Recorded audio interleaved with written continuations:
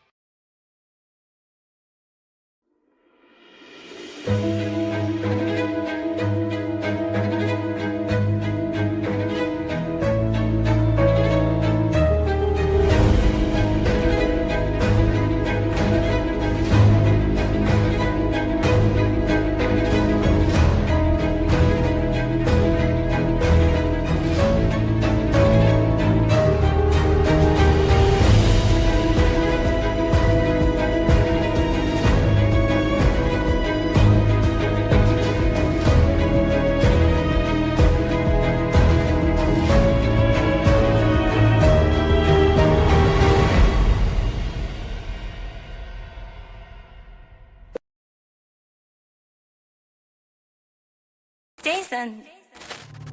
Shimmy, shimmy, yeah, shimmy, yeah, shimmy, yeah. Shimmy, shimmy, yeah, shimmy, yeah, shimmy, yeah. Shimmy, shimmy, yeah, shimmy, yeah, shimmy, yeah. Drink. Swalla la la. Swalla la la. Freaky, freaky, yeah.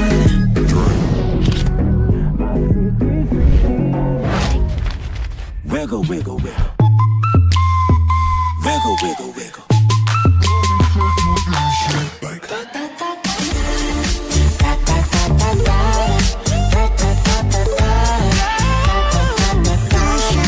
Let me take you dancing.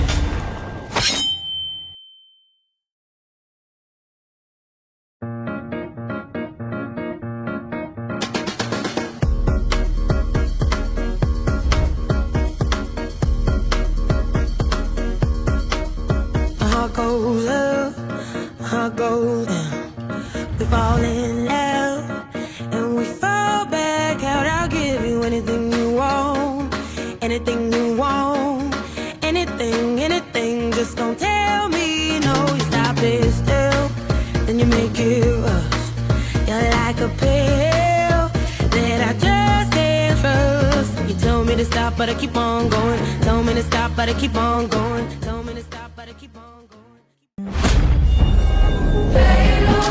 Party. So let's get down to business. All right, let's go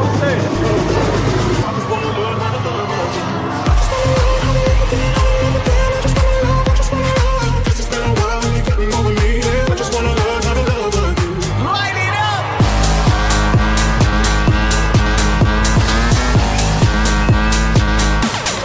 Light it up! Light it up! Drop a few pills and pop a few champagne bottles. We've been up all damn summer, making that bread and butter. Let's get down to business. Give you one more night, got this. We've had a million nights just like this. So let's get down to business.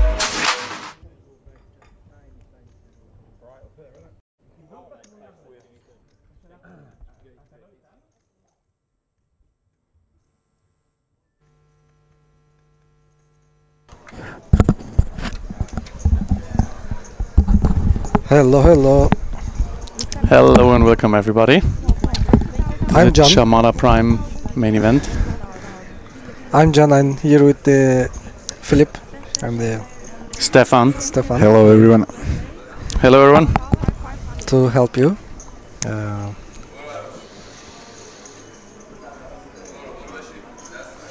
We are Philip. coming into the stream today with 18 players left, playing for 125k first place.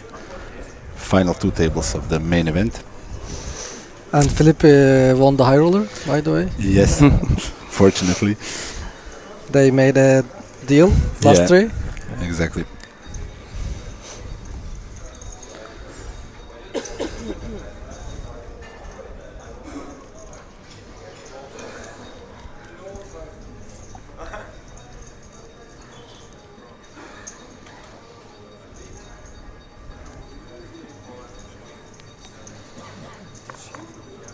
So we have a field of 18 players left out of 644.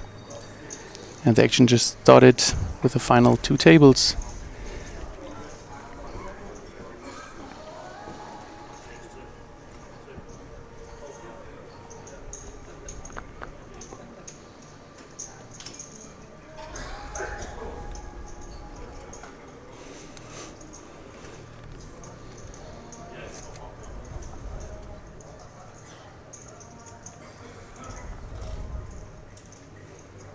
Letting go of the 8-5 suited in the cutoff. It's going to be an interesting day. There is some short stacks that have to be, trying to double up. There are some big stacks that can apply pressure to them. Some ICM considerations because final two tables. So we might be in for an interesting day of poker. I think the yellow chips are 500. Mm-hmm. The purple one 100 maybe? 100 and The orange. the orange one 25. Exactly. Yeah. And the remaining blue ones are 5.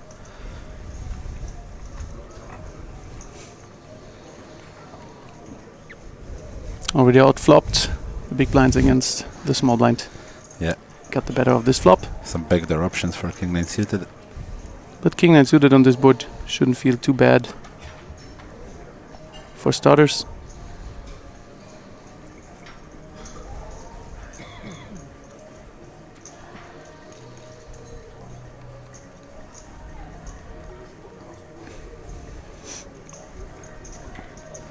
That might slow down the action.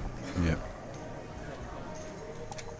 Because king high might sometimes be good. Yeah, he slowed down.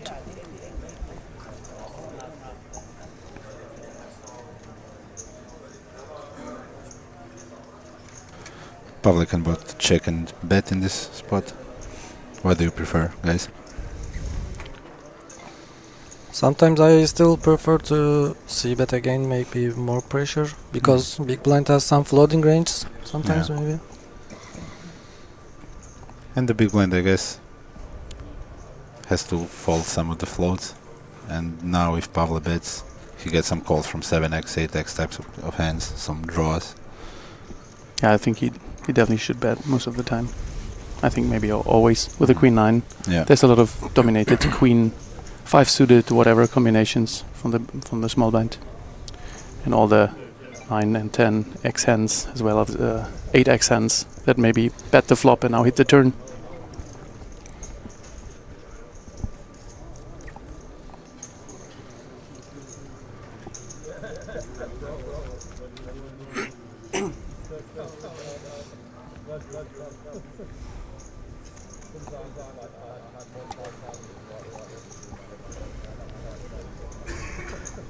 Most of the tables seems a little tense, but those two already enjoy themselves and maybe create a little bit more relaxed atmosphere. Yeah. I mean, this is the third day of the main event, so I guess there's some nerves, you know, when you're short stacked and want to double up to get the final table. Honor Salman finds King Jack suited from the cutoff, which is candidate to Strong candidate. yeah.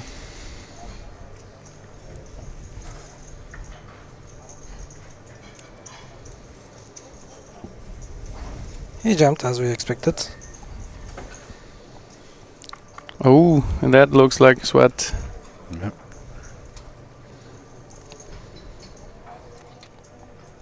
The blinds are not correct, huh?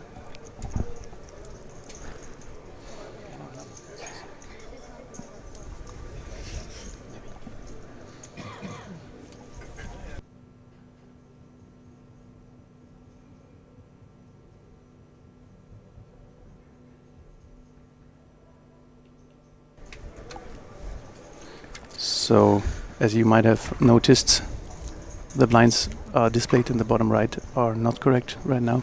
It should be 20,000, 40,000 and 40,000 ante. Pavle just calling to give himself an option to fold versus the big blind if he rejams.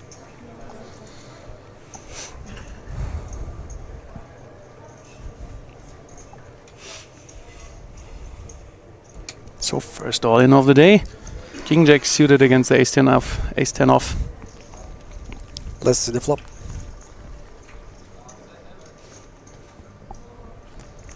Ace in the window, but the Honor Salman Ooh, casts a interesting. flush draw. The sweat continues. Never easy.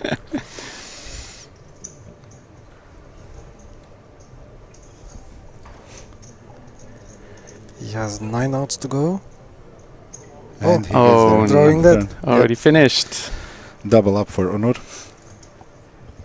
Now he's gonna breathe easier, I think.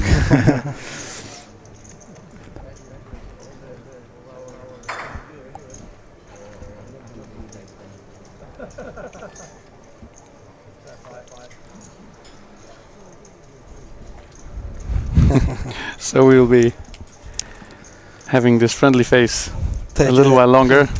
Pavle still in the lead on the table.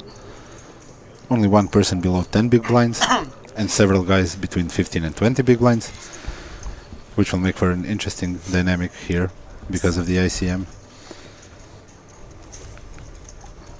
Celebrated his double up with his coffee. And the typical smile after winning a big pot, especially for the tourney life. You will all know this nice relief.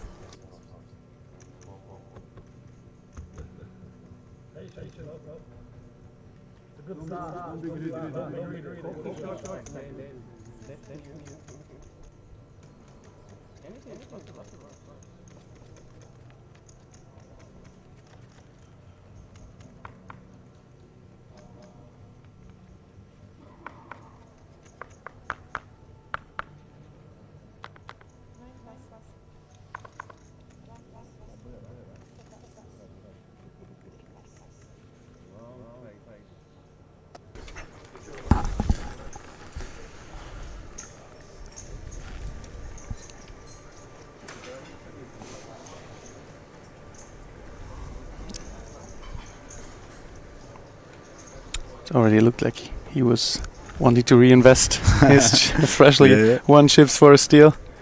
Decided against it. Folds around to the small blind.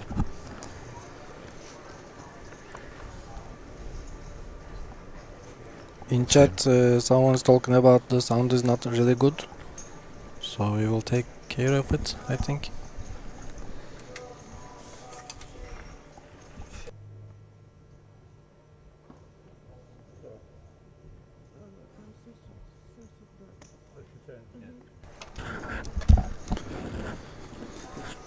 Teşekkür ederiz iyi yayın dilekleriniz için.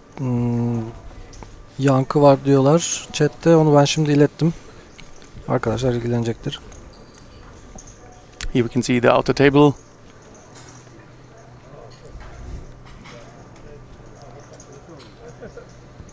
Also very different chip stacks in play.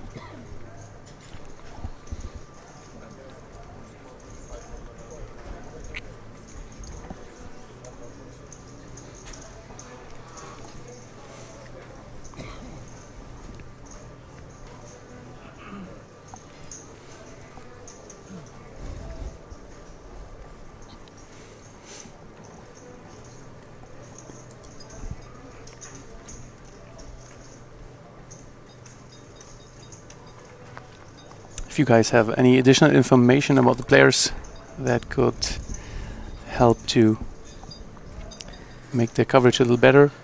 Onur is my please. friend. Pavel is my friend. Yeah. He just took us for a ride, so maybe we're a little biased. And Guy Gorelik is my friend also, which I support him. You can see a lot of familiar faces here coming back for every series, so after some time you kind of know a little bit of everyone. Pavel with the queens on the cutoff. And we have a only lady player in the outer table. Yeah. Only remain.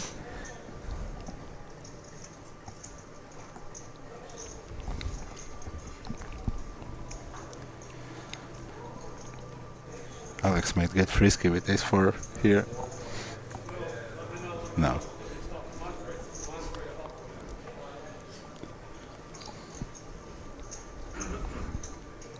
Ace-7 suited for the short stack. Well, let's see what he does. Yeah, only 7 big blinds, so... Oh, Wow. Yeah, he folded. Interesting. Wow, another ace in the game. So 2 times ace-4 off, 1 times ace-7 suited. Yeah. Maybe he took the smell of the queens and aces in the Hey, he table. goes in. Pavel snaps it off. Only 1 ace in the deck left. Yes. Obviously, he does not know yet. So let's see if he can find it.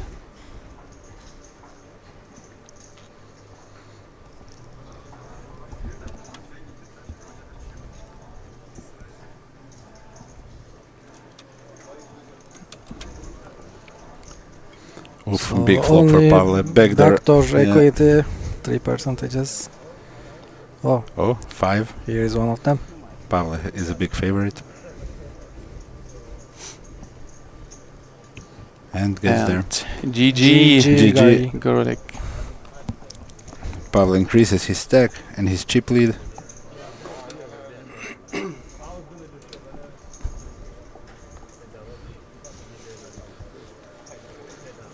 That was an interesting fold by ace-7 suited. If he jams, guy is gonna survive. Yeah, So it's true. an interesting game. 17 players left. Next page jump in 16 or 15, not sure. 15.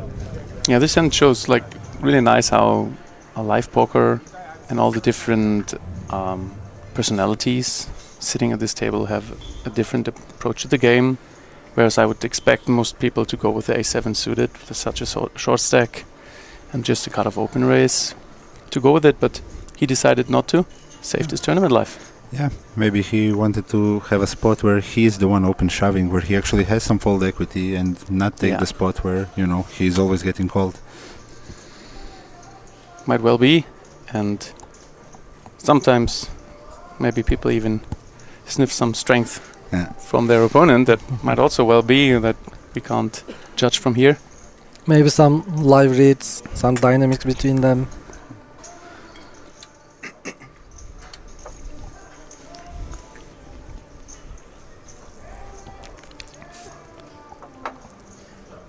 Can you guys tell us if the sound is already better?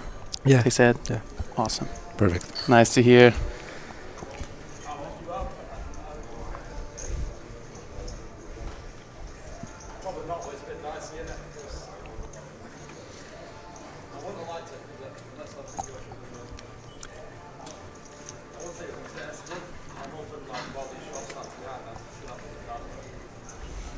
So pocket threes from the cutoff are also being let go.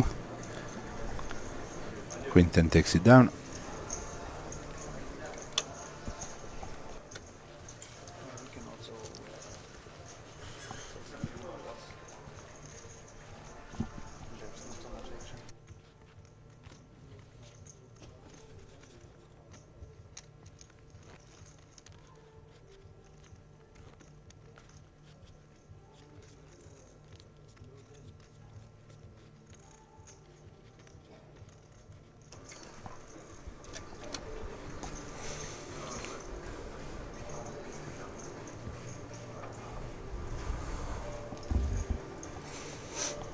Multi-day tournaments can be really tough.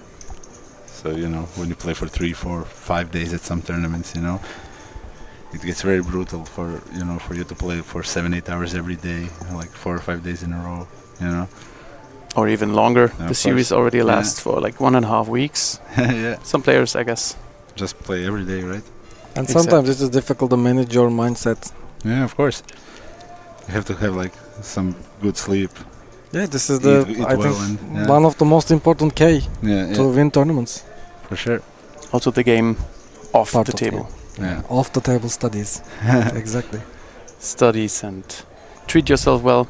With maybe a nice massage or sauna or walk in the forest or jump in the cold ocean. Which is not too cold here.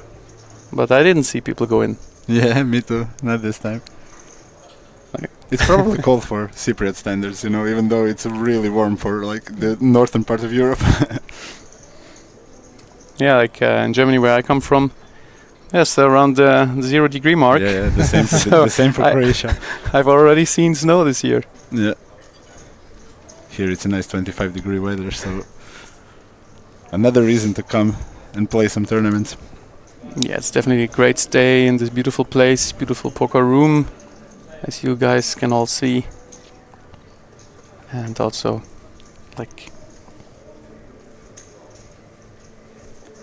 yes, I just mentioned it, maybe you didn't understand. The blinds on the bottom right. Oh, we see an elimination from the second table. Yes. So there will be 16 players left, which means that there is a pay jump in the next elimination. So 15th is a pay jump. So the blinds are supposed 20,000, 40,000 with a 40,000 ante. Huh.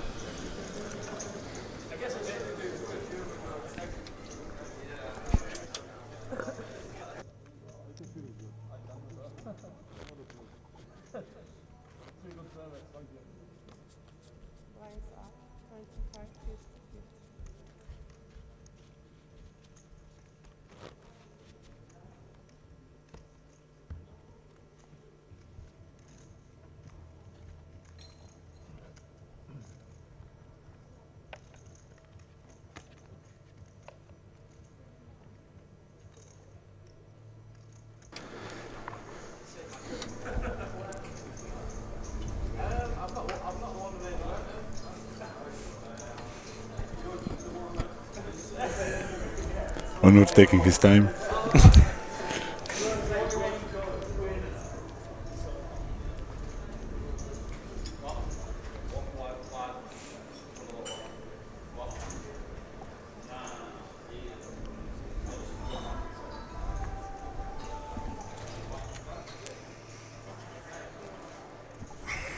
Nine eight suited for Alex on the hijack. We might see some opens here, but probably not pure, depending on the chip stacks behind. Yeah, that's a very interesting comment, because most people would say like, well, 9-8 suited, of course I'm going to open raise. It's a standard spot. But considering the stack sizes and the ICM, it might change your decision for good reason. And we did see a fold from a good player. And of course you have an expectancy of the players behind you maybe going aggressive against this open raise with a reshove or a re-raise, or even a call. And if you're out of position with the 9-8 suited, it's not always easy to maneuver post-flop, whereas the hand looks really nice and tempting for most people. It depends very much on the stage of the game. Now we have final two table, not day one, not day two, and the stacks are more shallow, so it gets harder to realize your equity. Yeah, and chips are worth more. So what we call ICM. Yeah. Exactly. The flop on check with a pair and a gut shot, and takes it down with queen 8. Yeah, after check now, the queen 8 feels really good on this turn. Going for value.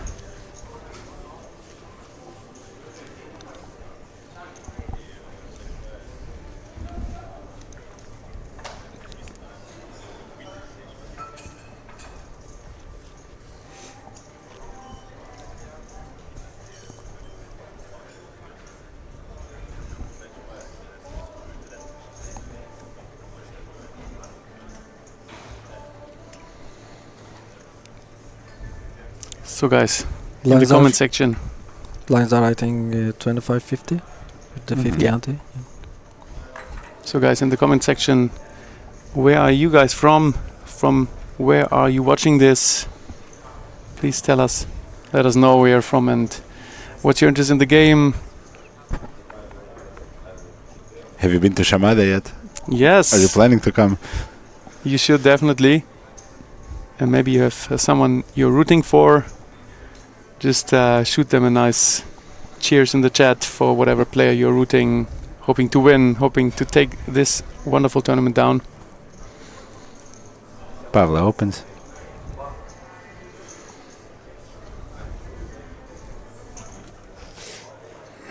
Queen jack suited for the short stack. Interesting, still tight. It's in line with the a7 hand, so it's consistent with the strategy.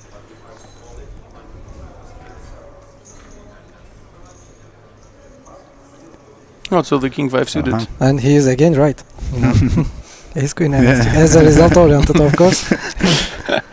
Double domination against the queen jack. Do you like some calls here, or do you like just shoving ace queen? I think with I find myself by shoving, I think. Yeah. Exactly. I like the shove. Especially considering ICM. With the chip EV considerations, I would maybe take into account some calls. But Ace jack is close though from the positions, right? It's really close. Yeah. It comes down to what you expect your opponent to have in general, like his general strategy, his general approach in the big blind. How much is he shoving? How much is he calling? That is interesting because, you know, some people will just defend a lot and just shove maybe strong hands, but some other people might go wide from the big blind and try to re-steal the pot, right? Yeah, that's different, very different approaches from different styles of players. Yeah. So you never know if you don't know your opponent, you are trapped in a guessing game. Yeah. And with a very border line hand,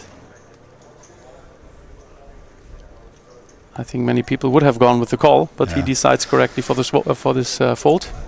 Pavla is a machine. He's a really good player, so you know he has his good reasons to do his actions.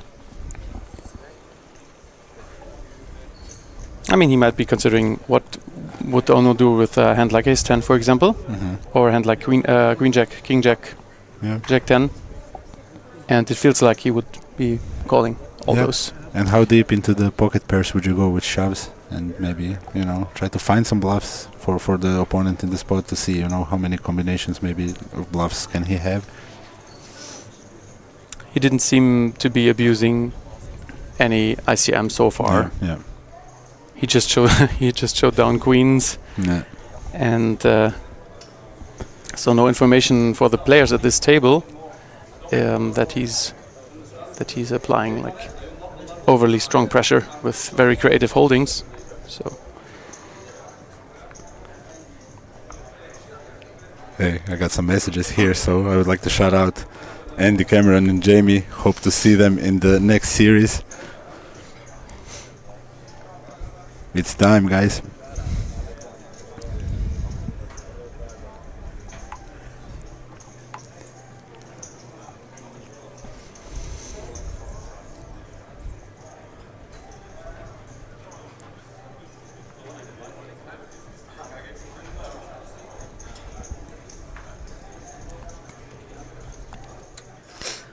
Big blind took a walk.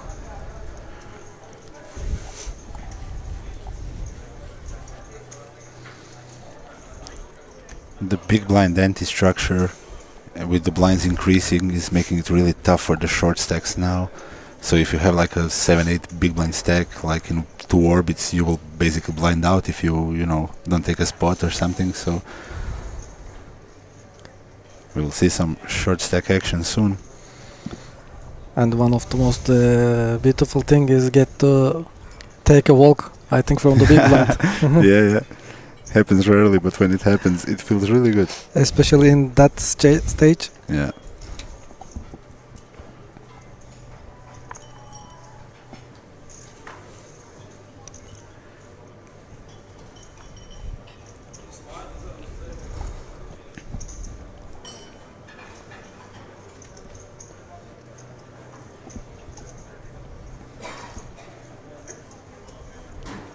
whoop, Jiggies. Jacks.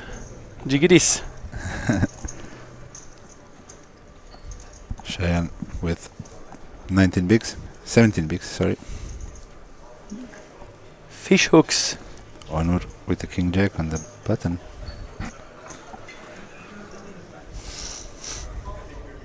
Do you think Cheyenne taking a slightly larger size might, make Onur fold more here? 2.5x.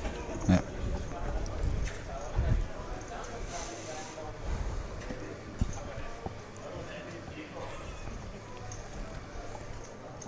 Good fold. And Pavle with Wow. his queen. Do we have some non-voluntary bets from the button?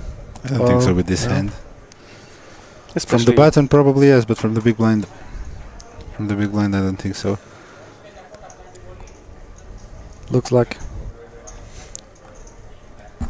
we are facing some action. I would expect mostly shoves from Pavle here. And obviously calling Cheyenne. Yeah, he jumped. Yeah.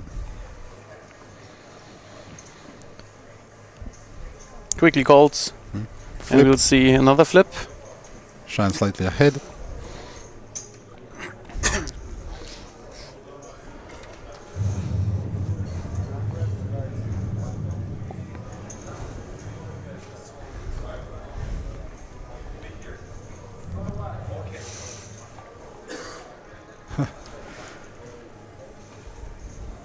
Interesting Jack. run out. Jack is dead for No. Pavle. Yes.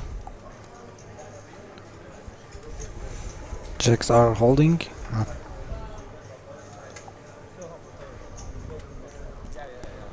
Double up. Took a deep breath. Yeah.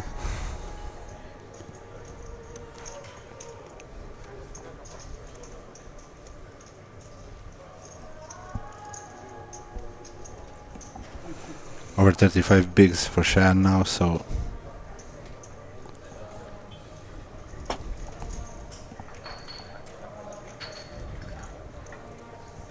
Oh, there was another elimination on table 2.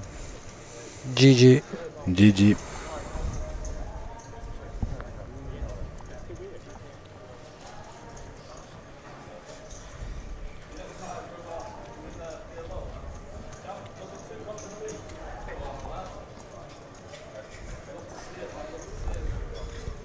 Yeah, happens very fast. A lot of players already on the line. Some survived. Already 2 bust in just a few minutes.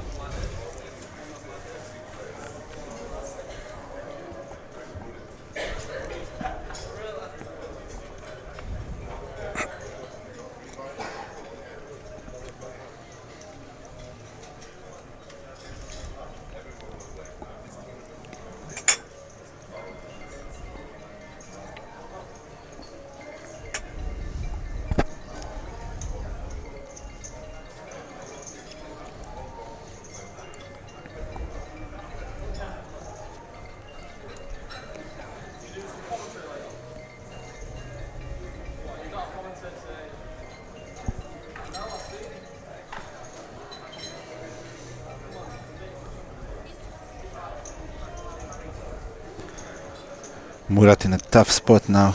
Now if he folds, he will be left with 3 big blinds on the big blind in the next hand.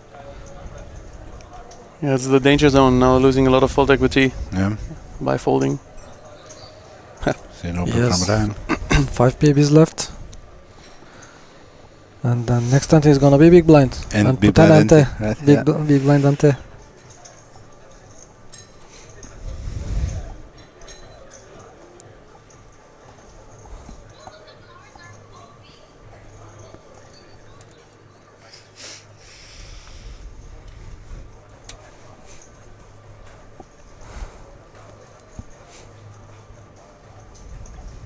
Definitely a wider open race.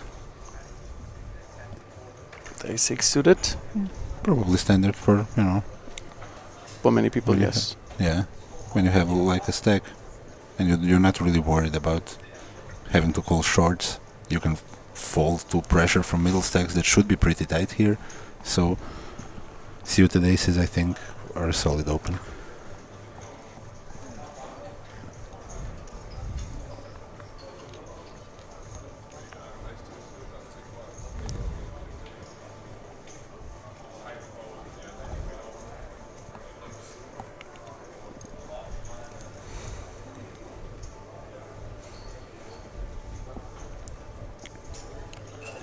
Let's see how they decide. Most likely a c-bet on this board structure. Paired board. How about the check raise here? Not sure about the hand selection, but otherwise, I think we can see a lot of check raises on these types of boards, right? Because you will have like 5x, 9x Paired for boards. value, yeah.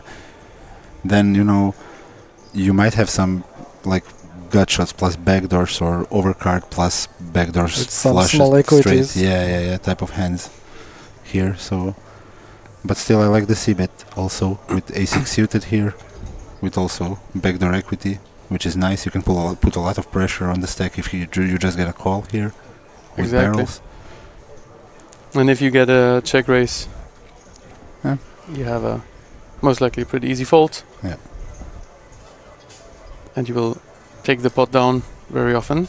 Yeah, That's versus the, like the a power of very, the continuation bet, no, right? yeah, versus a very small size, we might see some calls, but versus like a 2.5 3x check raise, we'll see a lot of folding here.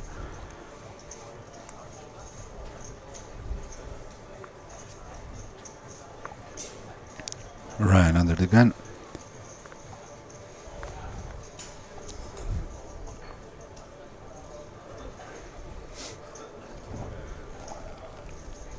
Disciplined. Discipline fold. With 9 BBs. One with pocket deuces.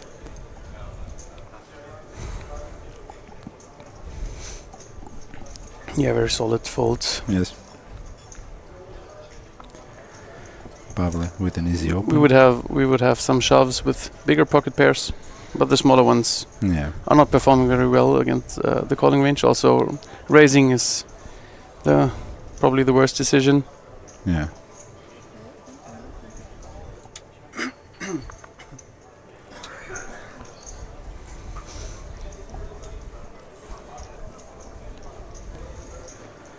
Oof, that's what we were talking about, right? So you're now basically, yeah. And he folds again. Now It's really tough when you get in the position, because you're left with not many choices at one point. Now he's a slave to the dealer. Yeah. Now he has to go with any equity when he picks it up in the next orbit. But it's nice because there's only like a big blind empty, so he has like basically 6 free hands, right? That he can try to find something and get a nice triple up. With tripling up, he would be almost 10 big blinds, so,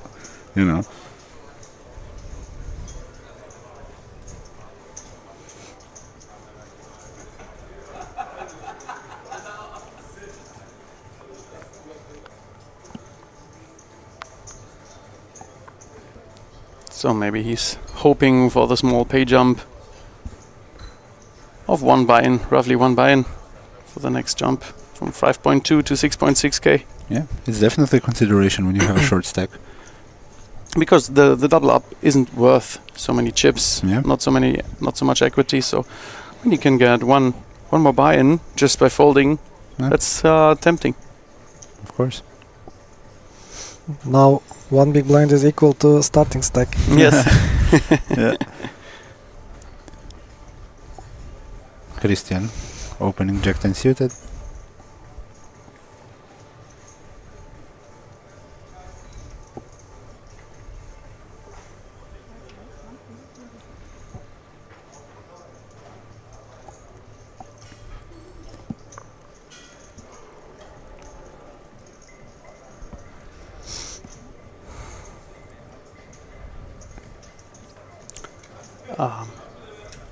We see a lot of sunglasses actually.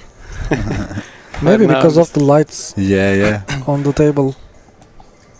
I think that's the case. Much more sunglasses than I used to see the last days.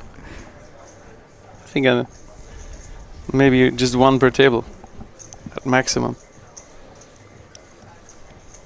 I like wearing them sometimes, especially when there's strong lights for a long time. It's easier on the eyes, kind of.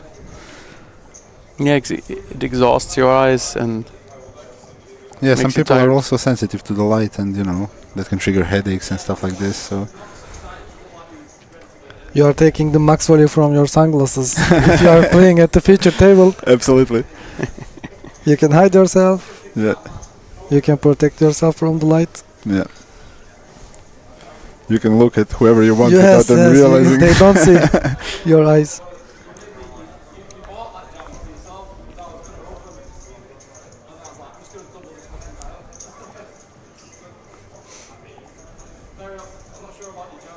what do you guys prefer? You prefer sunglasses or no sunglasses at poker? Shoot us a message. The first time you I like- have ever used sunglasses was yesterday. Really? In my life, yeah. I mean, Wow. in my poker life. Yeah, I wear them like 50% of the time, I would say. And while they're allowed, I don't mind. If they banned it tomorrow, I wouldn't mind also. So it's not. I don't feel strongly about it. When I started playing poker like 18 years ago, and I was starting to play in a small bar in my local town, nobody had the sunglasses. Nobody, never. Yeah. But when I was playing the first big tournament, I really felt like needing one. So I had That was the era of sunglasses. the regs with hoodies, sunglasses with like full package, like hiding themselves yes. completely, like Vogelsang hoodies, the ones that I feel like I cannot focus if I use sunglasses. Okay, interesting. It's same for I don't like taking messages. Yeah, me while too. I'm Yeah, playing it. yeah. I don't want it. Makes it too relaxed. Yeah. I feel like it decreases my concentration. I cannot focus. Yeah, It depends on the people. of course. Some people like to get massage. That's what poker is so Yeah. interesting. Yeah. Like different approaches to the game, different approaches to life, different approaches to everything. Like poker is a game where you can meet like a lot of interesting people. Yeah. that I'm you definitely on wouldn't the meet massage otherwise. side. Yes, yeah. You can take now. You can take now. Please, In the booth. please send. In the main event, I didn't have a very good start, but then I decided for massage. Like seriously, 1 minute after the massage started, I won the first pot, second and third. Chip stack was growing. So you're results oriented. Maybe. It went up from like 35k to 190 Nice. in just 1 hour massage. Then the massage stopped. You busted. No, like seriously, the massage lady was just leaving. And the first hand, I catch up ace king. Somebody 3-bets me. I shove it. He has kings. I lose. So like. I mean, you should have just invested at that point into like the whole day of massage. Yeah. I am massage addicted, by the way. Yeah. Just not at the poker table. Yeah, massage is In definitely a great treat.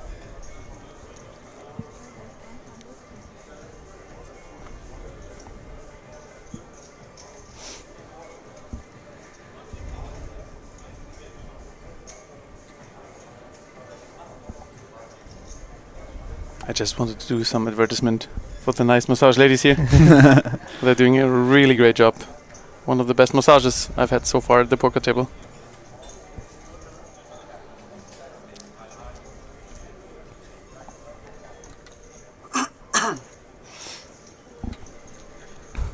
Sean defending with pocket fours. Let's go back to action. Flush draw for Christian. C-bet takes it C-bet down very and often. yeah, looks like. Check, C-bet, fold.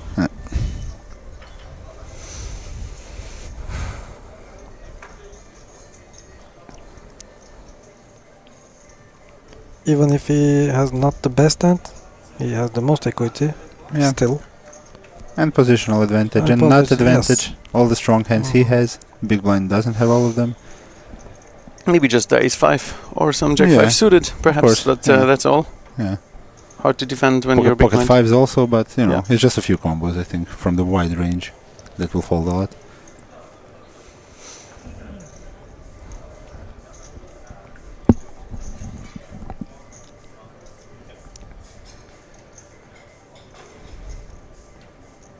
So the last woman in the field.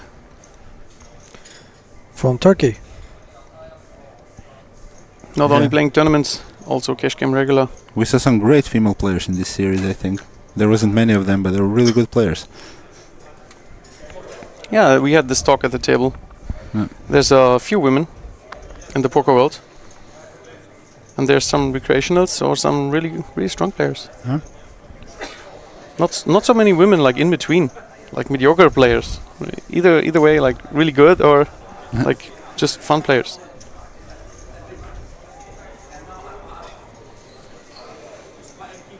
So if there's any women out there, join the game, learn it, enjoy.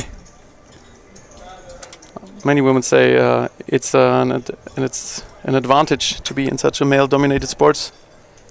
You can use your images. They can use their images, women.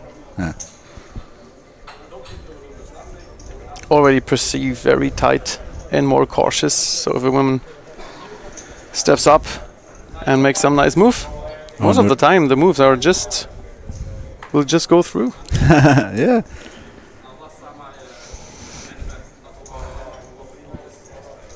I mean, anyone who is serious about their game, you know, can have some success for sure.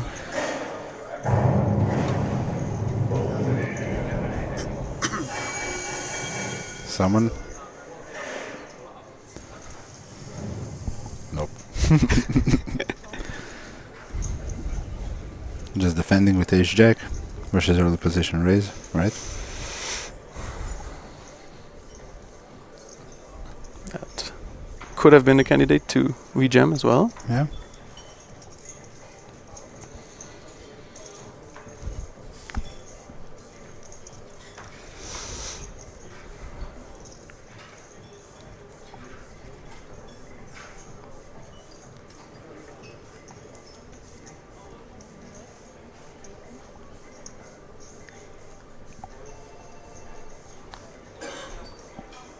Quick call from Onur. Thinks his ace jack high is enough times still ahead.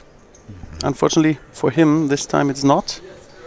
Let's see what happens on the turn. Now the sevens pick up a gut shot. No other overcard hitting the board. Yeah, which is always a pleasant feeling with the pocket sevens. Onur might perceive that the 3 is much better for his range than Big for the blind range, opener's yeah. range. Yeah. Which could create some interesting spots, but Maybe sometimes big blinds has leads yeah. if he hits his range. I like the hand move when he's Yeah, checking. Onur has like different kind of checking move. Yeah. The pocket sevens may be happy that they block some 7-4 suited combinations. Now it's interesting for Onur. The thing is, if the opener has like ace-5, ace-6 suited, or pocket sevens or something like this, can he make him fold if he bets on this river? Also, he can make ace-queen and ace-king fold, Yeah. which is Yeah. which is nice. Also, Yeah, he he's prevents going by for it. betting. He can prevent like king-jack or king-queen, maybe trying to bluff. Which sizing do you Yeah. prefer? I prefer a big size, Yeah. like 250, 275, whatever. Yeah. 250, I don't know if 270 is a play, shove is a play, but I'm not sure with this particular combo. No, didn't have the guts to do it. Now it went check. Would have been very interesting if the sevens. Yeah, it would. It puts Decide the to sevens call. into a very tough spot, Exactly. right? But after the sevens bet the flop and then check behind the turn, Ono was maybe thinking he has showdown value.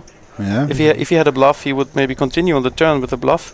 But taking the showdown value, then Ono was contemplating if it might have been some. Yeah, he's winning versus like 6-6, weaker aces, which like 6-6. king jack, king queen type hands, but those might bluff the river if you Yeah. check, right? So then you are in a tough spot with ace jack. Because your opponent could take some hands that have showdown value on the turn. Yeah, I think in the checking range on that particular turn we will see like some showdown value, mostly showdown value hands, but probably not too strong ones. You will not see sets, 2 pairs or over pairs checking back Of there. course. So that's why I prefer the big sizing on the river. I'm interested to see if jamming is a thing there, because like the 460 in the pot and Murat is all in with pocket jacks. So he was waiting for a long time, Yeah. and in this case his patience got rewarded. Snap fold by everyone. So I think big blind is gonna make the call Yeah, with any without two. Yeah, like any two without looking. exactly. Funds and ace. Especially with nice. a7. So that's the thing, have the best hand. But Yeah, but still you have like 70% equity. Just have to take it as it comes. Cannot do much here. Ooh. Oof. Ace. Outflopped.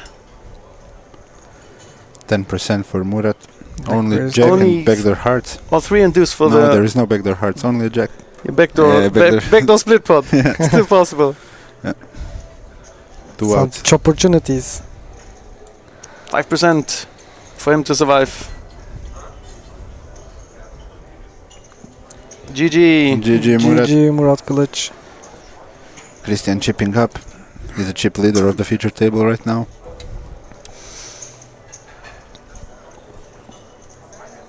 Big pile is growing. The rich get richer.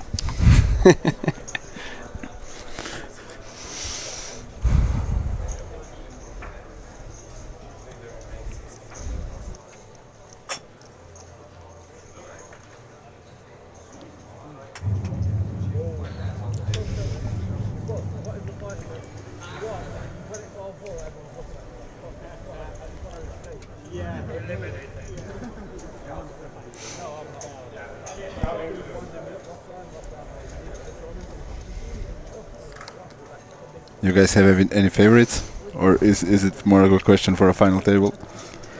We can discuss it about in the final table.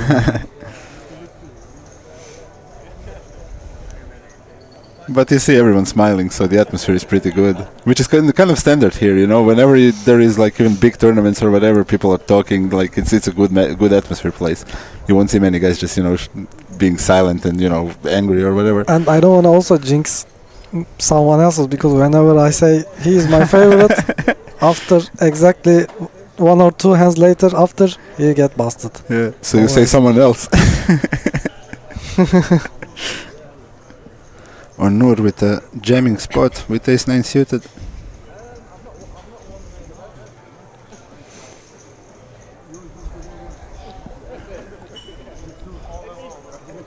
If he min raises, it's a min raise call, right?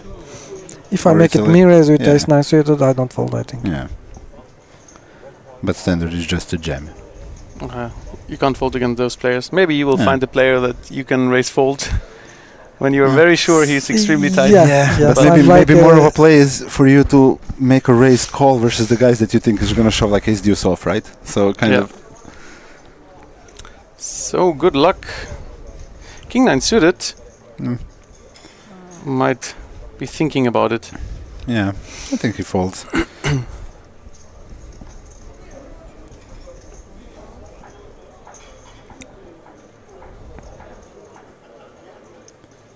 And an easy fold for Pavle. It's a big like when you're able to take it down pre-flop with like 12 big blinds with a big blind anti-structure. It's like a really big increase. Like it's 20% stack increase when you just take it down. So it has a lot of value to actually just shove and not get called.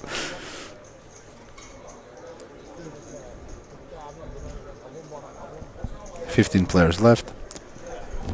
When is the next page jump, guys? It's at 12th place. So now like the risk premiums go down, like the ICM kind of is a bit weaker Because now we have 13, 14, 15 getting the Yeah. same price. 6.6k, I think.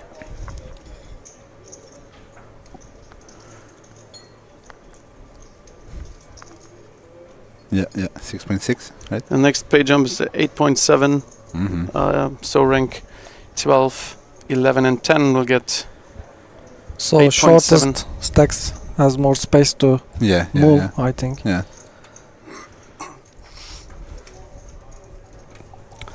But Cheyenne is letting the ace deuce suited go. Huh? Deciding not to open raise. Maybe he thinks that the guys with a lot of chips that are behind him, can put him in some tricky spots often. So Definitely they can. That's the thrill of the game, right? now, depending on the stacks, Pavle has either a call, raise, or shove.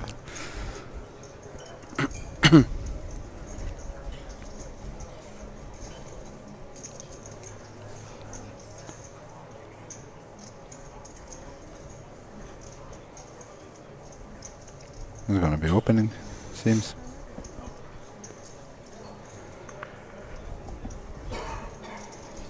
Makes it 3 big blinds to go. Dominated by Alex. 150,000.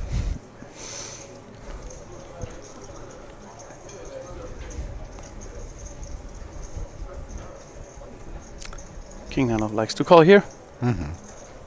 See a flop in position.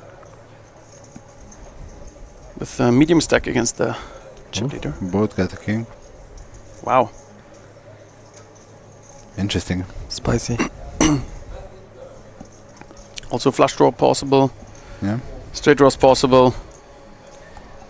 Pavle bets here, likely, right? Because he gets called by weaker kings, by queens, by like different. Interesting. Like,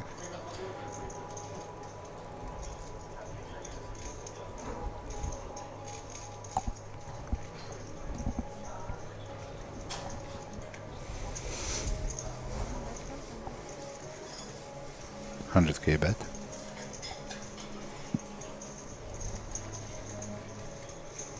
So raising or calling. I think mostly calling. Yeah. And maybe with some ace king or king jack. Starting to think about the check raise for value. Wow. That changes. 2 pairs for Pavle and a flush draw for Alex. Domination rotation. Yeah. Exactly. Those blind versus blind spots are really hard to, to pinpoint. Very wide ranges from both players. Decides to check. Check. Oof. Wow, what is this? Domination re-rotation. Fireworks. Now 2 pair against 2 pair. That could get really dicey. But I think like if Pavle now takes like a 300-400k size, we'll just mostly see calls from Alex, for the most part.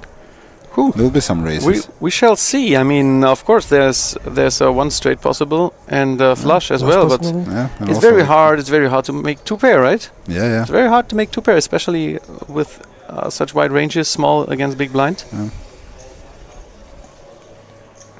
But there aren't so many natural bluffs from big blind versus raise.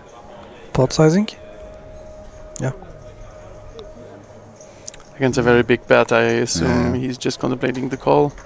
Yeah, snap calls.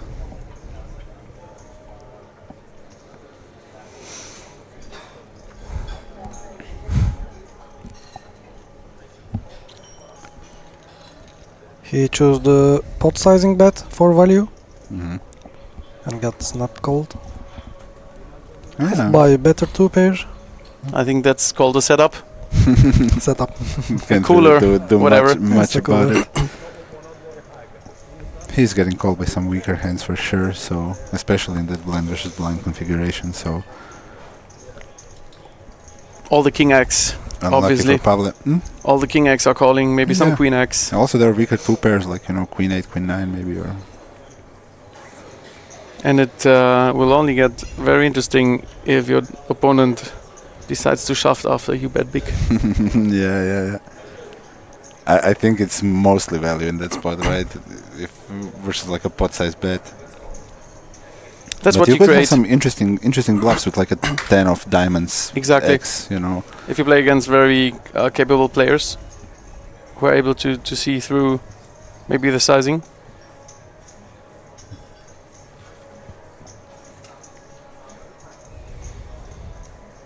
Then you start thinking about what line would he have taken with a Jack 10, Yeah. for example. Would he also check call flop Yeah. and then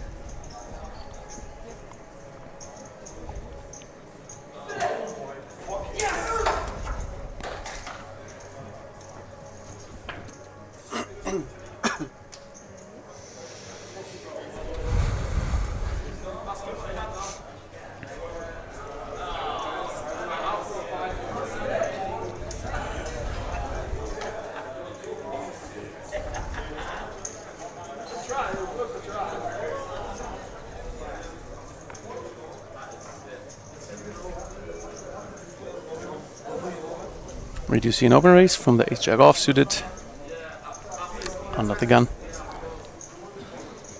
Being this short, can you fold a suited hand here? Yeah, I'm not sure. I think you're supposed to defend, but it's a very thin spot, and very thin with this stack. especially against a 2.5x open. Yeah, that's what makes it, right?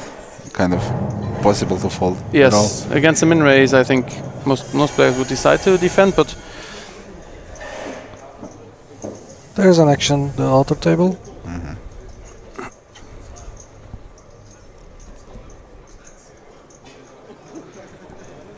at least with his black shirt and the running hot smiley, he's prepared for an all-in situation.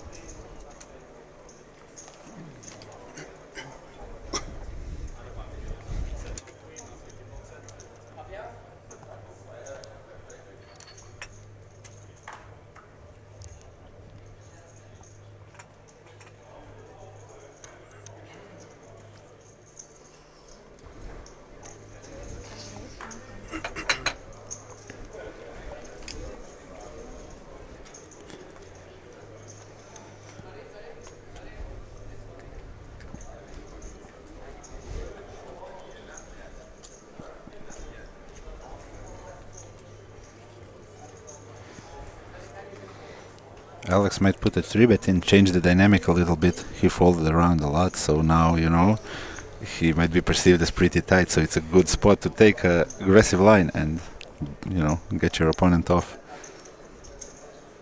Especially a hand like King Jack off. Yeah. Whereas King Jack suited likes to, especially like a hand like King Jack off.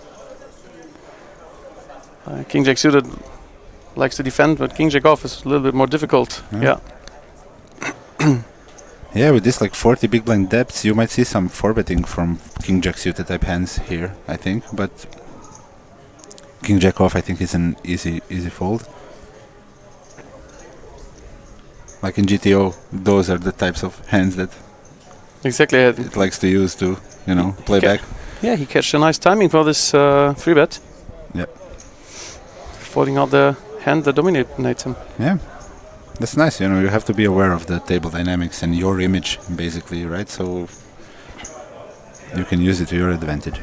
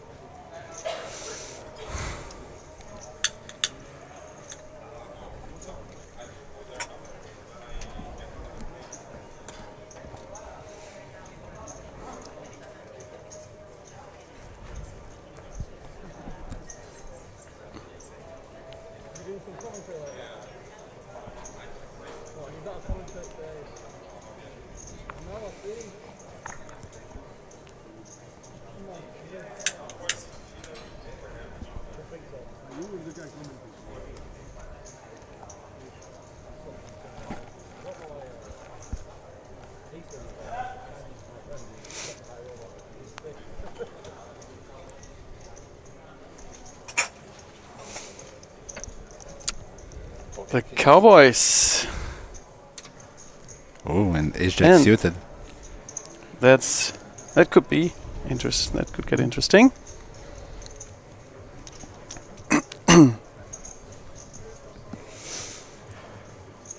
I think raising and calling can both be fine.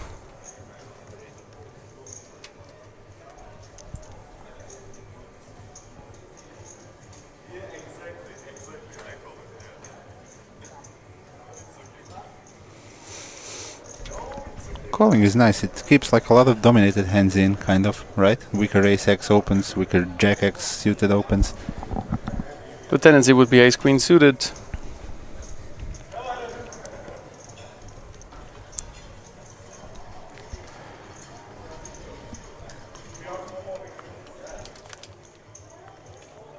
So +1 versus hijack.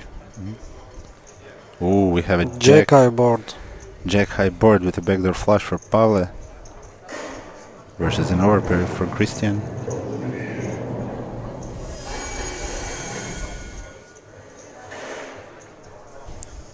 Good check by Christian. Nice check. Yeah, a lot of betting going on from in position player.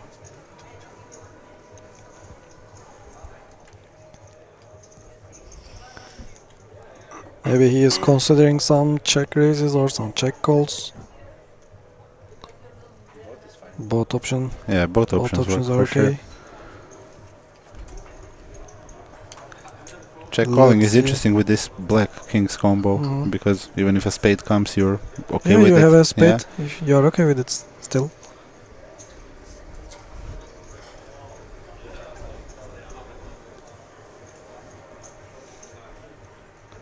And they choose the check call. Ooh, set of kings, which will slow down Pavle here.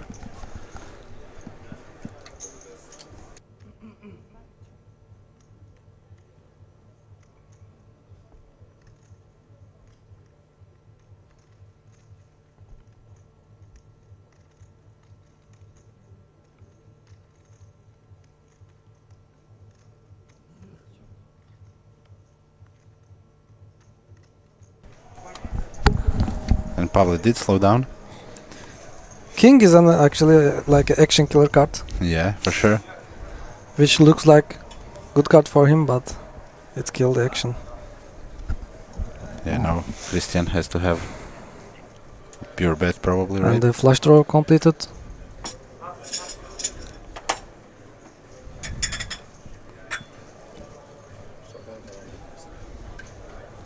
That's actually a very interesting river. Yeah. Pairing the board. Bringing the flush.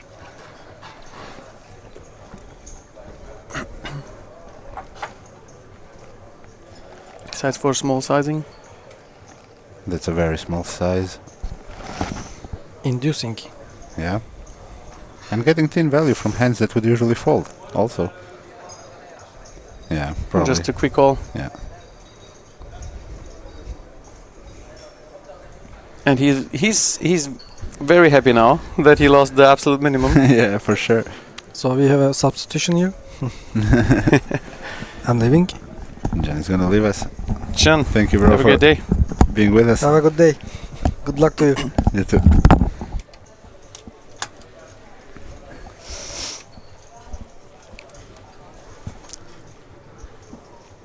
So for everyone who's just joining, my name is Stefan. I'm from Germany. 4th time here in Chamada. I love this place. And together with me is Philip from Croatia. My third or fourth time maybe, or third. Also, Chamada is the best venue. So happy to be here. Happy to rail the main event.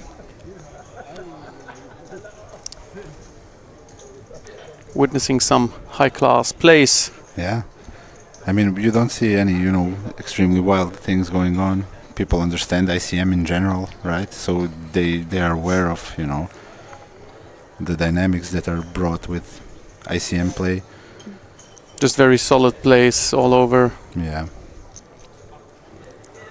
Strong field.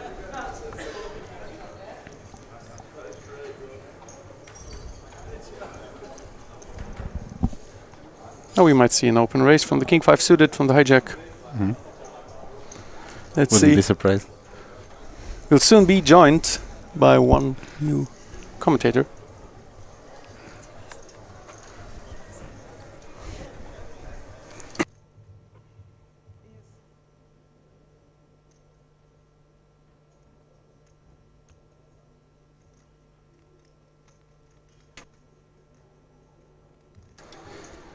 Cut of shoves, A3 suited. Short stacked, 3.5 blinds. Suited hand from the cutoff. Maybe take the last of your fold equity. And the And fold might- equity yeah. worked against the ace 5. Might get it through, actually. 4-3. He wants a call from that. Welcome, He Fabian. Welcome, Hello, Fabi. hello. Good morning, guys. Good morning to you. It's a poker player morning. Which is interesting, like he might still call hit this, but I don't know, he plays it down. He was actually dominated here, so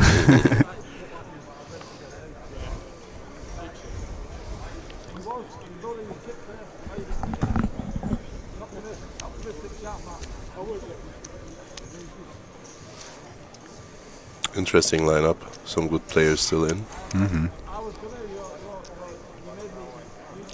Field in general was a bit tougher than the fields before, I can tell. Still a great tournament to play, big prize pool. Come to Chamada, guys.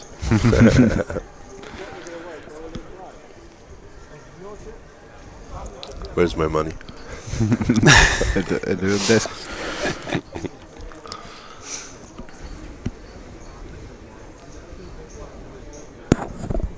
$30-60K blinds.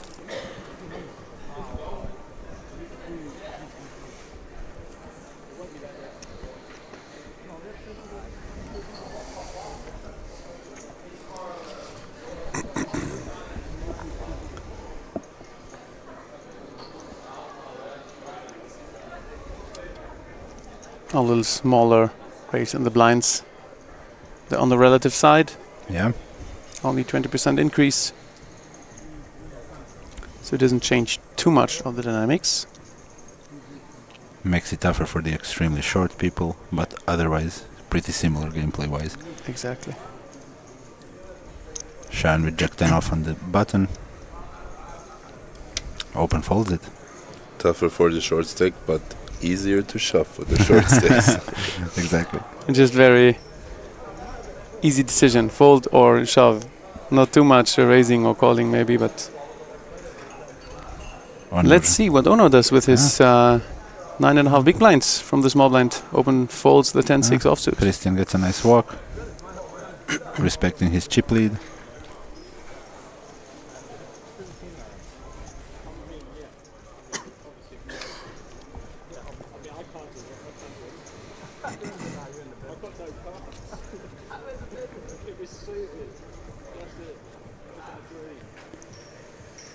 So Fabian, where do you come from?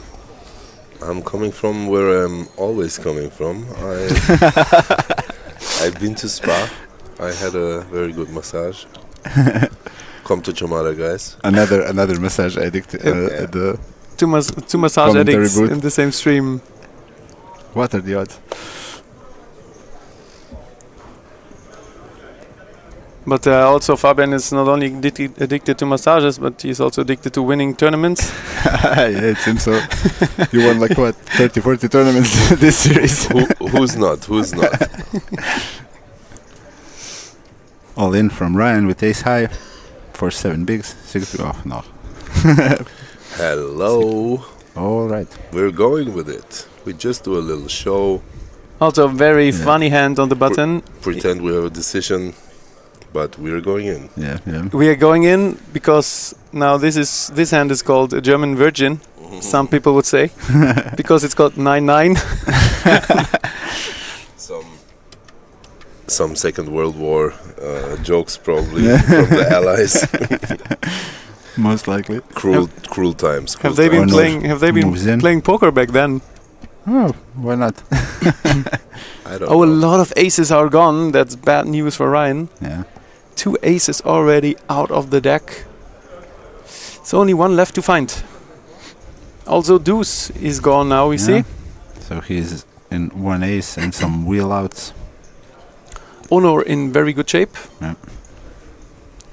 Let's see what happens. So the 29% is not 29%. Yeah. Actually, it's like more 14.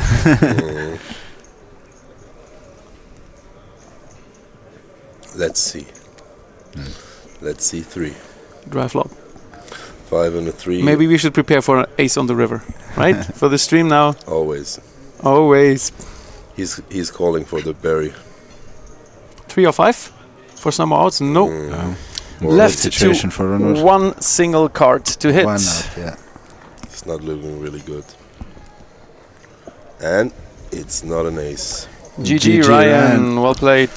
Onur chips up from his short stack now. He's happy. One of them always happy. One of them Not so much. needs some time to get over it. Yeah. Ryan taking a Always sweet the $6,600 home. So congrats to you, man. Yep.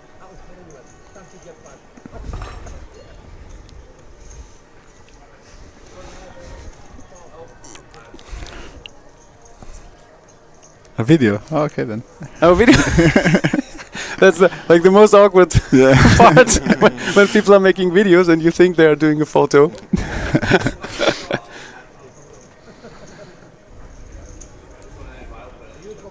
Anna just joined us for some footage. Always working. Always working, yeah. I didn't see her take 2 minutes off over the last 5 years. Very busy, very busy. Onur with pocket 10s now. 9s and 10s. So jacks next then. Oh, I heard about this end, I think. Don't spoil it for us. No, I don't. Yeah, no, joking. Maybe he had 10s before, but We do also have some unfair advantages. Yeah. Watching over the field, which is 30 minutes ahead of us. 130k. Min plus raise. Small blind has some decision. It's interesting one, right? Most obvious would be a call, but it's never obvious in here. Yeah, what Pavel does not know is that Ono let go of a lot of opportunities where he could steal. He was playing very tight, very solid. So Pavel is expecting him maybe to open and steal from the cutoff, which Ono didn't do so far. So with his stack, Pavel might want to apply some more pressure and maybe shove it in. Queen 10 suited, a possible candidate to reshove, for sure. definitely. I mean, shoving the big blind is pretty. Oh, just small, 3-bet calling actually. Yeah, pretty deep. Shoving would be a bit too sick.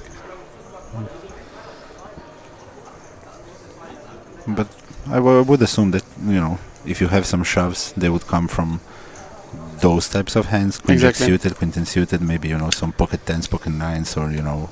That's the hand that GTO loves. Yeah. To mix it in together with the Ace King offsuit.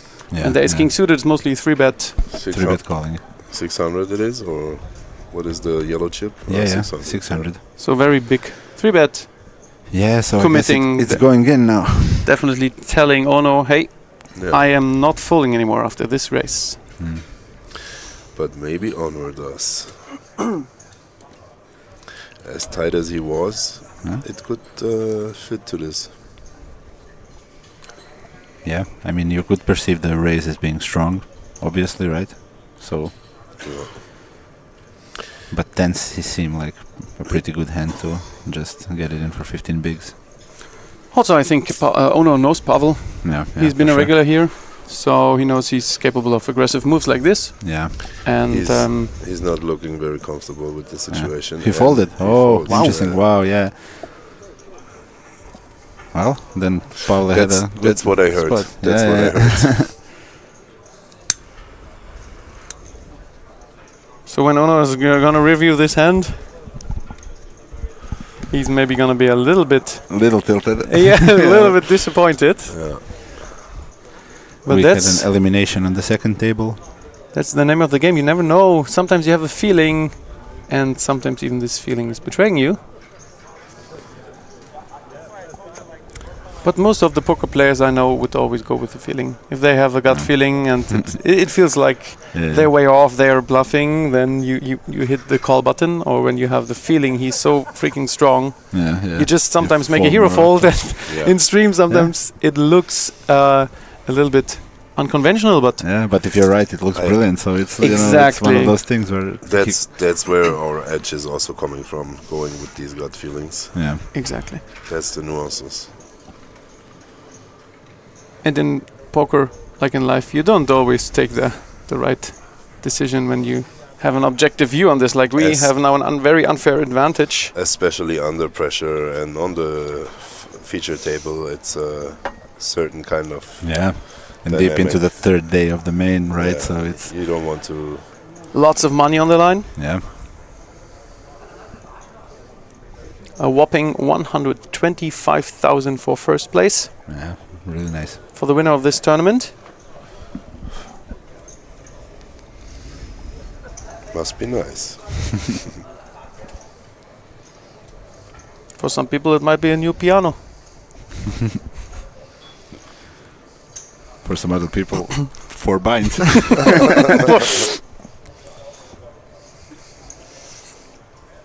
Or maybe their way to Pavel the next opening. series. Yeah, for sure.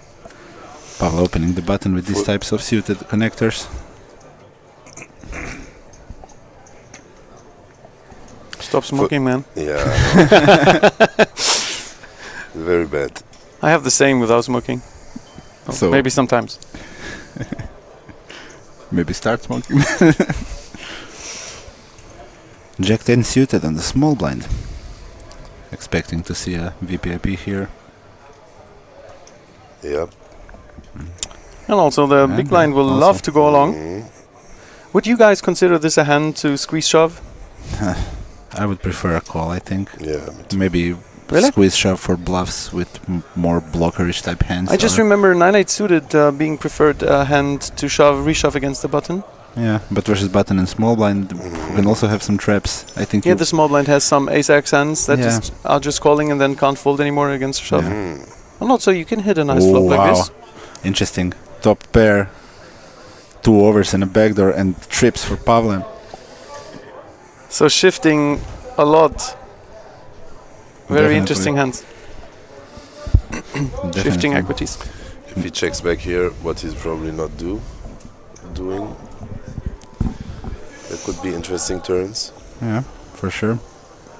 This way, he probably gets rid of the small blind, but big blind can do, anything.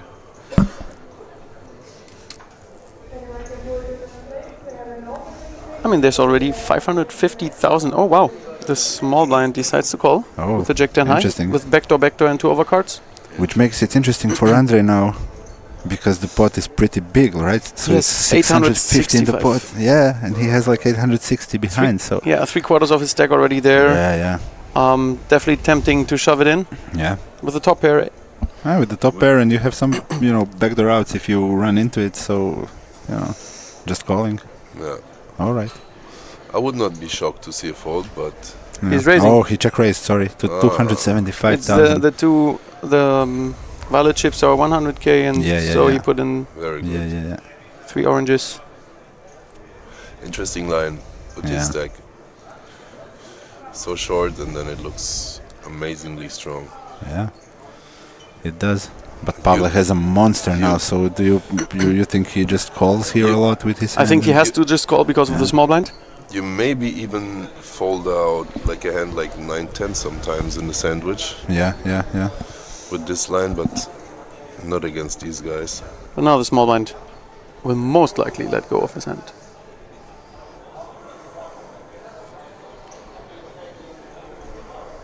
Yeah. Even he has some. He has decent odds. Only 175k to win 1.1 million, but still, you just have Jack 10 high against a 6. You're basically drawing that.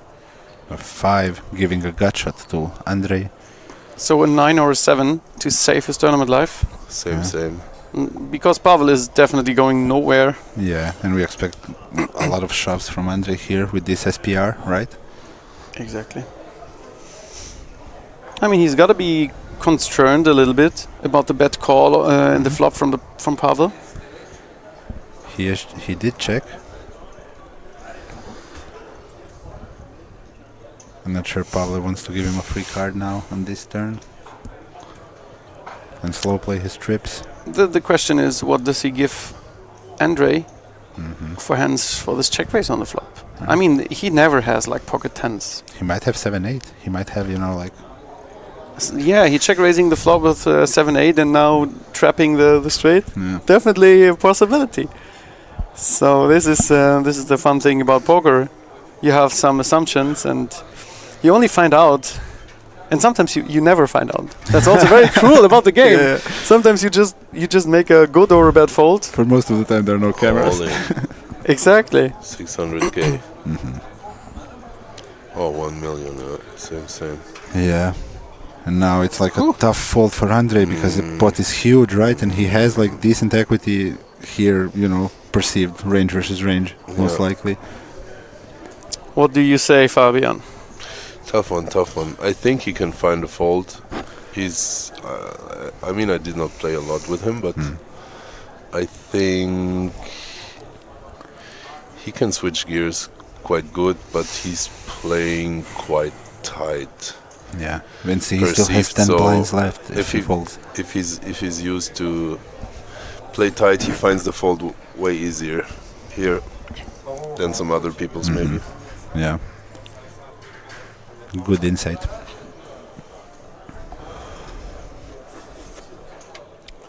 Would you guys prefer Pavel to go on the flop? You see? Wow. Because I think if Pavel goes on the flop all in, maybe the 9-8 suited is not folding. Yeah, maybe, but maybe Pavel is also thinking about the small blind and tries to keep him in with a call, kind That's of. That's what I said, right, earlier. So I really like the raise because he knows when he was called that there was something that is probably stronger than his hand, so he can get away way easier in that kind of SPR. It's if the other guy is then shoving the turn, maybe if Pavel is checking behind turn, and river goes check, he can realize the 9 against pocket 7s, against 8s, whatever. Yeah, of course. Or ace high maybe even. Yeah, and he saves some bets. Yeah. And it's really hard to fold. Yes, we'll bust now. No spoilers, please. No spoilers. So, something is coming. Yeah. Prepare, guys. Take Onur out came your to popcorn. visit us.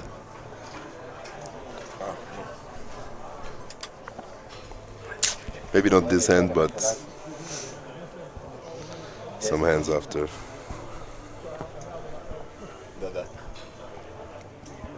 Or maybe this hand we will have some interesting. Just a quick shout out for my German friends, Dennis, Otto, and Andy. Nice that you're with me and with us. Hey Dennis, hey Otto. And who? Andy. That's it, Andy. Onur Greetings. with ace king off.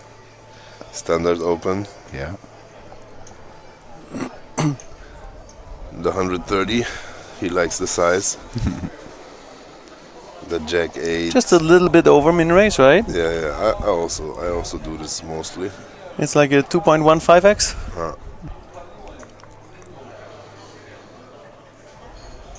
There's some people that say you should always min raise. It's like, Well, people have this style, people have that style, and here we have something yeah, ace queen that, suited on the big blind. that could go for it. Oops, Yeah, oops. for sure. Versus this stack depth.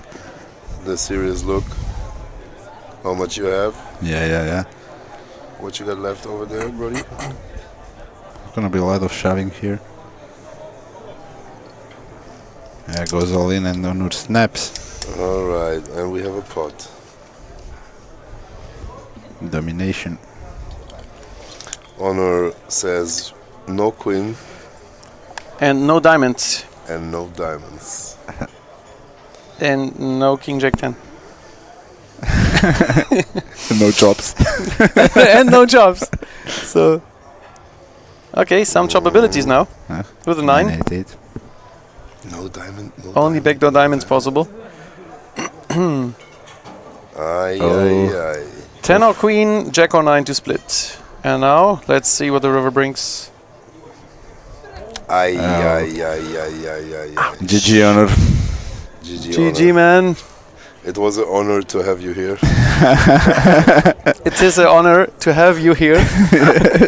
and he will also jump into the stream right after.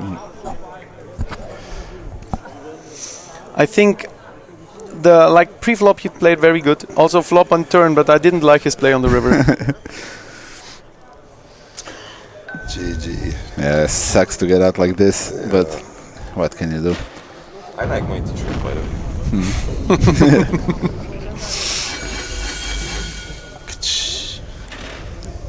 Always a friendly smile.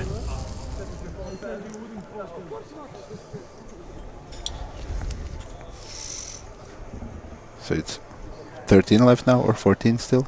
And our Lebanese friend has some chips right now. Oh yeah. The situation changed. So now we have a Massively new for pay him jump now. incoming, right? Yeah. The pay jump is at 12. 13 left, yeah. Lovely, roughly, roughly a lovely $2,000 pay jump. Yeah.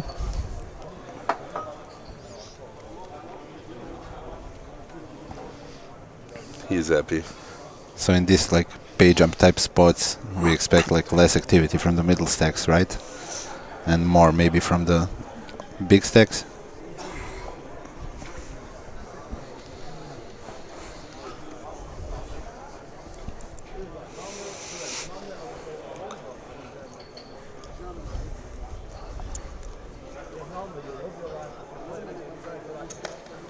Also different players, I think, have a very different approach to those more little-ish pay jumps. Yeah, for sure. Some would just don't care and always go for first place, and some would take ICM more into consideration, and that also changes dynamic at the table. And whenever you know that somebody is just aiming for the title, aiming for the big money, and not taking too much into consideration the 2, 3, 4, 10k, whatever, 5k jumps, then it might change some really interesting spots. Yeah. taking the ladder or taking the stairway to heaven. Huh? Ooh. Andre on the button with 10 bigs. This is nothing we need to comment on. Yeah. We know what's up. There's no room for maneuvering some fancy lines. Yeah. Limp, open limp. Limp min 3-bet. Oh. Yeah, okay. Oh my god. It's an effective okay. shot. I saw just 175. I think this is just also considering the ICM that if small blind and big blind move both all in. Yeah, you have to call probably still, right? Because he has like 180 behind, so can't really fold. 3 BBs. So then it's just a troll move, maybe. Yeah. He saw that online somewhere and he was like, okay, Let's do it. guy's doing it. I'm doing it. I'm in with you. Yeah, we have like 15 minutes till the break, I guess, something like this. Yeah. And I will sadly leave you guys there probably and start to play the last chance tournament. Is it starting already? No. 3 p.m., right? No, So- but I think yeah. it will be delayed. Ah, okay. Because sure. people are pretty lazy and still sleeping today. Yeah, of course. Yeah, yesterday It's a the big day. 880 bounty, when the tournament was starting, it said like five players, but after a very short time, Yeah. over 60 players already registered. It was like 54 total. Or over 50, sorry. You know because you won it, right? Yeah. I always know the numbers. From last main event was 799.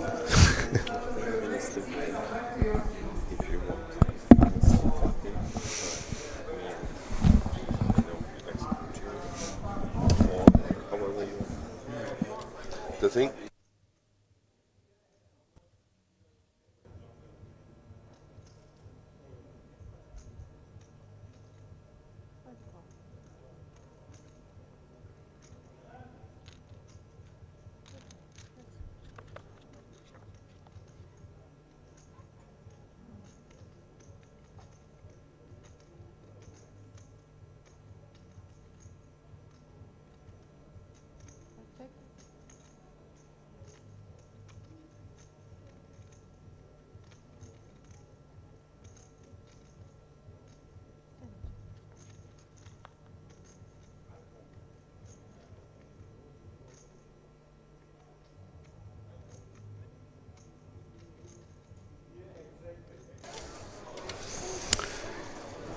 So we'll could continue the cast for like 15 minutes. 2 gut shots.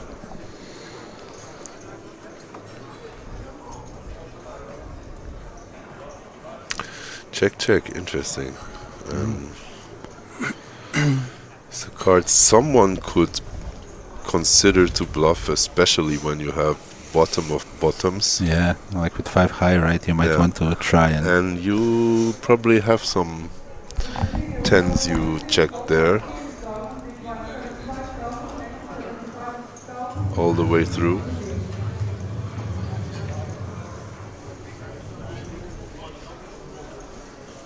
Who bet?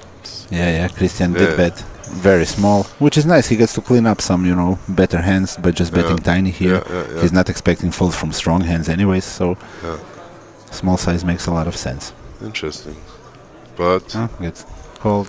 he's like, it's too cheap, bro. Yeah. Cheap bluffs not go through here. Police is here. Yeah, he wanted to make it look maybe like a value bet with a jack or something, but Yeah, maybe some 2 pairs, maybe some, inducing with I 10 think, or... yeah. I'm not sure. I think the jack is betting. The checking. Yeah, checking a lot probably. We had an elimination on the or, second table. or he would bet it before. Yeah. yeah, the story didn't Yeah. make sense. He does have some 10x though, for sure, and some like 2 pairs, I guess. But would he bet 10 with a 10? Would he bet 65? No, I think not. One big blind. I think even 2 pair in 300 something pot he would maybe bet Yeah, 90, 120, 120 something. Not like that. Not like that.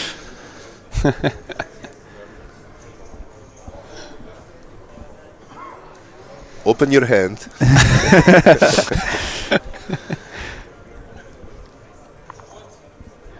Just random quotes of Martin Cabral.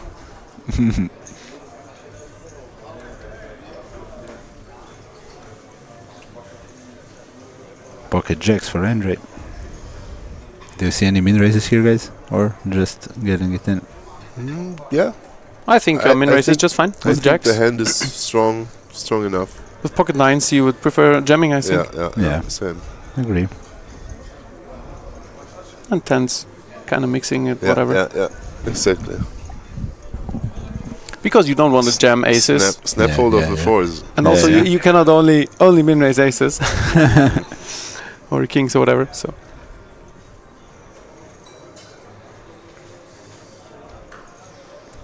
And the ICM is already taken.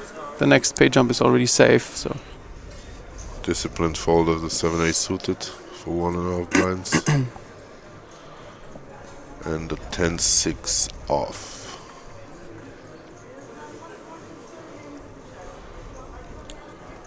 He's probably folding. It might be a hand that you could think about defending, but against the min range from that shallow stack, Yes, Yeah. exactly. not a good idea. Your implied odds are just much worse versus the 11 big blind stack. If someone is in a big stack and opening one position later, then Yeah. You could defend, we could see a call for sure. but also not a very printing spot. Yeah. Definitely. We're gonna have some tough spots playing out of position. I mean, Exactly, Mostly so. weak hand. If you are very comfortable playing post flop and your opponent is a bit more shy and weaker post flop, it makes it more valuable to call there. Yeah. Than against some really good players that are know what they are doing really. But if you are just a more recreational player and like the tighter approach, then it's very clever to make the game a little tighter, For sure, just ditch these hands. make some safe decisions, and rather opt for all-in or fold and very strong hands that have more easy decisions. Listen, guys, listen. That's the strategy. Yeah, Yeah. it's the thing that people sometimes watch very strong players and they defend hands like 10-6 off, Yeah. and then they make maybe a nice play or just find a nice fold post-flop, and then they think, okay, I am supposed to defend 10-6 offsuited, but then I end up Exactly. being nowhere and not Exactly. knowing what to do. Just So- losing a lot of. It makes no sense. It's in all the sports like this, right? You have a crazy move in soccer, Yeah. nice strategy that's really hard to execute. But if you execute it well, then it has it bears fruit.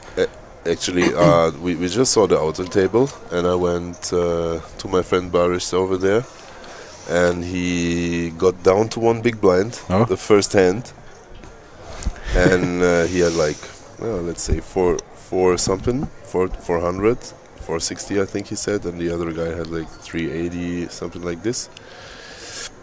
And he got a few minutes later, he was up to 1.2, and now he's like on 1.5 million. yeah.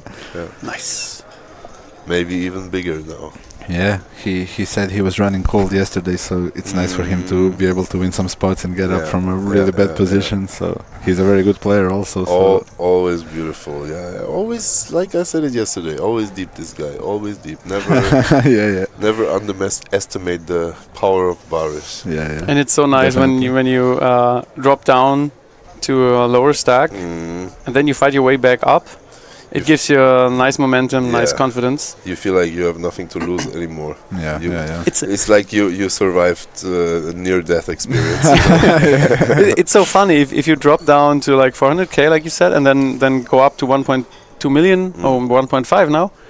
It's a very nice feeling. He dropped to 60k. 60k, one big blind, yeah. And then back 400, 1.2. No, he started the day with 400. Okay, so sorry, he dropped to one big blind, and in the same level he was up to 1.2, and now he was up more like. Interesting spot, like gut shot and a flush draw for Pavle, gut shot from Andrew, and the gut shot for Ryan. Oh yeah. See some action here. No backdoor flush draw for the other guys, so we might not see too crazy things happening here. Yeah, but Pavle a favorite three-way right now. Yeah. With the worst hand, but the other guys has to be really interested in the pot to stick around. for sure.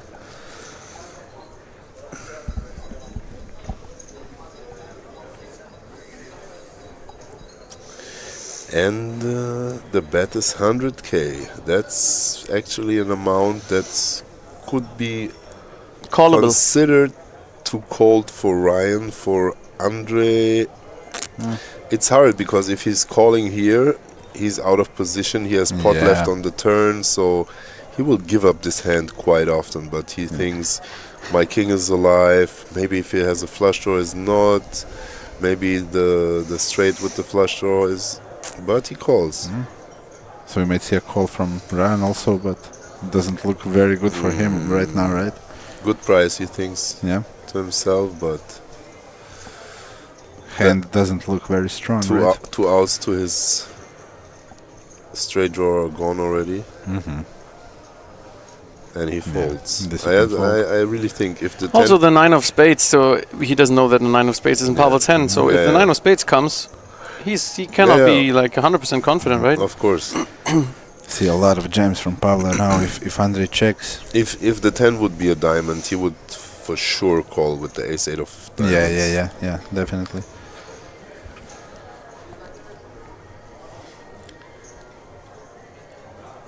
Do you like the sizing? The very small 100k sizing on the flop? Interesting, yeah. And Because so, like- he I think he's willing to get it in against for sure the short stack, and the other guy he's keeping the pot small, but he's Yeah. also inducing, and he's willing to go with his hand here. So it's really interesting.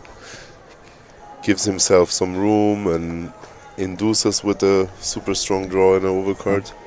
And he gets to put a lot of pressure now on the short if the short actually just calls, right? On the flop. No, it's So the SPR of under 1 gets a lot of shoves in. Oops. already happened before, right? It's Those two fighting each other. 70%, huh? Going for it, all in. Can you do it? You And the can, same of same course. result, Yeah, shoving yeah, the turn and Good play. in this case he had a little worse hand. Yeah. Here, this Barish waiting for the other players. Oh no, he's in a hand. Maybe it's break now soon. Yeah.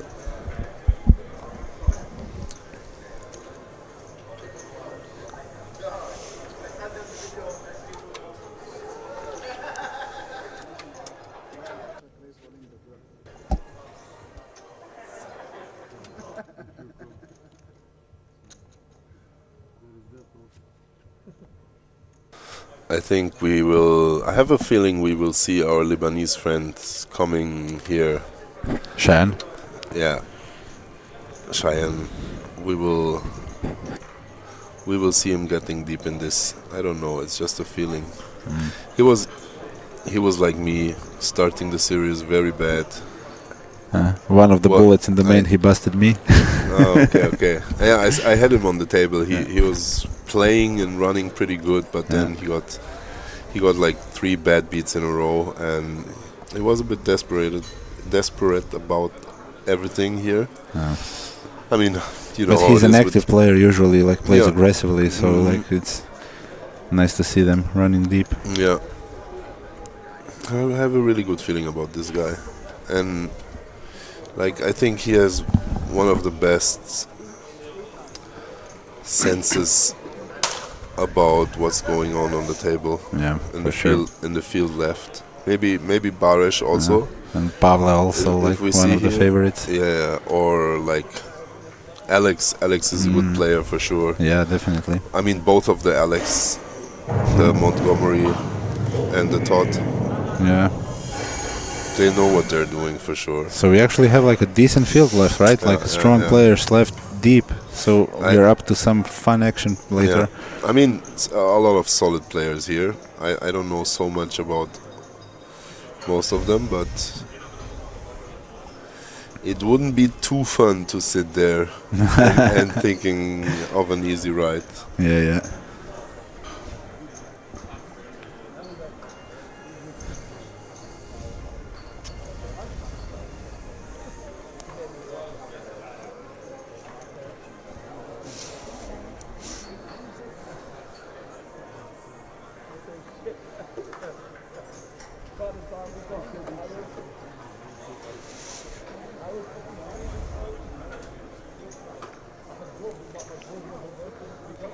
3.33 million.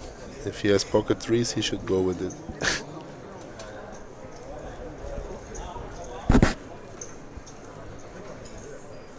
That's my stupid, superstitious me. Seems to work. The 3.6 now, huh? So now he has to go with 6-3. Of course. Or And a lot of zeros, so it has to be 6-3 offsuit. 3 sixes. Medya. Pineapple.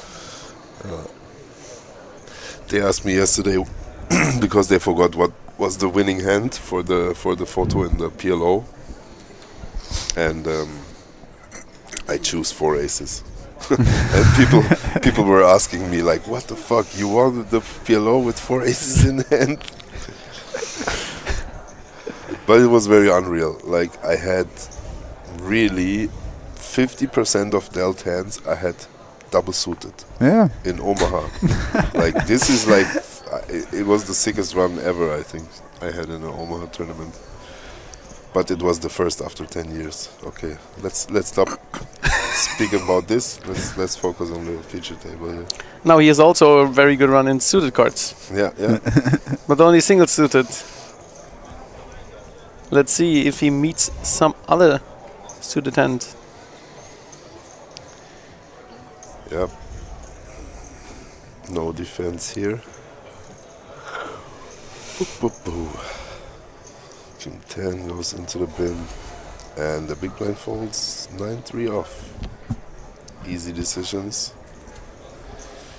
So last hands before the break. Easy gain. It's close on the top here. 3.5 million, both of the big stacks. These guys still playing the hand. I wonder what they have. A long one, right? And I see Barish. Barish has not as much chips as he had before, so a lot of his stack is already in the middle, and he's thinking about calling all in now.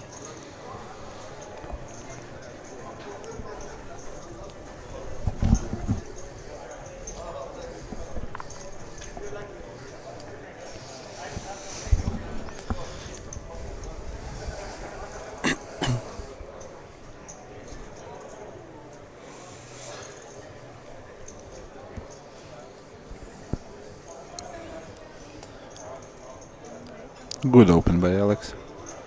Yep. Some people would fold his hand, but not he. And we have a candidate that will probably not fold. Just a question of how to play this. And it looks like he's going for the 3-bet. I like this one. Yeah. Applying some pressure against early position, against the active player. Having him dominated. Stack-wise. Definitely a good spot to 3-bet. We didn't see many good hands except for kings and ace-king, right? Yeah. So a lot of mediocre or strong hands, but not premiums. Hard to find a 4-bet here, or Yeah. defend is out of question, I guess. I mean, if you are really, really creative, maybe you could.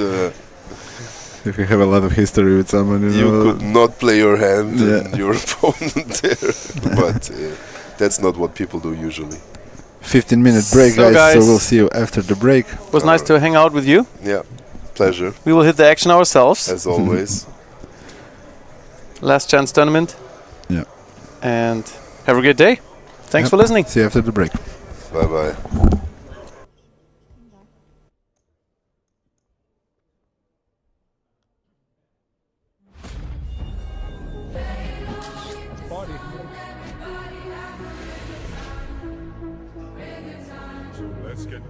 Let's get down to business.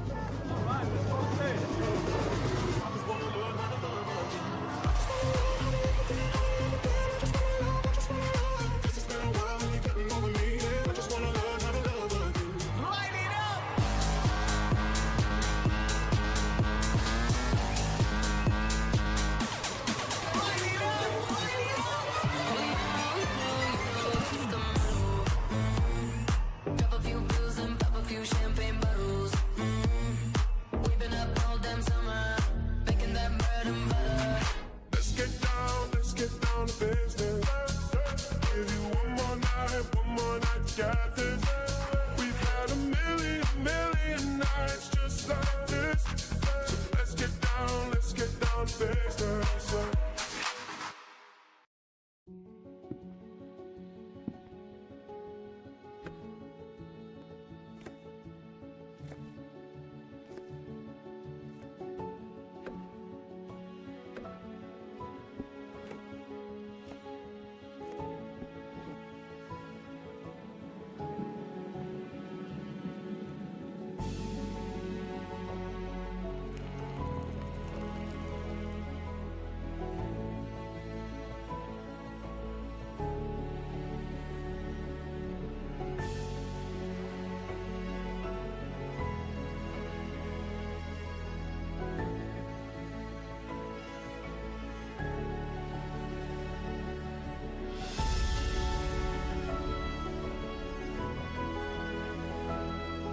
Biz burada sadece yemek yapmıyoruz. Biz burada sanat yapıyoruz.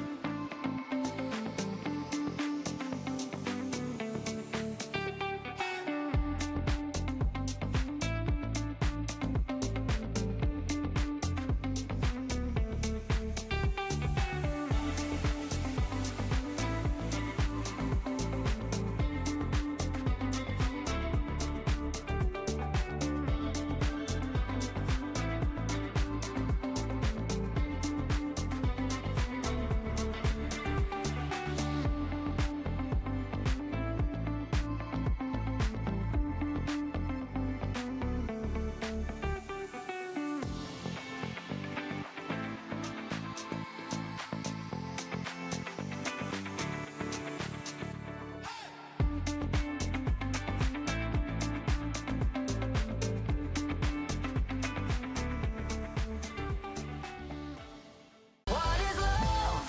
Baby, don't hurt me.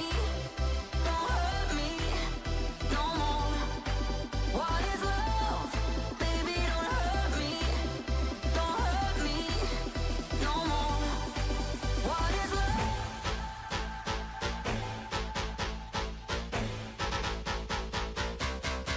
What is love?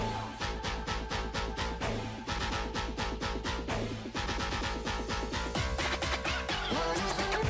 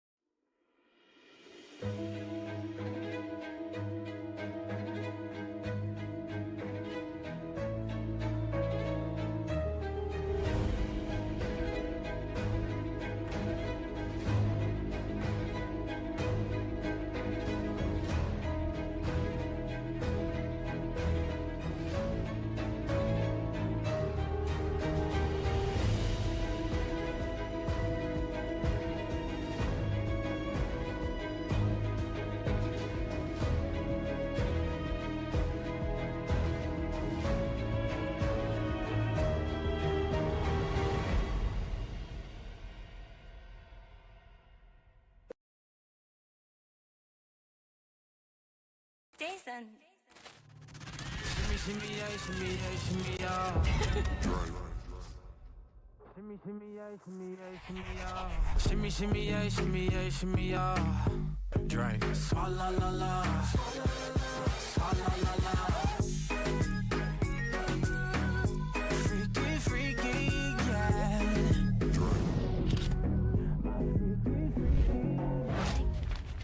Wiggle, wiggle, wiggle. Wiggle, wiggle, wiggle.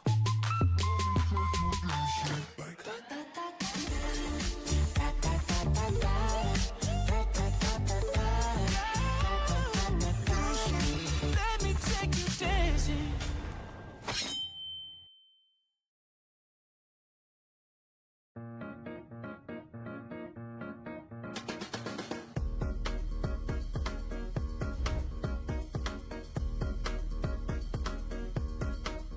Heart goes up, heart goes down.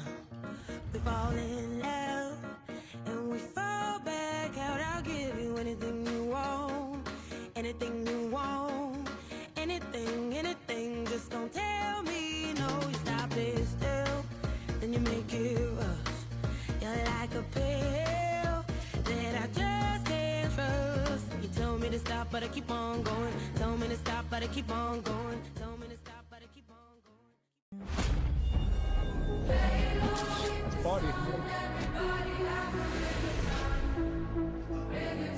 So let's get down to business.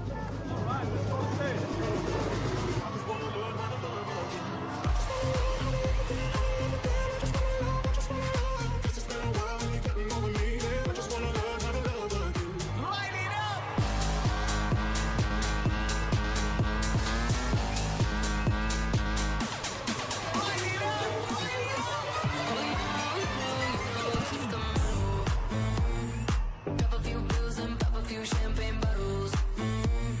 We've been up all damn summer, making that bread and butter.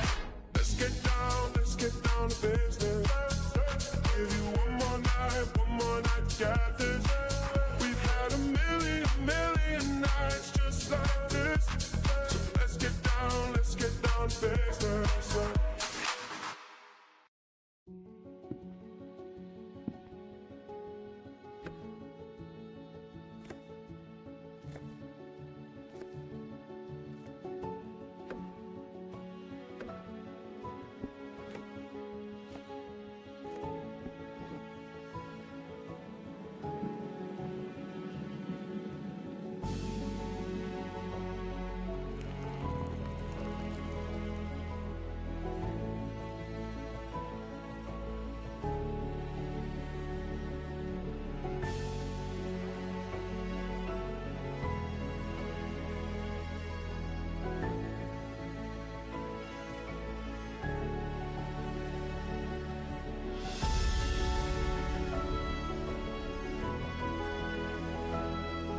Biz burada sadece yemek yapmıyoruz. Biz burada sanat yapıyoruz.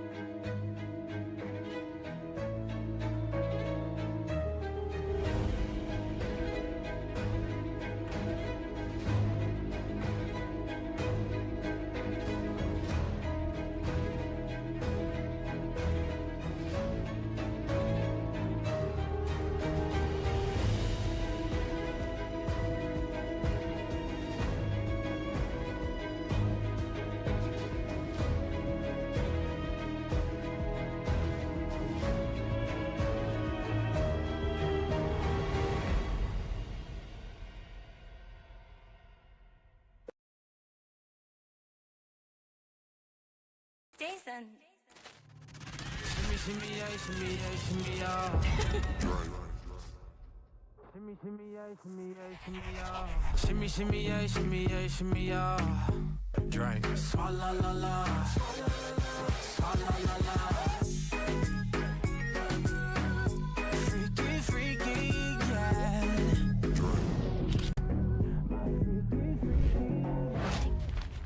Wiggle, wiggle, wiggle.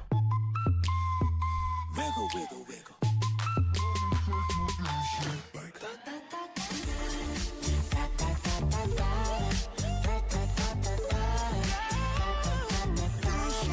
Let me take you dancing.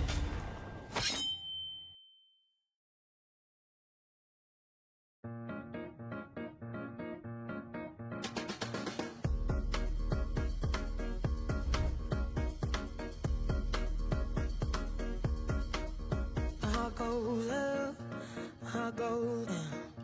We fall in love and we fall back out. I'll give you anything you want, anything you want, anything, anything. Just don't tell me no. You stop it still, then you make it rush.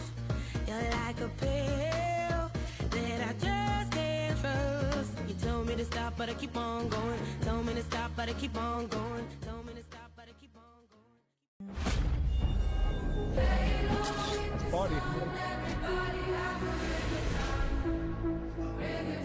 So let's get down to business.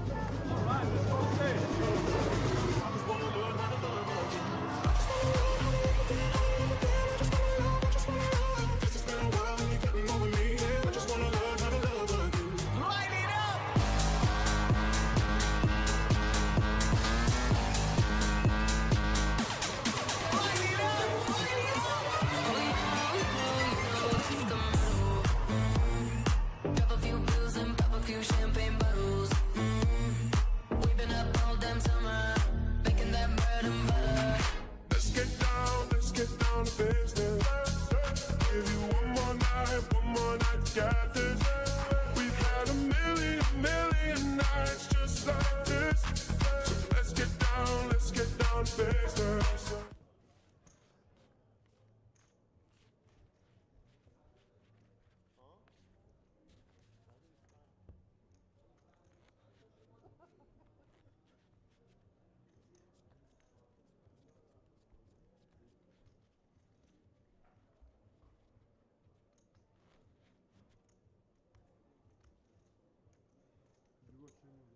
No, did I have a chance, bro? It take me fucking 5 minutes to get to my room.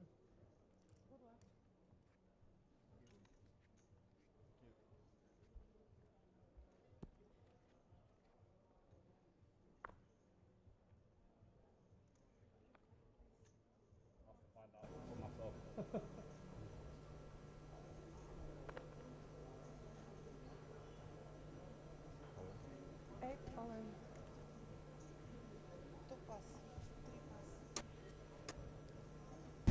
Welcome back to the stream of the Chamada Main Event, playing for 125k up top. 12 players left. Joining me for the live stream is Onur with us here.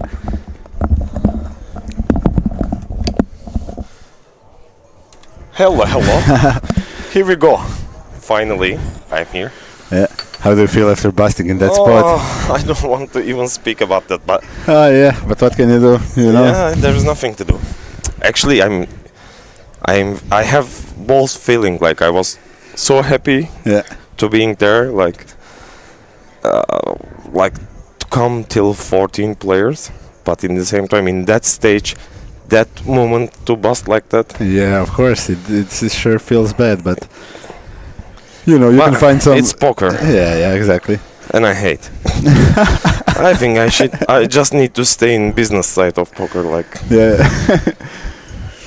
how is it going? Yeah, solid. So you guys far. were here. It was a fun day so far.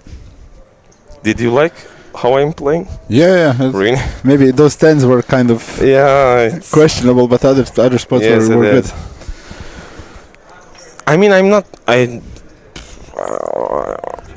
I'm still thinking about it, but I have no regret about that, actually. Yeah. Anyway, let's speak It's about okay. this, and after we will continue to make some gossip. Yeah. Ryan opens with pocket queens. We'll see if he gets some action.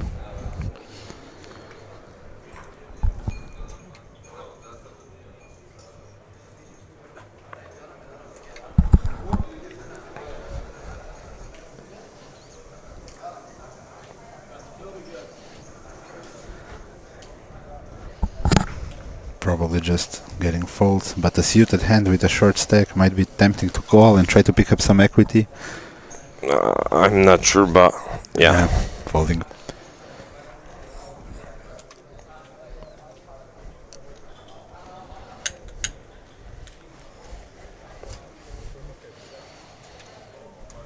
I hope he will take good care with my chips. Yeah. Maybe they're luckier for him. Yeah, I hope.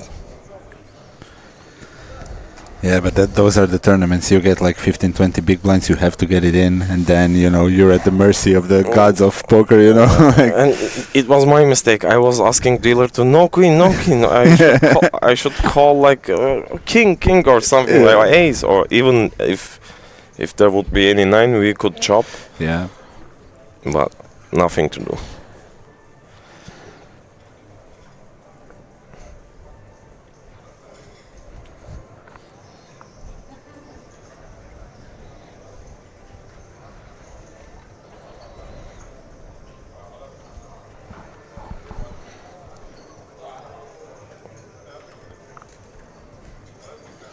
But of course, after I saw what he had, when I had 10s, I was like, okay, I could do that. But also, like, you guys need to understand what I was feeling. Like, I'm not used to play these places. Of course, like, you know, you have a lot of things to consider, and he could have some stronger hands. You could be just flipping. Do you want to flip there? You know, it's like a lot of things that you can take and you into know consideration. how I was feeling in that moment. Like, I start today with the shortest stack. Yeah. So finally I made some chips, like I was around 1 million.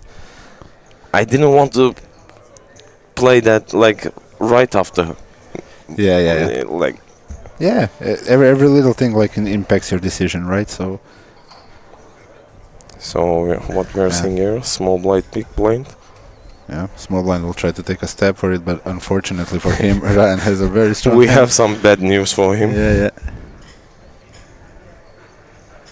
Just calling here maybe and, you know, letting him... Like what you will do? Huh? What you would do? Here in Ryan's spot, yeah. Just call. Right? Yeah. The hand is too strong. You let him, if he doesn't have anything, let him just pick up some equity and just continue bluffing if he's bluffing, or maybe, you know, get something that he can't fold anymore.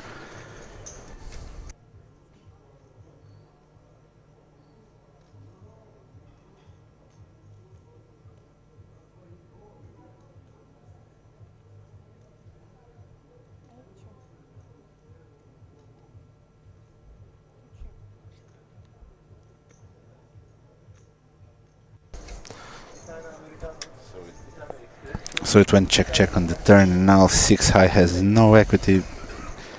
So is this a spot where, you know, you try to maybe bluff and get the fold, or just, you know, the opponent being too strong and just give up? Yeah, but preserve your stack and just, you know, shove a later spot.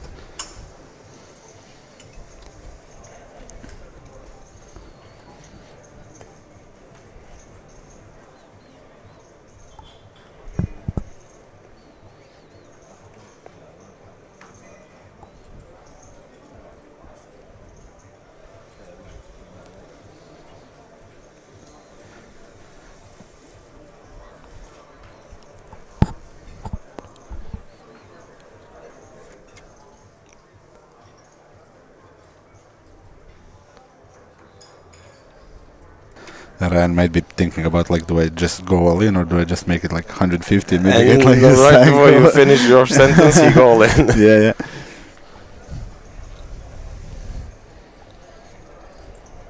Interesting stack distribution. One short stack. A lot of guys close to each other.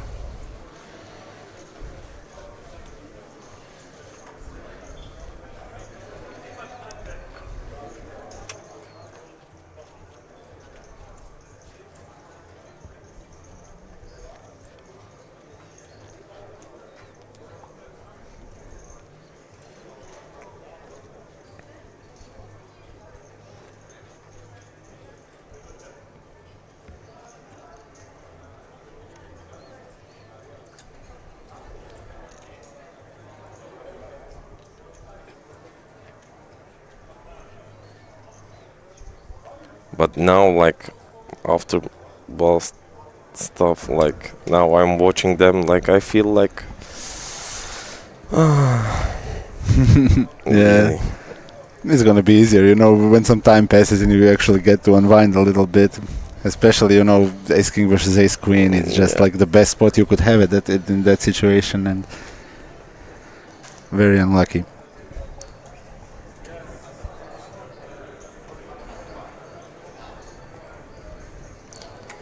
So from bottom, Andre has, and yeah, he go all in. Yeah. And he might get answer here because Yeah, he might. He should be shoving a bit Yeah. wider, right? So King Jack looks like a reasonable candidate.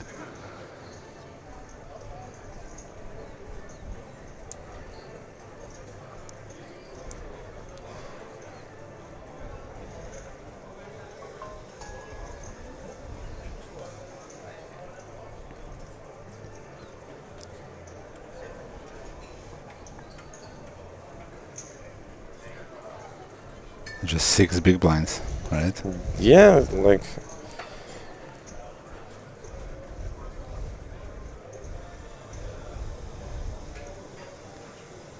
maybe he's thinking about big blind, but like Yeah. But big blind also seems like it doesn't have that many chips, yeah, right? so he could take that risk. The thing is, for Ryan here, he has to, you know, figure out if the button is gonna shove like Jack 10 off, if he's gonna shove like King 5 suited tap hands. Yeah, he's going in. Nicole, let's see what big blind has. Jack 7 off, easy fold. Let's see the flop. Andre's tournament life at risk, but slightly ahead right now.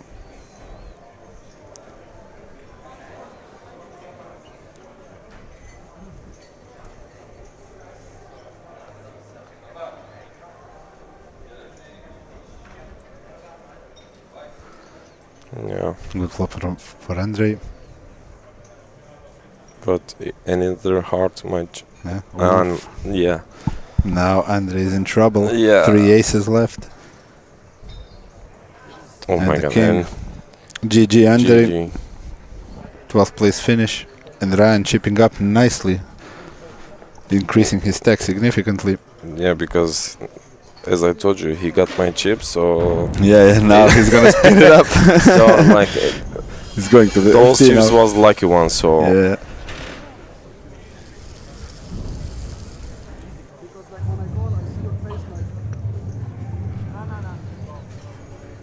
GG Andre. Yeah. But anyway, like it's amazing to come till here. Yeah, it's nice to run deep. It Yeah. sucks to bust at this point, but it's still, you know, still nice. And you can hope for much more with like 6 big blinds than ace 10, you know, in late position. So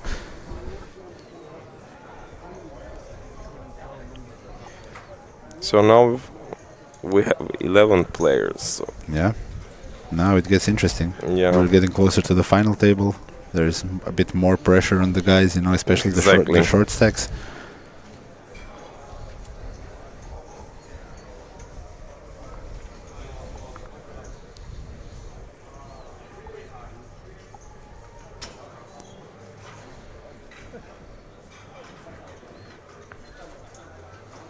Now Ryan with chips, he, you know, we So, expect yeah. him to be active. now. yeah, of course. Like He's a good and- player. He's aggressive. He, you know.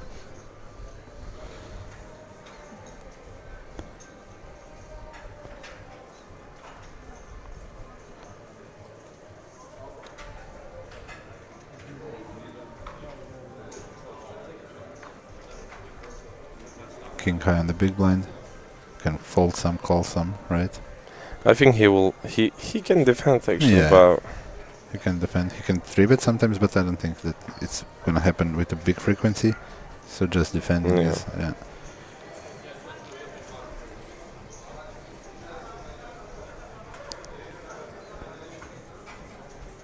Uh-huh. Oops. Interesting. yeah. But not much action from the big blind for Ryan. Ryan has a very big draw now with a gut shot and a flush draw.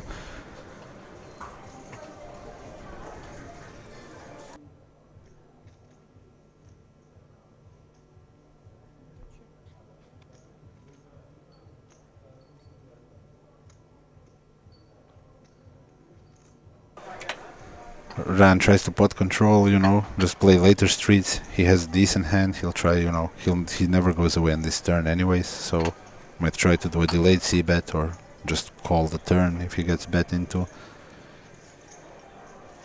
And he does get bet into by king 6.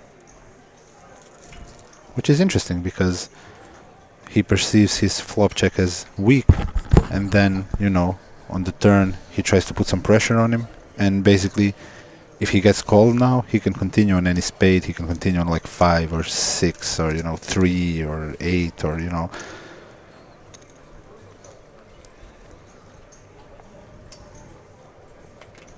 Ryan picks up showdown value on the river, which is nice for him.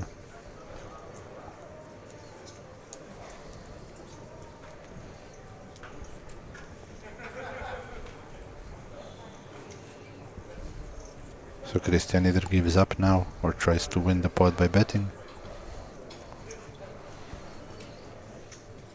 500? Yeah, 500. Now it's, not super easy for Ryan. He can find a call here probably, but, still the big blind can have Jack X, he can have 4. He can have some hands that beat him for sure.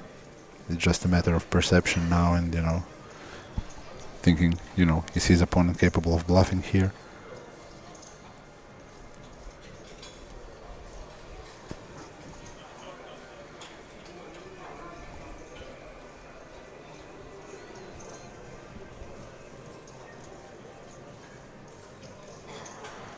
But now he has that power, he can take that risk.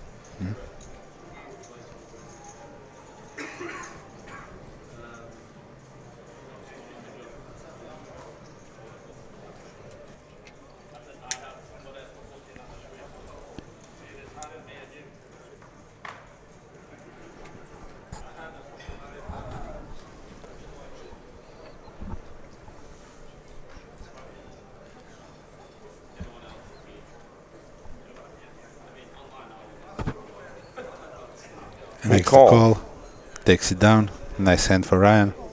And nice play by Christian also, because he tries to win the pot when he wouldn't have won it otherwise. So you have to make some plays, right? And so if Ryan would fold, we would not be surprised actually. I would expect a lot of calls, but I could see some folds. Look at him, he's the chip leader of the table now. Yeah.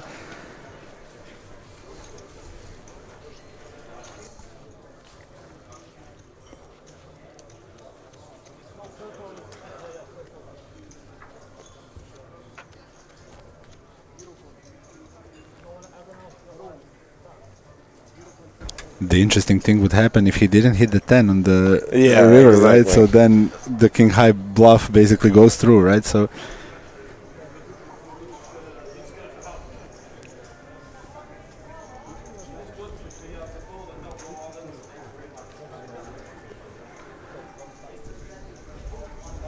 $11 players left. Next pay jump is on the final table for the 9th place, $11,000.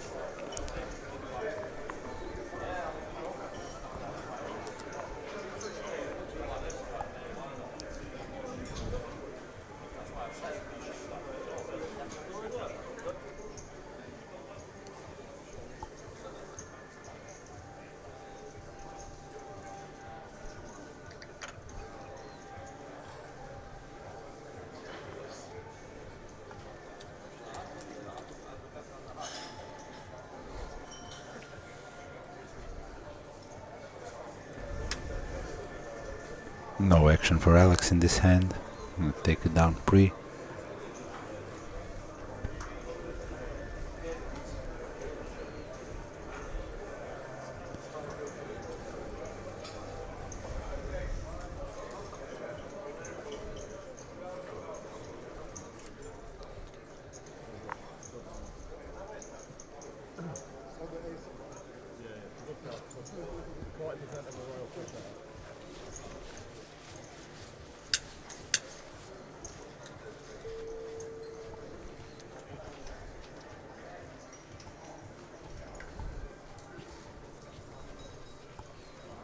So here we are seeing the second table. Boris, we heard about his epic We heard about the epic comeback that Boris had earlier. So he was down to one big blind and now is basically an average stack. I Fabi was telling missed us. that part because most probably I was playing in that time. So Fabi was talking to him down, so he came up there to tell us before the break. So it's some really interesting and good stuff going on here. Nice action in the main event. yeah, but it's happening. Like we saw before, we have many examples about that. Like from one big blind, two big blinds, even people winning tournaments like that. Yeah, for sure. And even in the beginning of today, I don't know how or why, but I was sure that I will do something, like, you know, because as I told you, I started shortest, but 8 big blind, but still I was thinking that I will just continue, like. Interesting raise from the cutoff. With a short stack. You know, takes his spot, try to get some folds, maybe, you know. Winning a pot is a nice increase for his stack, so... Yeah. Force fold. Now Pablo has a decision to make.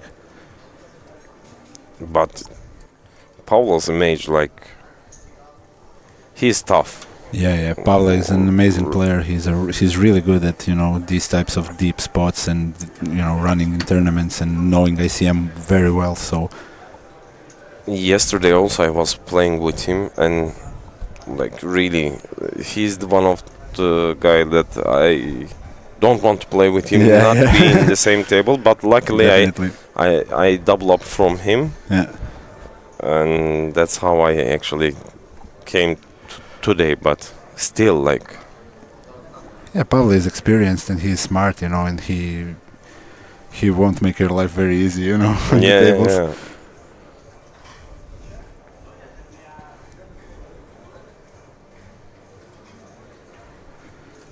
Putting pressure on the short stack with the 3-bet, committing himself. He's gonna get it through nicely.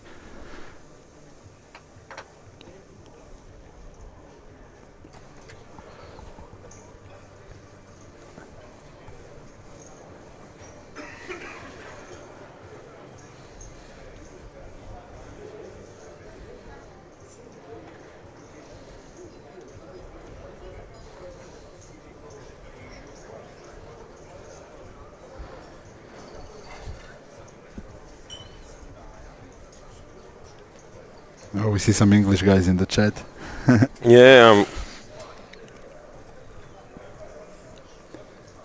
Cheering for their boys.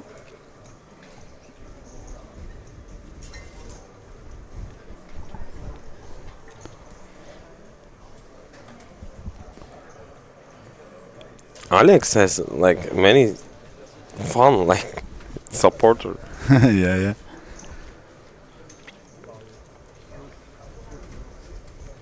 Well, we have guys that play a lot, travel a lot, you know, have a circle of friends that also play, so it's very nice to see that, you know, people are supporting each other and, you know, railing, you know, and also Alex fun. is a really nice guy. Yeah.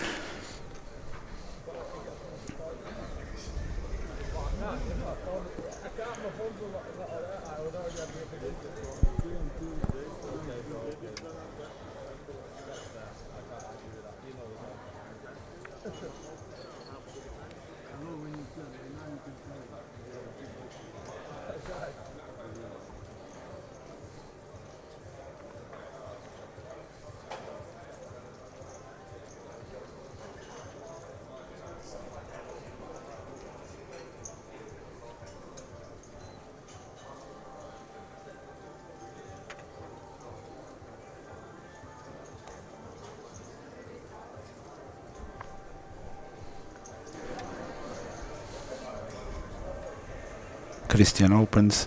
We see Alex with a hand that he might 3-bet with, he might call. 3-betting is kind of nice, I think, here. Clean up your equity, get the king-jack off to fold, get the, you know, those types of hands that, you know, you're gonna play out of position with, but even calling has some decent merit to it, because the opener has a lot of hands that he's dominating, right? So he keeps weaker aces in, he keeps weaker jacks in, those types of things. And as you said, I think, Yeah. he Makes a made 3-bet. Yeah. It's a decent size. Christian can't really, he has to open pretty wide from his position, but he cannot really call much here. He can call some of the hands, obviously, but he will play a lot of shoves, he will play a lot of calls, a lot of folds. So I think it's a good spot for ace-jack to 3-bet.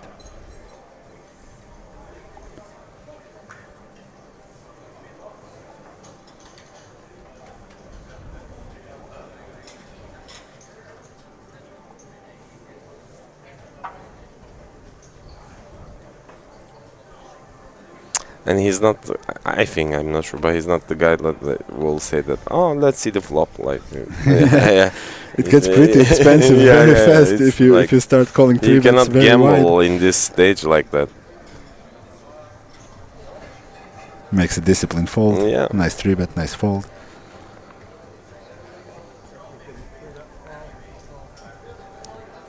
So here is the chip count. Actually, first fall, like they're really close to each other. Like, also, the similar thing happened in the high roller that I was playing the other day, right? So on the final table, everyone was really close in chips. There wasn't like a short stack. There wasn't someone who had like a huge advantage. Yeah. So it makes for you a very interesting final table, because a lot of the guys are very handcuffed in their play, right? Because of ICM and everything. Middle stacks cannot really go crazy. Anyone can, you can't exactly. really do a lot. but that final table off, it was one of the. How can I say? I don't want to say something wrong, but like boring. Yeah. Sorry, but like I just folded for like 2 hours. Yeah, I was. Jack 3 off, 9-3 off. I was here in that final table, but I was about to sleep almost. like yeah. I was like, everyone okay, has really shitty cards. Like I was begging like some action, please. Like yeah, but then Angelos he just busted everyone. Exactly.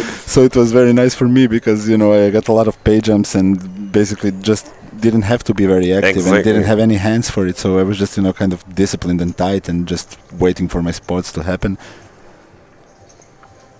But yeah, also for me, I was like, I very rarely have this situation where I'm on a final table and I just basically fold for 2 hours, right? Yeah, it no was like opens, that. nothing. It's just Also, I don't remember who was sitting in your right and left, but I was telling that area, that corner, like they are tired of keep passing.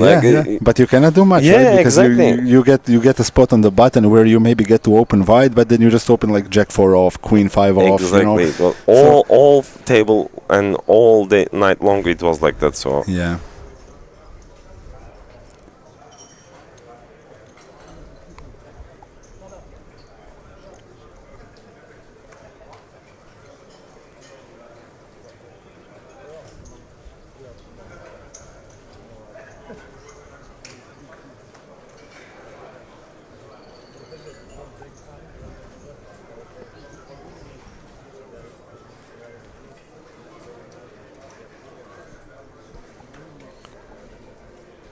this is also tough table. yeah. Like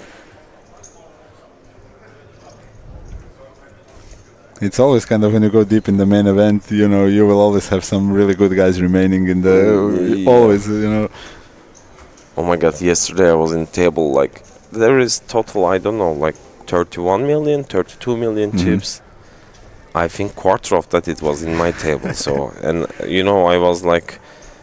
I was not crazy short, but compare them, like my chip was looking, and it's so difficult, like in that moment. It's very hard because those guys that have a lot of chips in those situations, you cannot do that much against them, right? You can do some wider stuff, you can reshove wider if they're wider and so on, but you have no post flop basically, very little post flop. It was so difficult, but thanks God, then table broke and I saved myself from those.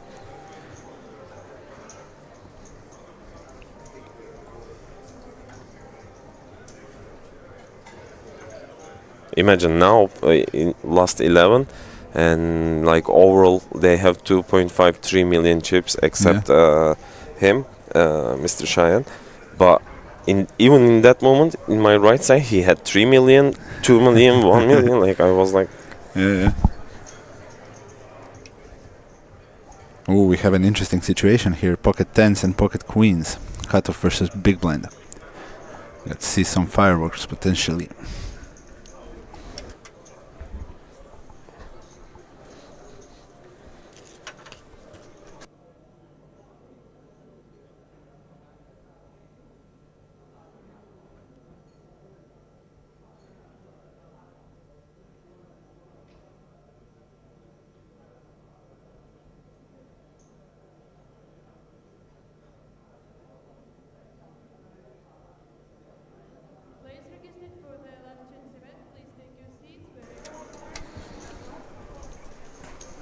Christian in the tank, thinking about the size.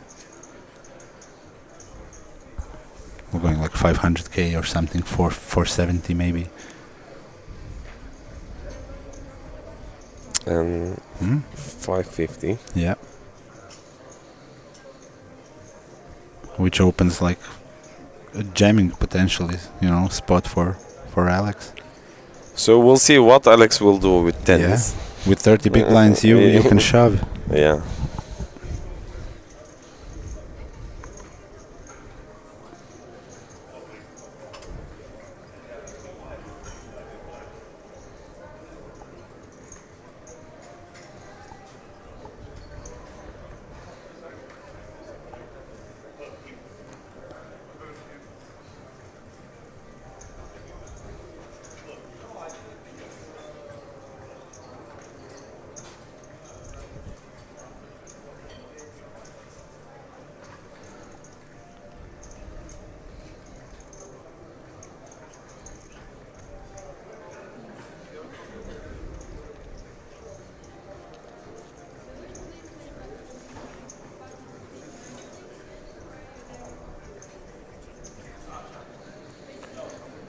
So he called. Yeah, interesting. That's one of the options. The only option that isn't there is folding.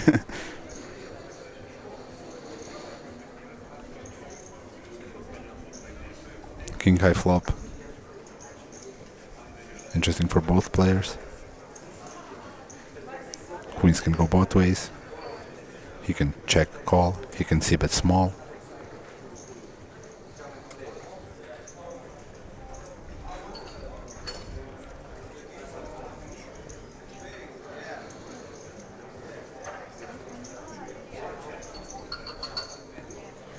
In the same time, I'm trying to answer people who is texting me, like trying to say that they're sorry, blah blah blah blah. That's an amazing feeling. I like it. Yeah. I like the size picked by Christian. 150k. It's a very small size, but I think it's a real thing here in a 3-bet pot, out of position with a hand that is kind of vulnerable, but he can still get calls from a weaker hand.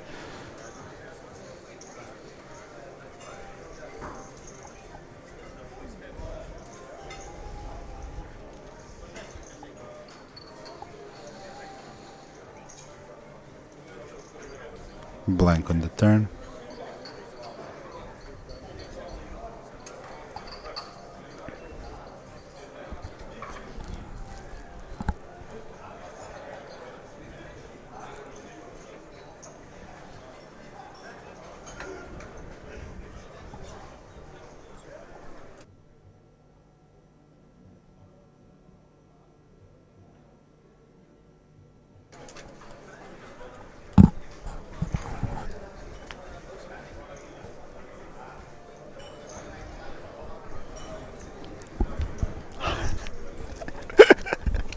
Sorry, we heard.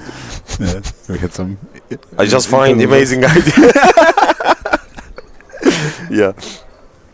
By the way, 107, like around 110 people watching our stream. So I will kind of ask them, maybe they can touch the like button. So Yeah. Also, write in chat. Tell us where you're from. Who are you cheering for?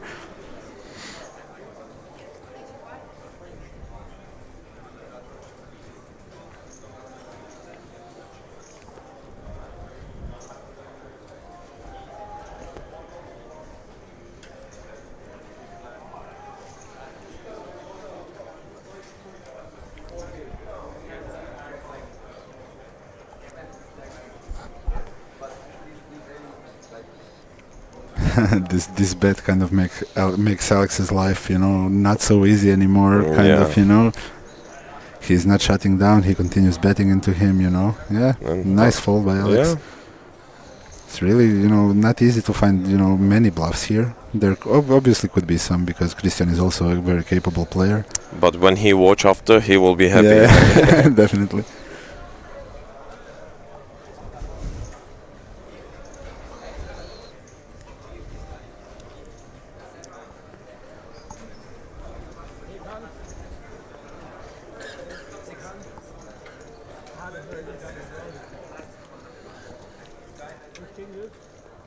And he's questioning what he has.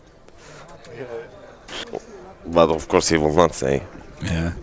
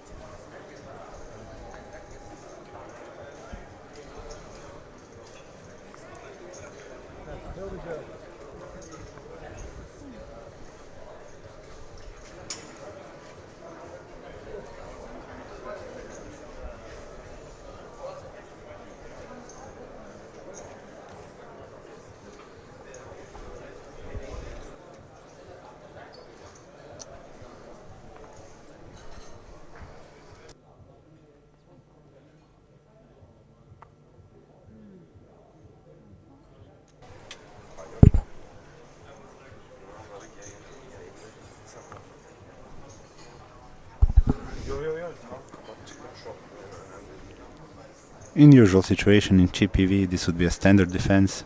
In ICM also might be a, pretty clear defense, but we can see some players folding here for sure.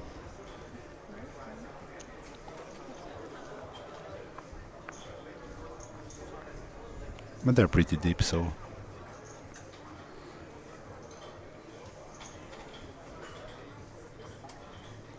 Pavle ahead right now, but not a dream spot for him by any chance.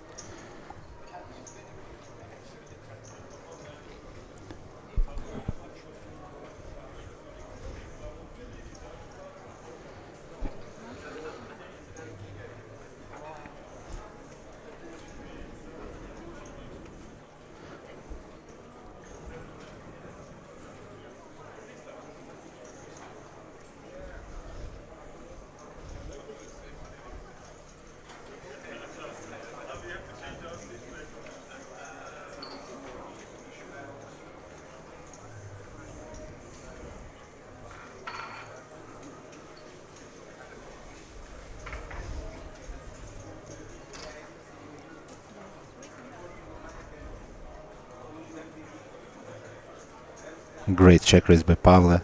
Basically has a hand that has decent equity, but there are no good turns except for like 10 and a 4 for him. So he's gonna face, a lot of pressure and have to fold on later streets, and instead taking his, equity now and putting pressure on the wide c-bet and taking it down.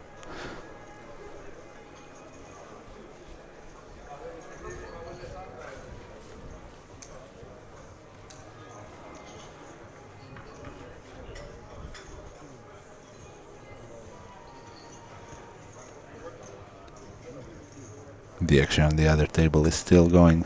Now it's interesting, there's 11 players left, so it's short-handed. So, it's more expensive to play an orbit. The blinds hit you more often. It's not a good situation for the shorts usually, that just have to take their spots and go with it when they have it. But we see a pretty disciplined style of play, which is to be expected from the, strong field in the main event.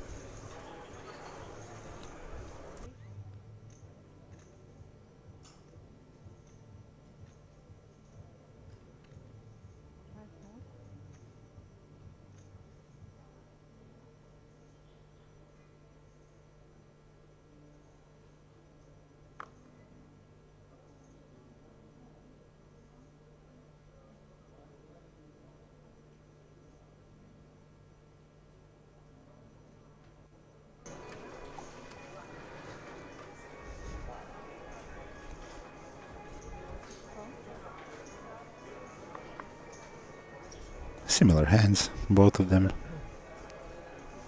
Pavlo limps his jack high, might get ISO'd by Alex sometimes.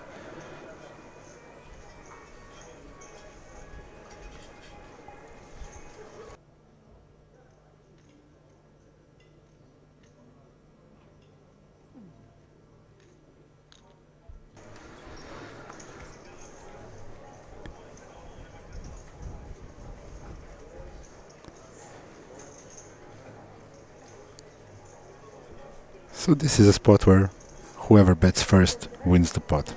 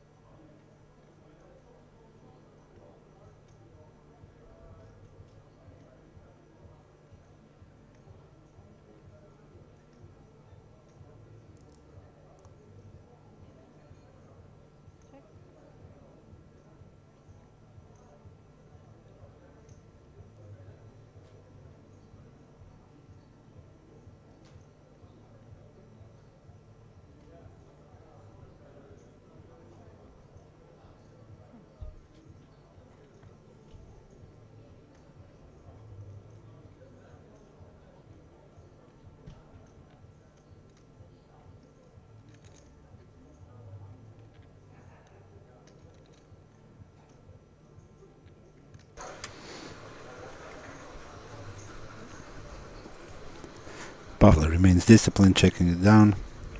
Alex can't really go for value here. Maybe sometimes get value from a weaker 5 or like ace deuce or something, but check is more likely. But when he bets, Pavlo folds.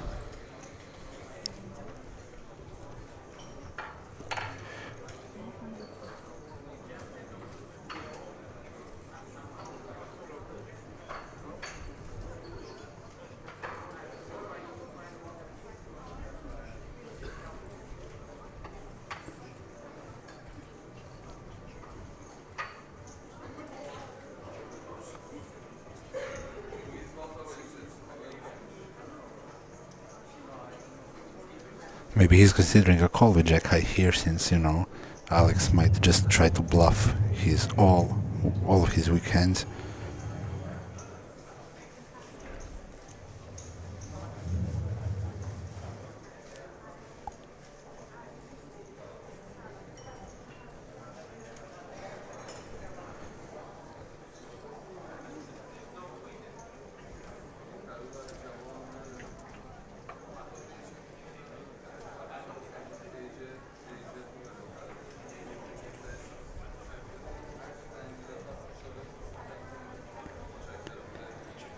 So the thought process here is, you know, if Alex has like 7-3, 7-4, like 9 highs, 10 highs, everything that has like 0 showdown value and even weaker than jack, right, then he might actually bluff those on the river. So it's an interesting spot to consider.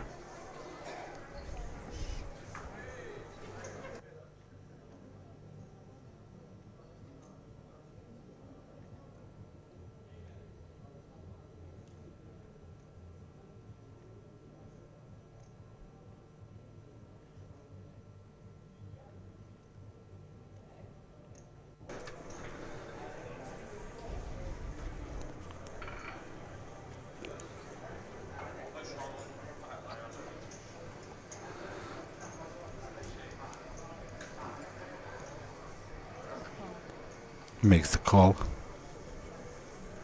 It's an interesting call for sure. Good value bet by Alex.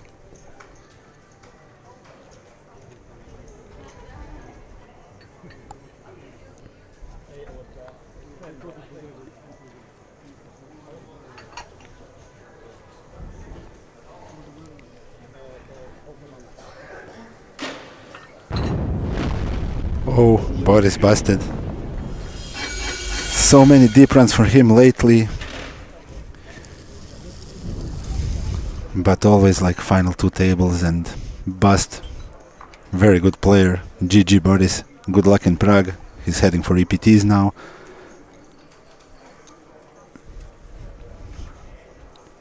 But now we have an interesting situation because there is 10 players left, so it's the final table bubble. A pay jump for the 9th place.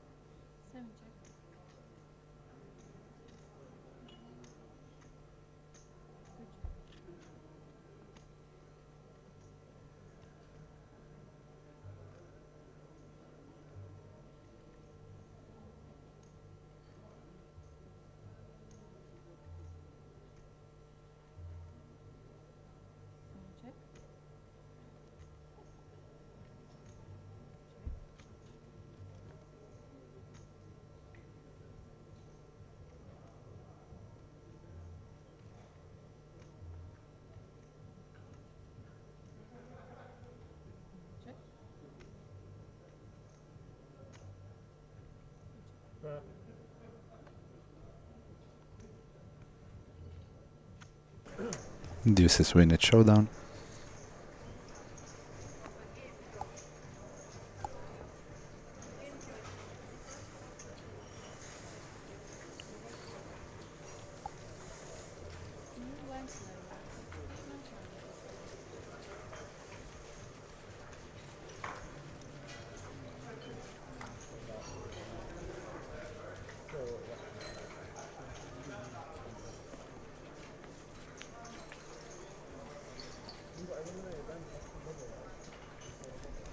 It was a pretty nice series overall. 2 million in guarantees, plenty of action, tournaments every day, cash games running.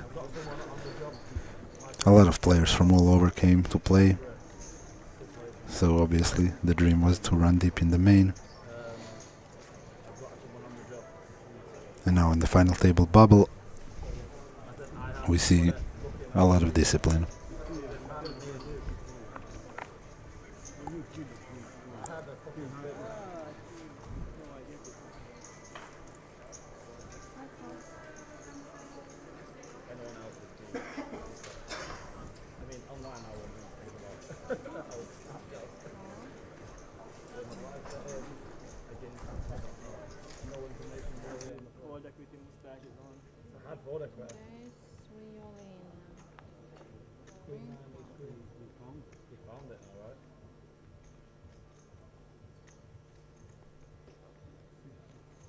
We have a question in chat from Andreas saying, hello, what's coming next to Chamada? So basically, in January, there is a Vamos Poker Tour event, which has even a bigger guarantee than this one's. So it's like 2.5 million in tournament guarantees.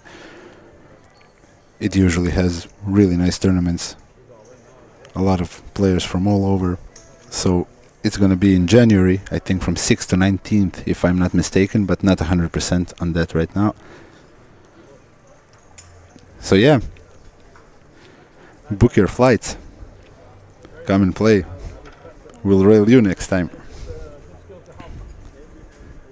More Alex fans are showing up.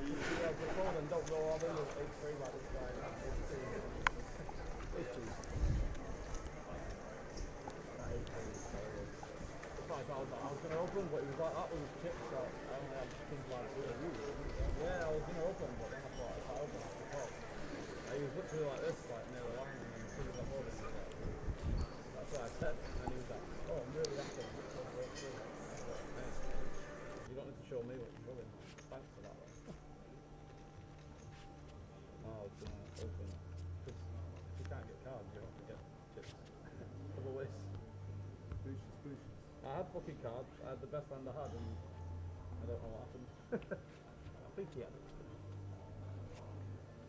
Feels like it's a bluff. Very good play.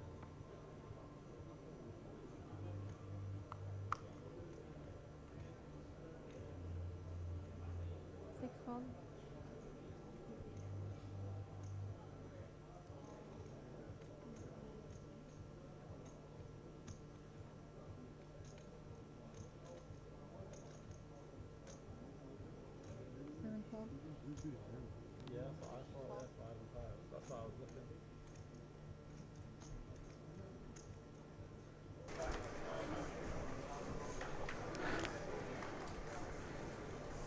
Cheyenne with ace queen in the small blind. Decides to call.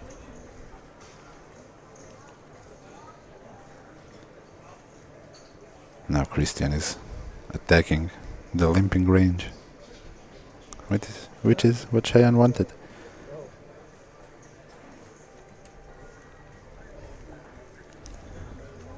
Nice limp shove. I'm gonna take it down.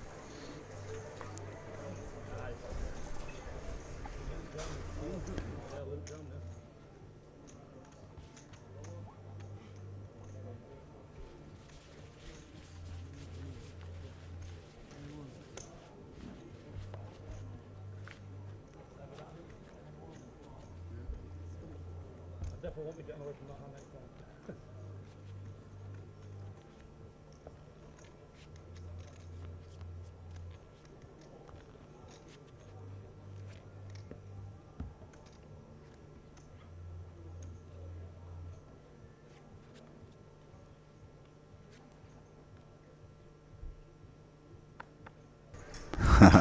Alex's army is active in the YouTube chat. Nice to see you guys supporting your friend and favorite.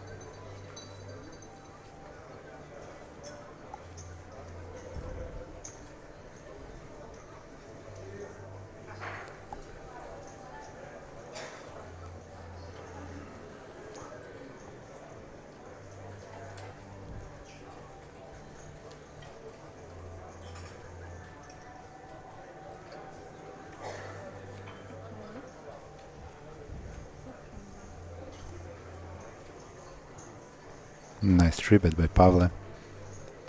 With an ace blocker. An ace that is performing the worst post-flop. So maybe doesn't really want to play out of position. But it definitely puts pressure on Alex. And now Alex has a really tough spot.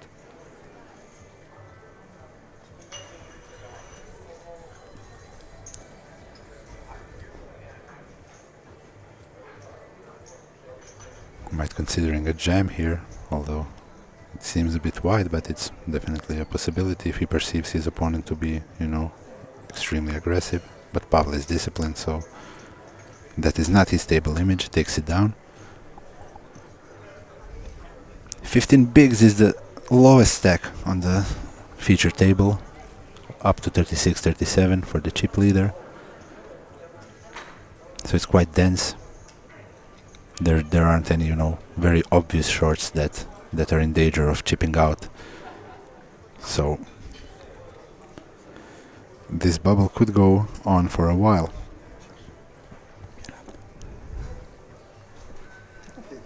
Hey, joining us is Boris. And Donur is back also. Hello guys.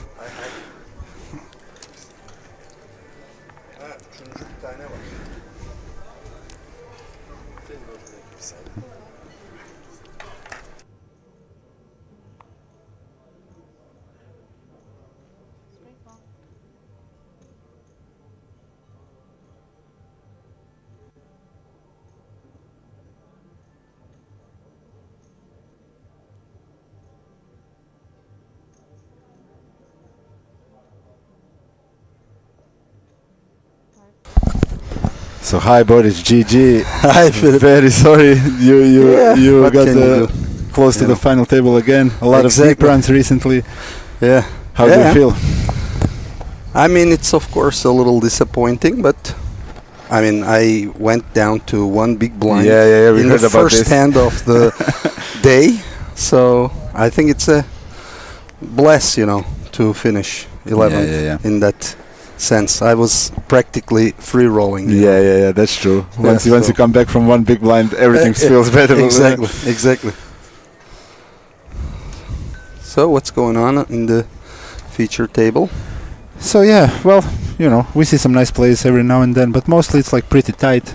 Mm-hmm. It's close. It's a final table bubble, so there aren't obvious short stacks. We have disciplined guys playing, One of good the most poker playing. ICM pressure moments for of sure. the tournament. Yeah, Risk premium is very, very high. yeah, exactly. So, yeah. Pavla takes a aggressive line here, which is very good with his holding.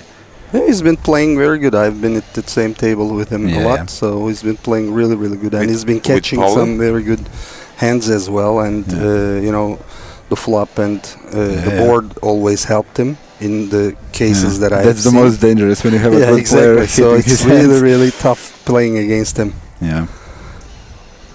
I think everyone was agreeing about that earlier also. Exactly. I mean, I have seen 3 hands where he was behind and he made it. Huh? So that's how he got to have this huge stack, He was like this yesterday. Yeah. Like, since I know he's like that, we were speaking with Philip about that, like his image also, like the when you're looking at him, he's giving you that fear, kind of like. Exactly, and he speaks that way as well. When people are talking to him, he really tries to get people intimidated. Yesterday which he succeeds very well. Yesterday we were playing heads up with him in one spot. Like he was looking at me, and I was thinking, like, did I do something wrong? Like, like I'm always smiling guy, like speaking, but he was looking at me like I swear to him, like. But anyway, I like his style.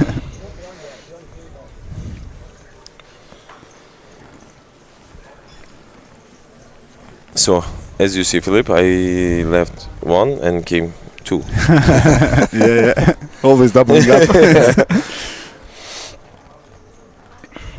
Nice to have you guys here. It's much easier when there is much more people, there is more small talk going on, Exactly. By the way, Barış abi, congrats. Like, thank you very much. It was good, Congrats to you like, too. really. Like, but you used to play those stages, like. Yeah, I mean, I'm getting more and more used to. After I decided to become a pro, I ran really good, so I can't complain about anything. Yeah. But you're also working on your game actively. Exactly, You're studying, of course, those deep spots. So that's very important for yeah. confidence and for just knowing where you are a lot. Yeah, I mean, if you ask me what changed before, compared to 2-3 years, confidence. I would say the most keyword. Yeah, confidence must be the key word there. Yeah. And it comes from studying, of course, nothing else. Definitely. Yeah. Work off the tables is what makes you a lot of money on the tables. Exactly. This is a very openable hand. Yep. From the button. This is 5-handed, right? Yeah. Yeah. So we are playing last 10%. Yeah, he's definitely gonna open. Yeah.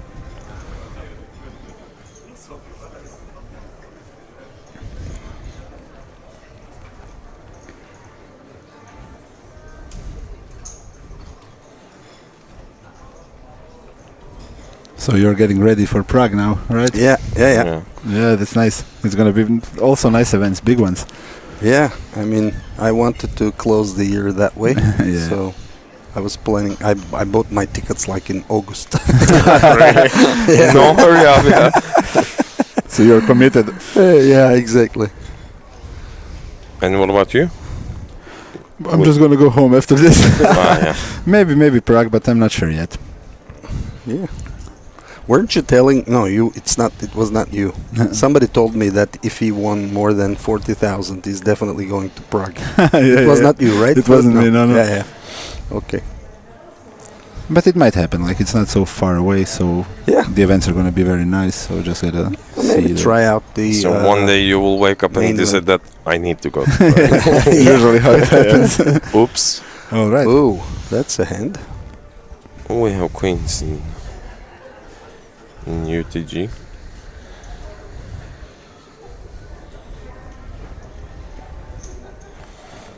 $28 big blinds, so he's gonna definitely open this. I mean, not do anything else. I meant. Yeah.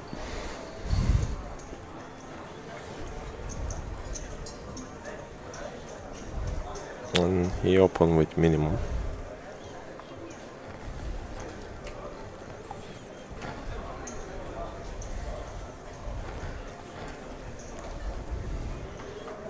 How do you pronounce his name? Pavel? Pavle. Pavle. Yeah. Okay. Cool. He's Serbian. Yep. Living in I was Malta. I was playing with Alex in Manchester. Mm. How were those tournaments? It was the Open, you know, Poker Stars X Yeah. Euroca now Open. It was very fine actually. It was in a hotel, X Hilton. Yeah. The atmosphere was very nice. The players were very nice. And the main event was what, 1K like Eureka or 1,100, Yeah, I yeah, think, pounds. Mhm. So I finished 14th there. Yeah. You told me yesterday Yeah, about yeah, many yeah. deep runs recently. Yeah, and it I mean- continues. Hopefully it continues to Prague also. Hopefully. I'd love to, run deep in the main event.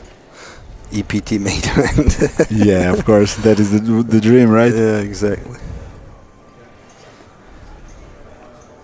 And it's like a very, very popular stop, right? Yeah, it No. is. I mean, I've been only to Cyprus EPT so far, so Yeah. yeah. Everybody says EPT stops are really nice. I've been to Hamburg Open. Yeah, It was Eureka at the time, but it was only Open, no EPT. Mhm. So we'll see. My Yeah. second EPT.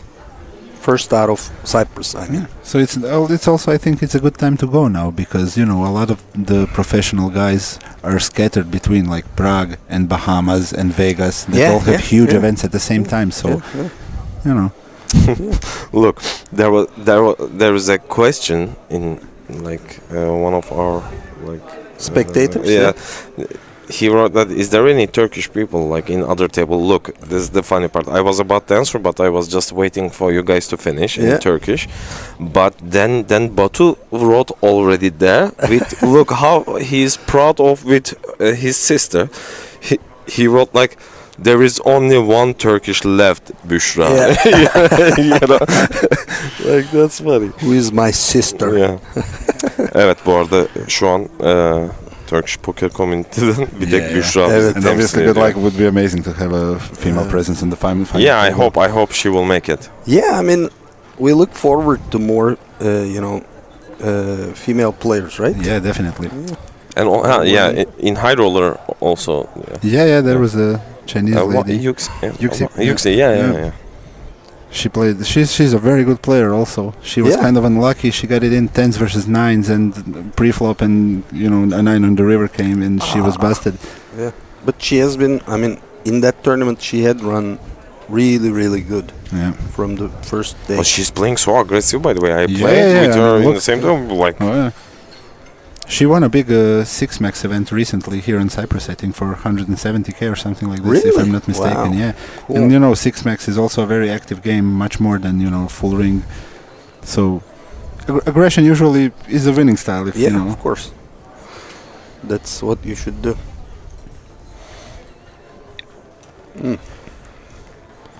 A call with ace-10 off here. are we gonna see any defend? Defend for sure, I'm thinking. And maybe a raise. There might be some raising here with Yeah, this type of yeah, hand. Yeah. Look at him. Look at his face. Yeah, he's he's a going killer. for a raise, yeah. Yeah, he should.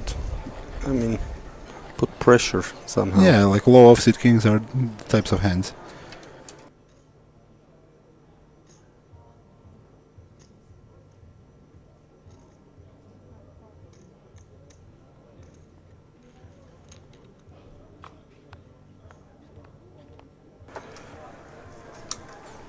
Oh, and he hits the king. Yeah.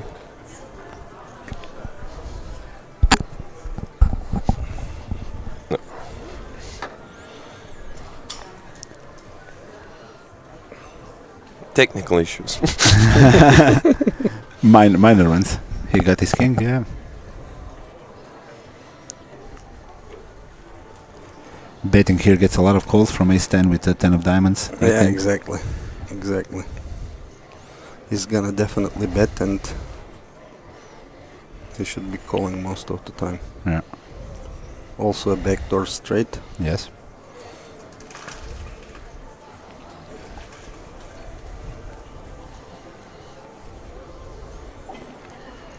I mean, if it wasn't the last 10, we could even see some raises here. Yeah. But not with 10 left, I think.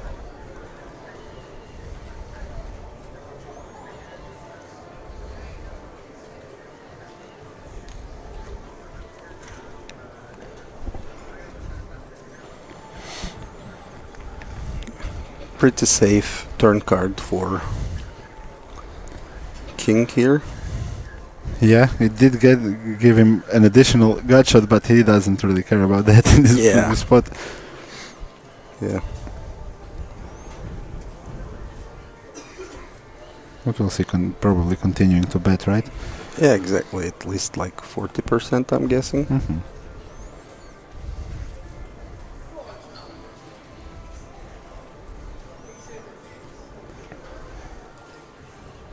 There are 2 flush draws now, so and he doesn't have any of them, so he would be betting a little bigger here. He might still get calls from like 9x, you know, from some weaker holdings. Oh, he checks. Okay. Gets 2 pairs. Yeah, gets 2 pair.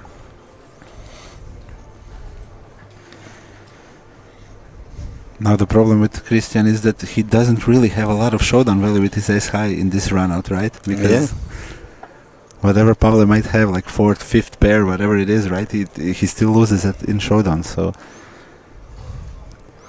Exactly, let's see if Pavle will choose the, you know,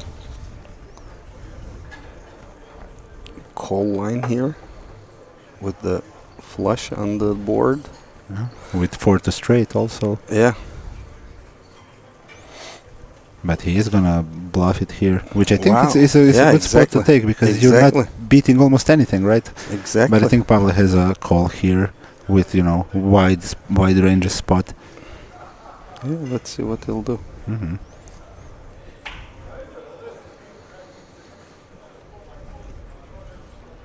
It was just under, yeah. Yeah, just under half pot bet.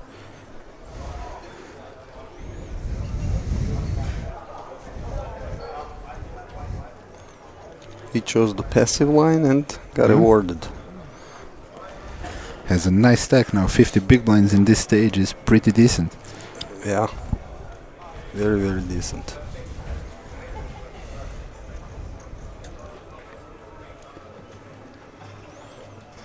Onur, you want to share with the audience how you busted? I spoke some about that. Yeah, I spoke some about that, but still, like, it's hurting.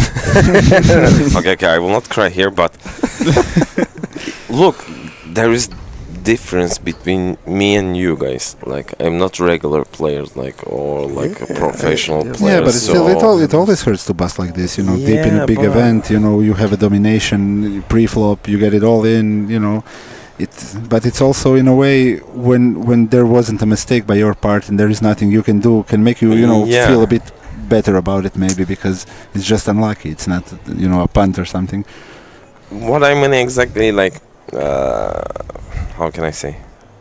Yeah, of course, everyone would like to be in final table, right? Yeah, like, of course. But for me, it's a bit working different because, like, I don't know how many chances I have to reach these.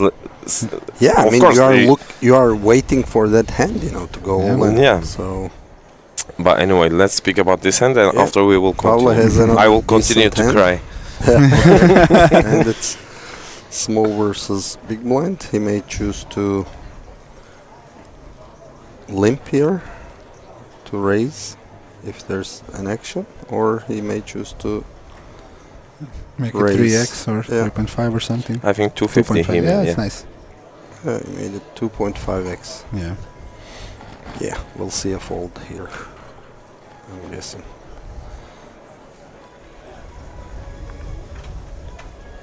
He has 15 big blinds, right? Yeah. Yeah. This is a fold. It might be appealing, you know, to play from position maybe. Yeah, but I don't think so Yeah. at this stage.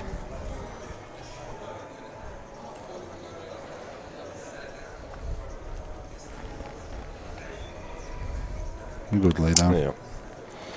As we expect.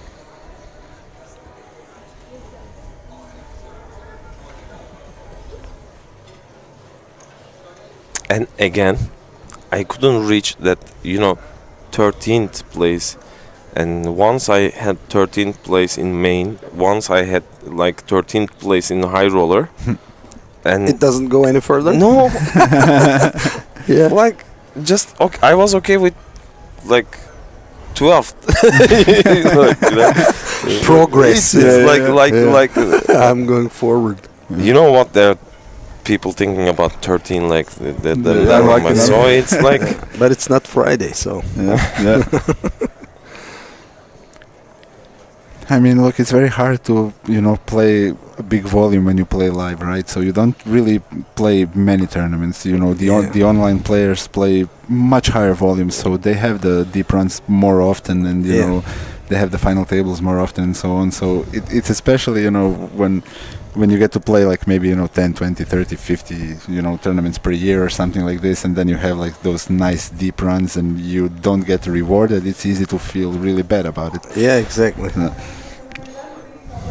so I'm going well then. I think you're going very well. I always see you, in the last 20 or so, which is cool. You really choose good spots to play, and, that makes you hard to play against, in the long run. Because, I mean, people see that, Yeah. observe that. Today I got many messages because before I bust, I had one hand. I had tens. Mm-hmm. I don't remember the position. Do you remember when I was folding that tens? I think you were cut off maybe. Or Yeah, I was cut off because he was. Was small blind. Yeah. So I had tens right after I bust someone. So I reached the 1 million chip finally, and I had tens. Uh-huh. I opened with 130. Okay. And blind was 60. Yeah. So of course Pavle made 600. Oh. So you know what I'm thinking about Pavle. Yeah. so I didn't. It didn't take so long for me to pass. I passed. You tens, passed? Yeah. Wow. What did he have? He had Queen 10 queen suited. 10 suited. Yeah, I'm never folding there. Yeah, but Yeah. look, Against Pavle, I mean. If it's like a very tight player, especially an sometimes. old tight player. I was just thinking that okay, now you reached the 1 million, so just enjoy. Like The same thing happened to me. I reached 25 big blinds, and we were six-handed in the hand. Last 12 we were playing. I had tens, pocket tens. I opened from UTG, which is not UTG in a six-handed table, and Bushra jammed, for 900. I think it was 100 at the time, the big blinds. Mhm. So I called aces, but I'm not folding tens there. So anyway, Yeah. it's good that she wasn't covering me. If she was covering me, maybe I would fold. Maybe, yeah.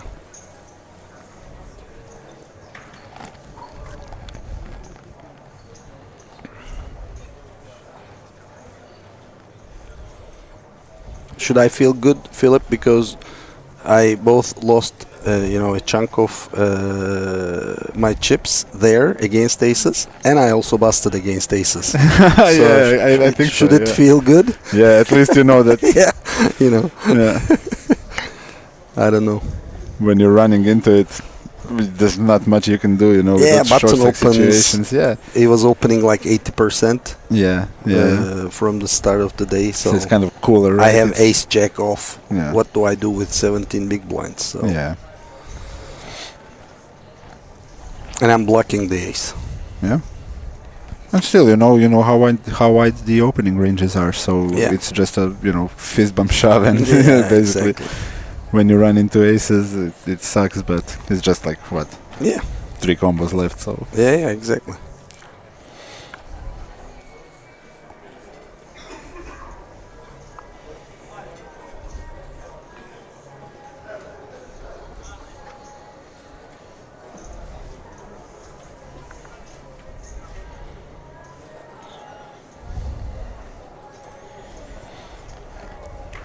So 10-7 off from the cutoff.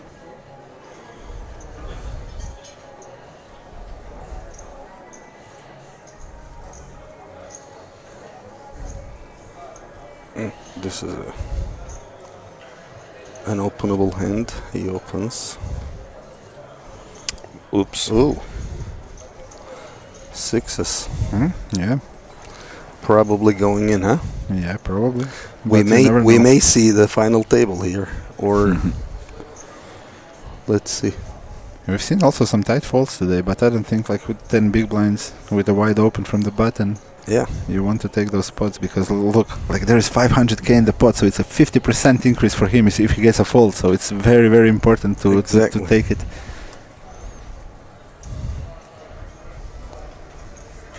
he calls. Yeah, seems so. Okay, Interesting. very. So he'll see if there will be Yeah, overcards and yeah.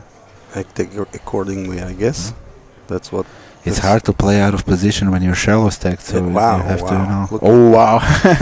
Oops. He couldn't have made a much better, Yeah. situation here.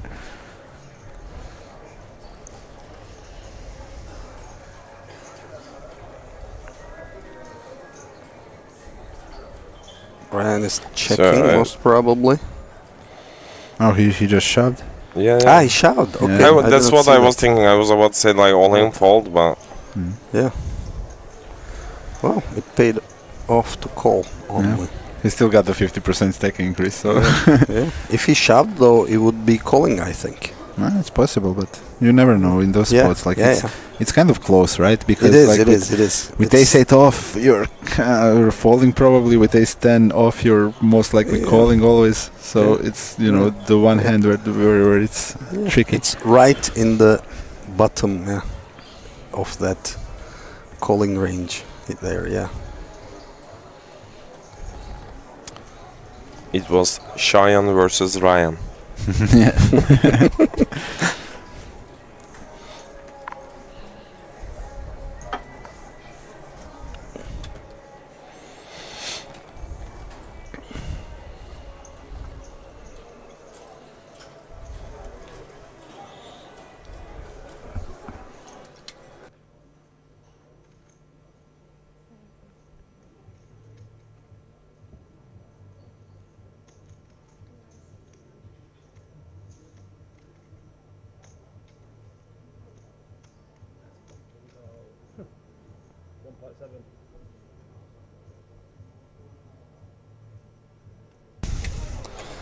We have a situation here. Exactly. And guess Calling what? again? Cheyenne versus Ryan. Yeah. Well, I like that. Oh my god! like I will stack with that. Mean 3-bet, I like it. But yeah, I love it. yeah, That looks much stronger than it is, right? yeah. Always. Also puts Ryan in a kind of a tough spot, right? with it. Exactly. I think we are gonna see a fold. And what you would do? Yeah, I would fold as well. Maybe maybe the suited version would call. But I mean, here it's the final table bubble, so no need to take that risk. You will definitely open fold this end. Let's talk about 4-bet bluffing here. Do you have any hands that you would like to take here? Maybe like ace-4 suited, ace-5 suited, maybe, you know, something like this to get it in. Yeah, but maybe not versus him. I mean, you can do that, I think, if you are playing like lots and lots and lots of tournaments in a year. If you are, as we talked about, you know, if you are playing like 30, 40 tournaments a year live, and if so you basically want to lower your variance in this high equity spot, Exactly, because it's the final table bubble. Yeah. But otherwise, you know, if you're playing and playing and playing, then, you know, you want to somehow take those spots because they are kind of profitable in the long run, right? And whatever we are doing is to become profitable in the long run. So and it also kind of depends on the player you're playing against, right? So if you have like a player who's not really likely to 3-bet bluff in this way here, then you have to reduce the frequency of your rebluffs, right? Exactly the point. In my table, you know, a guy 4-bet shoved with ace-2 suited and got a call. No, what was it? No, the chip leader opened, somebody called, and he then 3-bet shoved. Sorry, it wasn't the 4-bet spot. Sorry, But yeah, we see a lot of, if you look at like ICM solutions for the final tables, in a lot of different stack depth configurations, you see a lot of those suited aces being used to like click back, even from position and out of position as a 4-bet, you know, because they put a lot of pressure on fairly wide ranges from the stacks that are allowed to be active there. That's very correct, and you know, it's also they are blocking the ace, so it's a very, very important. Yeah, for sure. Those are the types of hands you want to have, maybe like some King 7 suited or like ace 4 suited or whatever.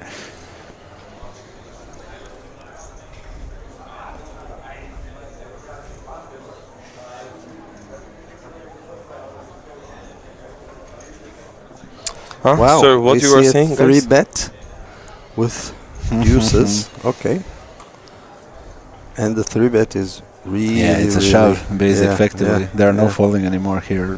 Whatever happens after him, basically, and it will work. Probably. Most probably. Maybe he thinks, you know, Shan is doing too much now because we saw him active 2 hands in a row. So maybe he thinks, you know, now he has some energy. You know, he started to change the dynamics, shift gears. You know. And so he showed his. It's a slightly wide shove, but it makes sense also when you think about it. This is a good play.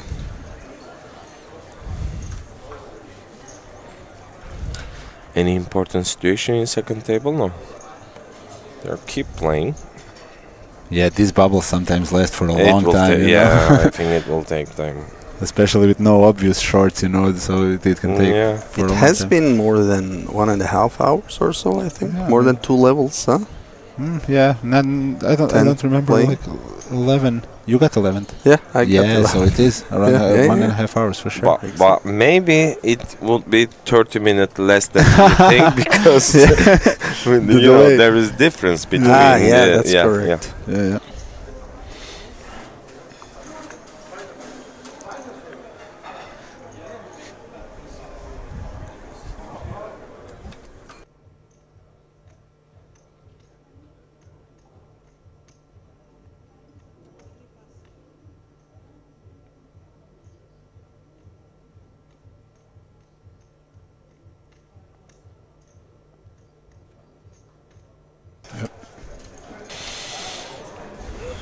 Paul has an open here.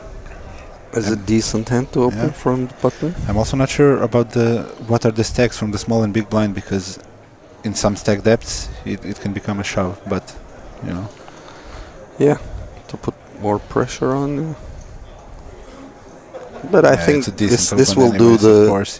Sure. Most of the time it will do the because job even the the big blind defending range is now much tighter than usually. Exactly.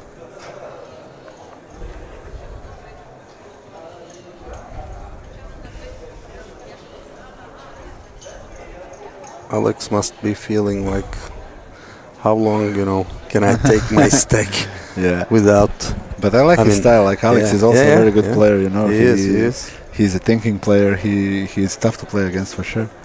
Definitely. Yeah.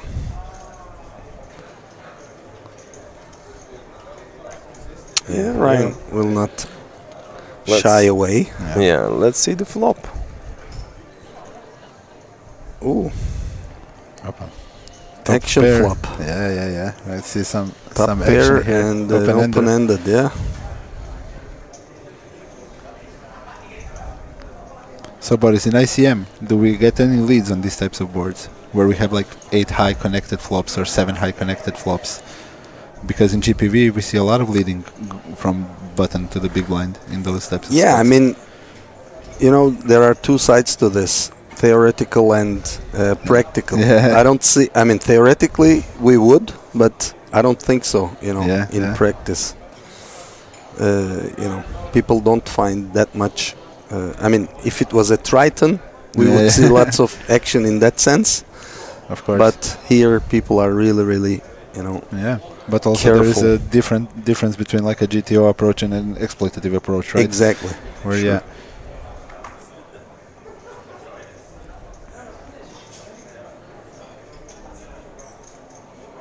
I find that people in these type of fields, like middle buy-in type of fields, they don't find that much theoretical plays, you know. Yeah. I mean, not lots of players. Yeah, for maybe sure. 1%, 2%, maybe. Yeah.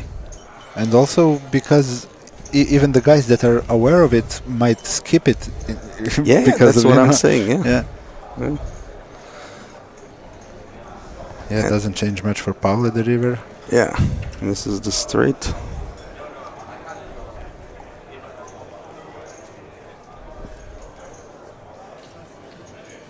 Ryan's gonna go for value.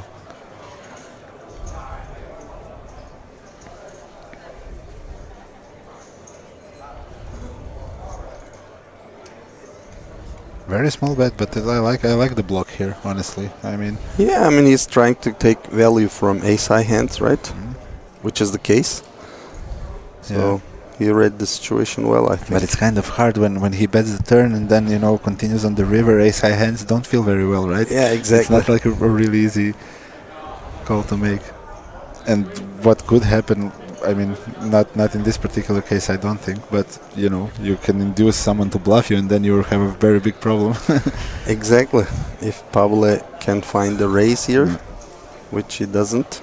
Yeah, it's a hard spot to raise. Yeah, because exactly. I mean, it hits big it's blind range so hard. So, and you know, what story are you telling if you raise them? yeah, maybe like a, I'm not even sure, like 5x or something. Yeah. Ryan is. Do we pronounce his name Ryan? I think Ryan? so. Ryan. Ryan, I guess. Ryan, like he's from Lebanon, he's a fearless player. So yeah. I don't think you can, you know, by raising there He's on the the river, person you can make him who fold. Yeah, keep maybe Nolan would do the trick, but it's super unnecessary for Pablo there to go all in. I will never forget him. Ryan. Ryan did the trick on you. Yeah, Yes. Wow. those are half of it is my chips. Oh. So that's why he have to win that tournament. Shoot. Then I can feel like, okay, it's worth it. Finally, with those chips, he won the tournament. Like. Yeah. I had the easiest main event. I just busted 4 times and then they won and that's Really? it. That was it. No problem. No stress, you know. Yeah, Take it exactly. easy. Have a free Sunday. I was qualifying in C. In C. I did qualify from day 1A actually and had 2 that's the days best. off. That was really, really good. Yeah. I was really, you know, relaxed and everything today. That's why the one big blind situation in the first hand didn't bother me that much. And then it paid off. Wow. We may see an all-in here. No, he's opening. No, yeah.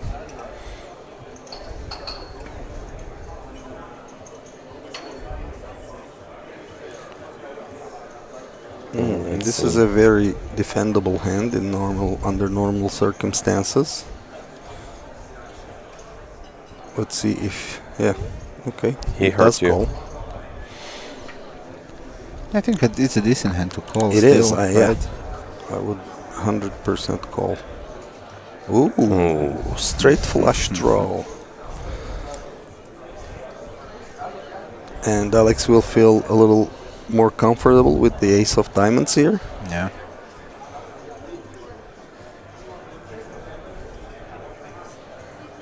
And he has all the queens in his range, so I guess we are seeing a continuation bet here, which we did. What's the size? 150. yeah. Yeah. Standard. Always and betting good, small yeah. here, probably, with the stack depths, right, on the bubble. We don't have that many big bets anymore. Yeah, of course, sure. These small bets also does the job Yeah, of the of big course. bets anyway.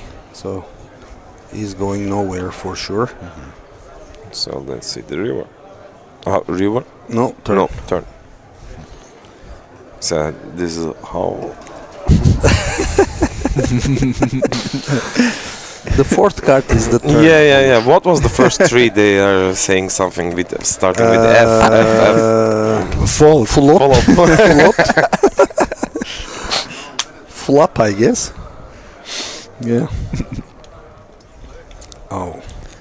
And now, like in 5-6's shoes, I think you kind of bet here because you Yeah, have like the 9x's, you have the different types of value hands. Yeah, this is what I'm saying, Philip. People can't find bluffs in these type of situations in the live arena. Yeah, but the It's problem with much this is you easier. just never win the pot, right? So you kind of, if you're bluffing anything like this is the one you want to be bluffing, right? So it's Wow, And I think it's coming. Yeah. It's He a very did nice surprise base. me. Wow, Yeah, nice, that's cool. nice hand. That's cool. That's cool. Nice hand, Shan. Oh, break time. Perfect. So here we are going to break, and I think there will be cheap raise. So we will come back soon. We'll come back soon and see you guys after the break. Yep.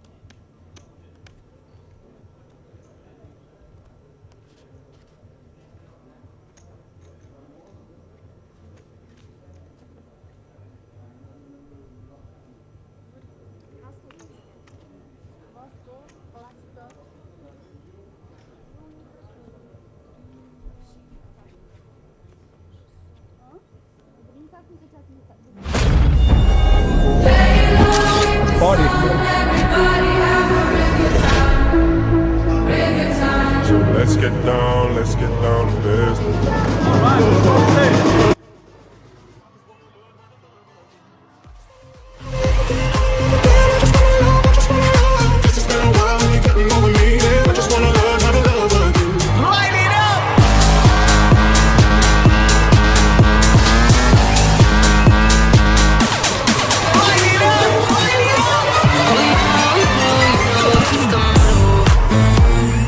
Drop a few pills and pop a few champagne bottles.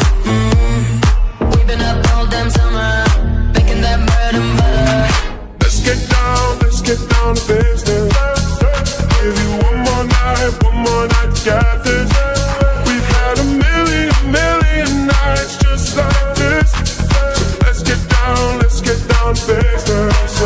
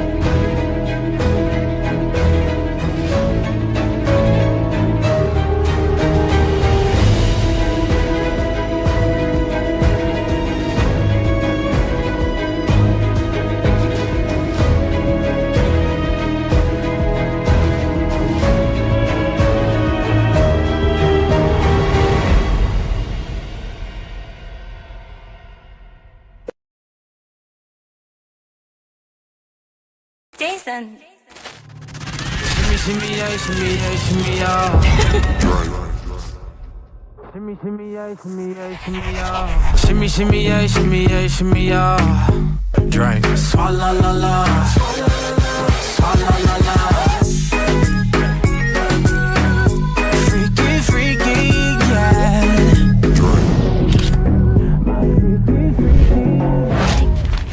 Wiggle, wiggle, wiggle. Wiggle, wiggle, wiggle.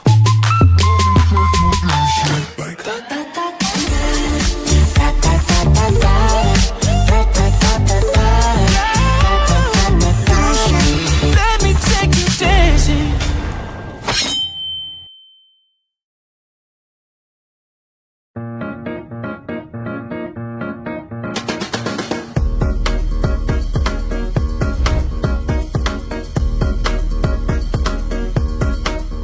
Heart goes up, heart goes down. We fall in love and we fall back out. I'll give you anything you want, anything you want, anything, anything. Just don't tell me no. You stop it still, then you make it rush. You're like a pill that I just can't trust. You told me to stop, but I keep on going. Told me to stop, but I keep on going. Told me to stop, but I keep on going. Party. So let's get down to business. Alright, let's go on stage.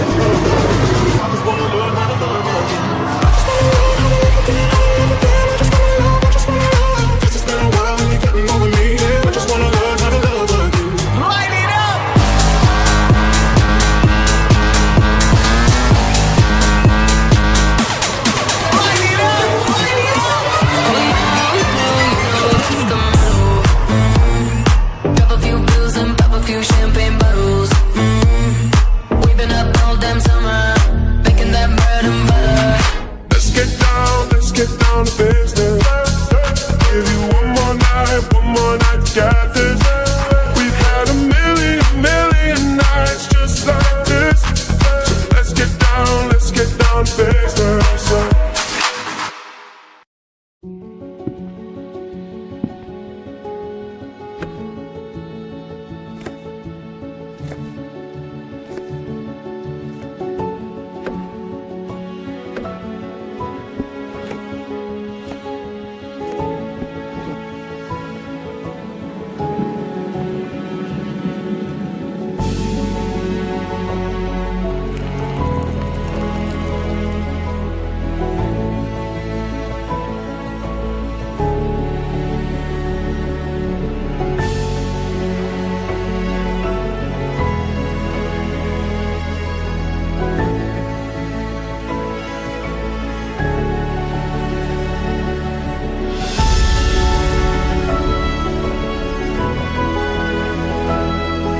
Biz burada sadece yemek yapmıyoruz.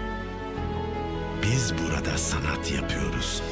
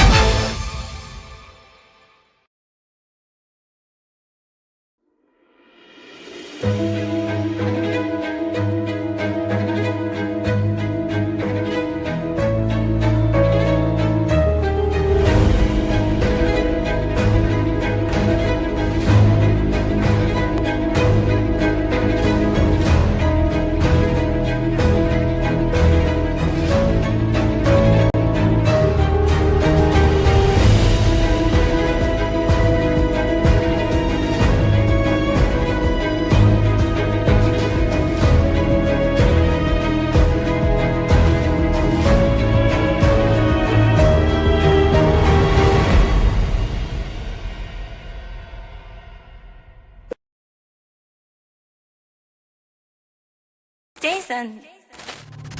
Shimmy, shimmy, yeah, shimmy, yeah, shimmy, yeah. Shimmy, shimmy, yeah, shimmy, yeah, shimmy, yeah. Shimmy, shimmy, yeah, shimmy, yeah, shimmy, yeah. Drink. Swalla la la. Swalla la la. Freaky, freaky, yeah.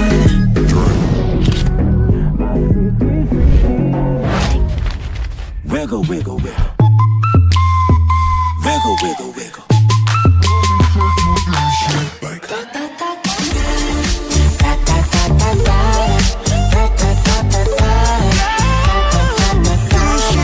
Let me take you dancing.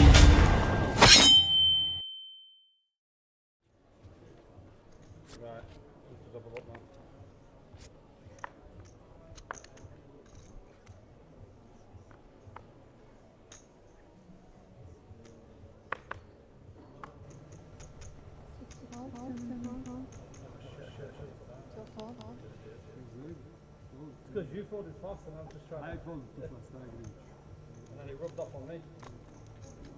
He's folding too fast. Yeah. Me? Folding too slow. Yeah, okay. Play fast now, play fast. Okay.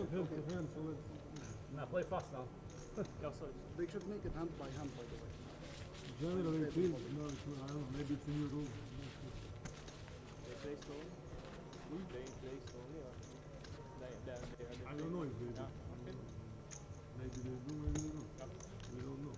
Maybe they play like 5 hands and we play 10. Never know.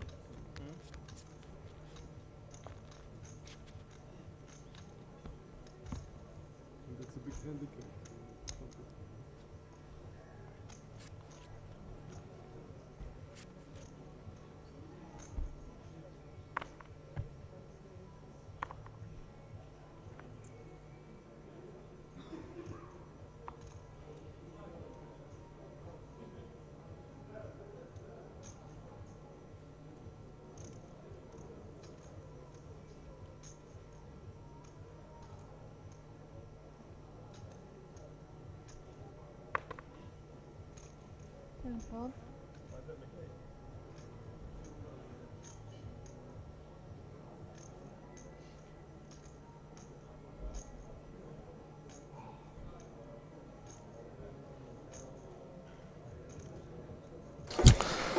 Yes, welcome back to the broadcast.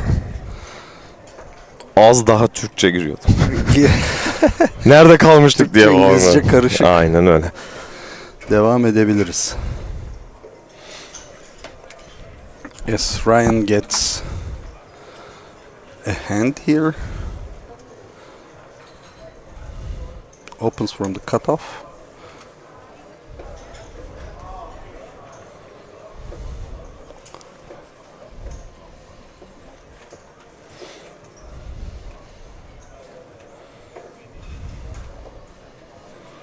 Which will get a fold, I guess. Probably, I don't think he will be doing any shenanigans here.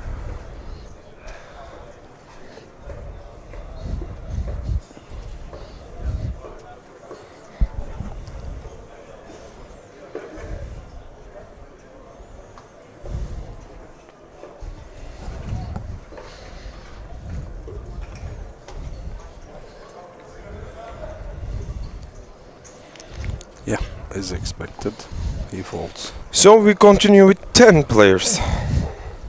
Yes. 10 FT tough bubble. players. Stone bubble, yeah. And all have been running really good, you know, in the first 2 days.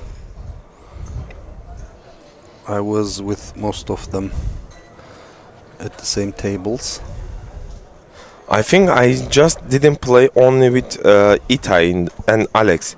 All the rest, somehow I played. Yeah, during- that's the same with me. I almost played with all of them.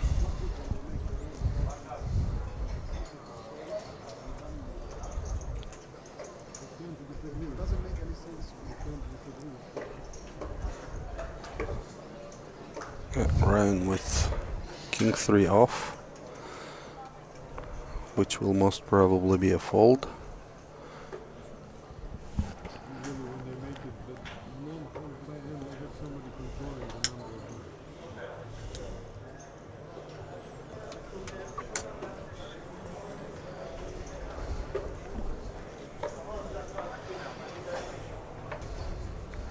Is there an all-in situation in the other tape? Like, What are they waiting for? yeah, they're all waiting for what?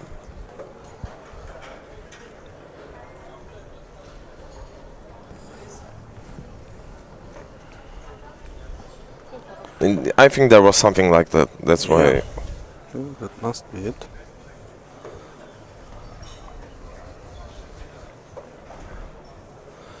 Another hand that will quickly go to muck. Yet another hand.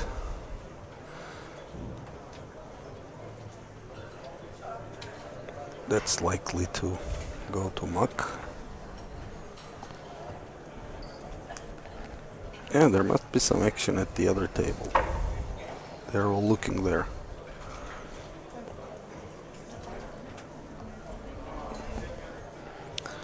Whoa, Pavle Yeah. keeps getting hands at the right spots. Let's see how he will play this. Oops. Oh, yeah. Yeah, I think that's the best play here. He can get calls from some hands and he most probably would be ahead. Same suit. Alex just Yeah, it's this is impossible for small him to Hollywood call. right now. We have. Yeah. And now he has like 6 big blinds, Alex.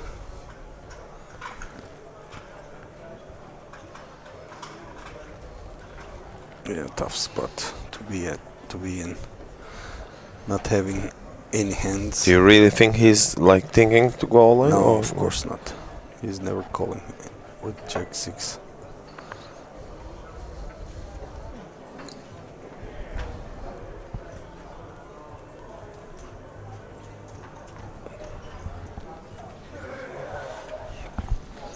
If it was King 6 maybe, but I mean, even still, you can't call there. It's the stone bubble. Yeah, some action is going on the other table. We can't see what, but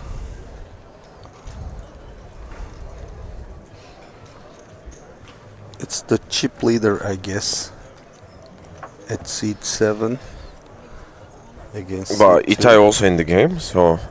Yeah. I thought. Sorry. I thought Bishra has also cards. No, Bishra didn't have cards. Seat 3 versus seat 7. Both with deep stacks, so he gets a fault from the chip leader.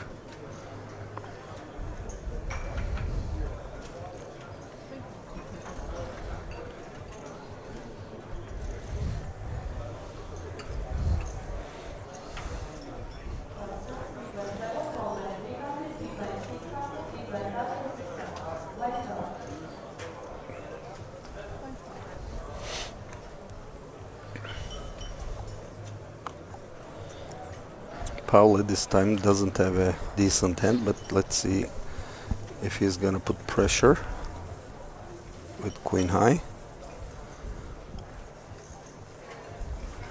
Nope. No.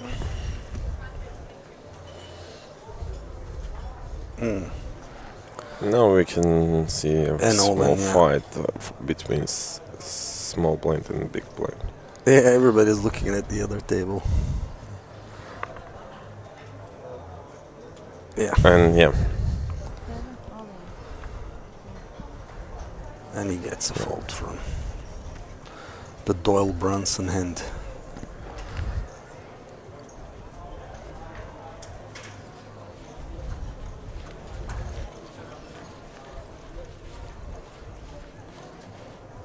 And yeah, here is some against small blind, big blind. There's no all-in button on the table. No, right now, nothing just, special right now. Okay.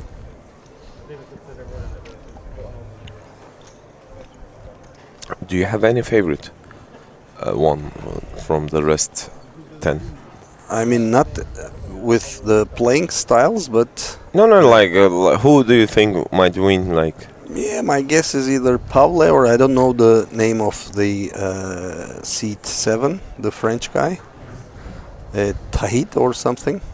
I think they are the most favorite in terms of how they took it, you know, until this point. I've seen Paule, as I said, you know, at least 3-4 times where he was behind and then won the hand, and they were all huge pots. So if that, I mean, in a tournament when you see that, it kind of continues all the way. That's my experience, at least. So we'll see another fold here from Jack 10. He can't call at this, you know, point of the game. Yeah. Alex waited for a long time to find some hands. Yeah, but now 2 hands in a row. Yeah, exactly. Yeah, this is how the game goes, right? And even those blinds, to get those blinds, it's really important in this moment. Yeah. 300,000 now? If you get the blinds? Yeah.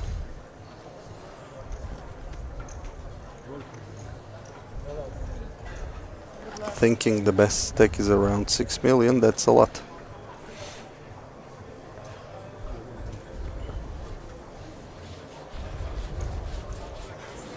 It's what, 6 buy-ins? Yeah. It's funny, you know, at this stage of the tournaments, like every action is like 10 buy-ins, 15 buy-ins, whatever, you know. We're on the grind, bro. By buy-in, I mean starting stack. Yeah. So.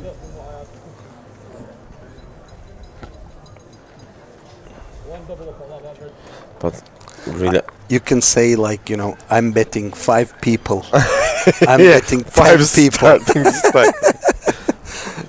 Because they're all, you know, number of entries.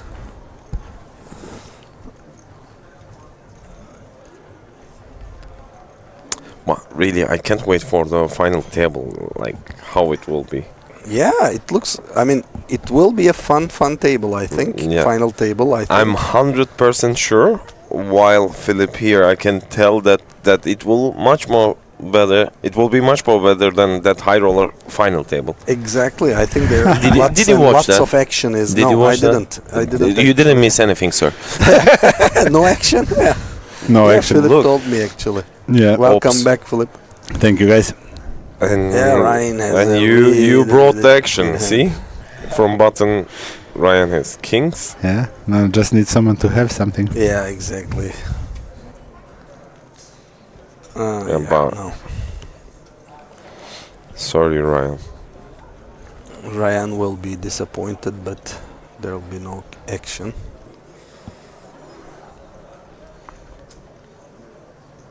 Easy fold, yeah. Show the kings, yes. Yeah, he shows it, of course. If my first card would have paired up, you would have got my chips. Because then I would have had queen and that. When he got my all in, after we were speaking with Ryan, Yeah? because he saw that I fold tens against Pavle, so he go all in. He was telling that when I call, he said that he understood that he's kind of, He's behind us. let's say, ducked up. Yeah. And he told me that the person who fold tens with what can call me like Yeah. when I have ace queen. So Did you snap call? yeah, Yeah. like Wow. Was it small blind versus big blind? Or no, he was big blind. I was UTG1. Yeah. Yeah, but still the table was 6-handed, right? So No, no. it was 7. Seven. Yeah, it was Okay. 7. Yeah. Okay, so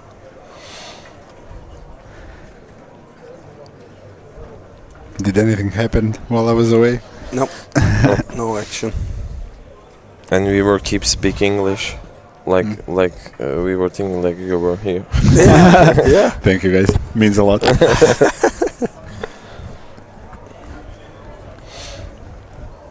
We asked each other who the favorite player. Actually, I no, didn't ask didn't- Onur. yeah. Who's your favorite?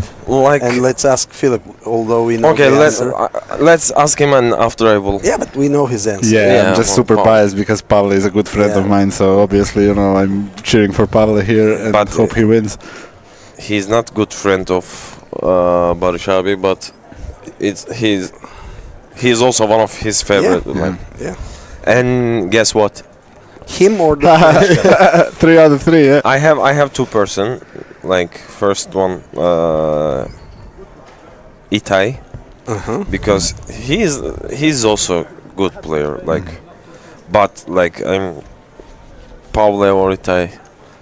Yeah, okay, Yeah. cool. Yeah. I wish for Itai, but Three- like Pavle is Three favorite players nominated for the first place. Let's see if our guesses or wishes one. Yeah. Yeah.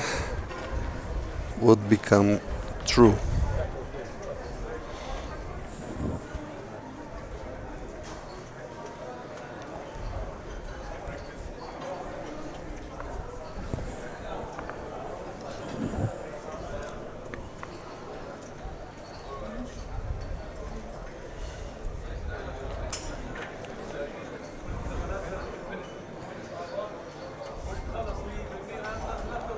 Again, they're checking the action on the other table, which is very understandable. So during the break, you were speaking with Pavle. Yeah, I saw yeah, that. yeah. So We were how is speaking- he? He's good. Like we were talking about a hand he played that didn't show up yet, so I'm not gonna spoil it a lot. But I think, yeah, he's always very focused and he's well prepared, and so he's feeling good. And I hope that he carries it into the final table.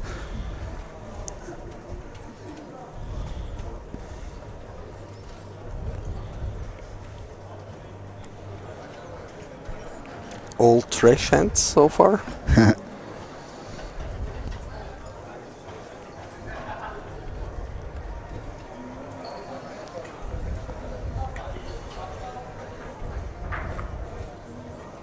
Let's see what probably will do here. Yeah, it would be nice to see the chip counts, because then we can know if it's a pure shove or if it's something else. Yeah, going all in. Yeah, it does show maximum pressure.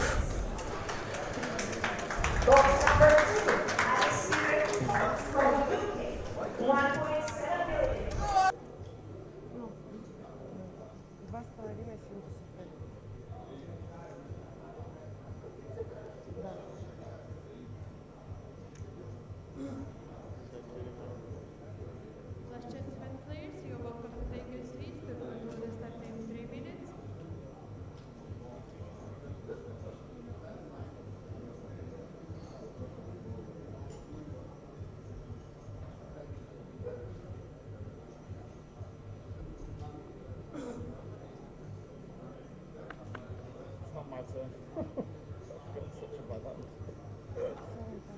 I was just taking my time. You can tell me, so I would have make told a you. serious face. No, I'm not going to do that. I'll make you sweat at this. I know what to call with, I know what to fold with. I would make I myself stay sweat. composed. I stay composed. I would make myself sweat. I had 8 loose offs to it was so bad. Do you have a good hand again, or are you just taking... I had a hand to do this. I wish I did. I was like, this is my turn, and then I look and I have a deuce for my first card. So when I...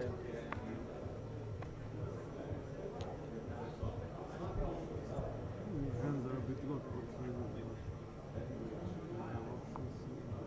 Hard work.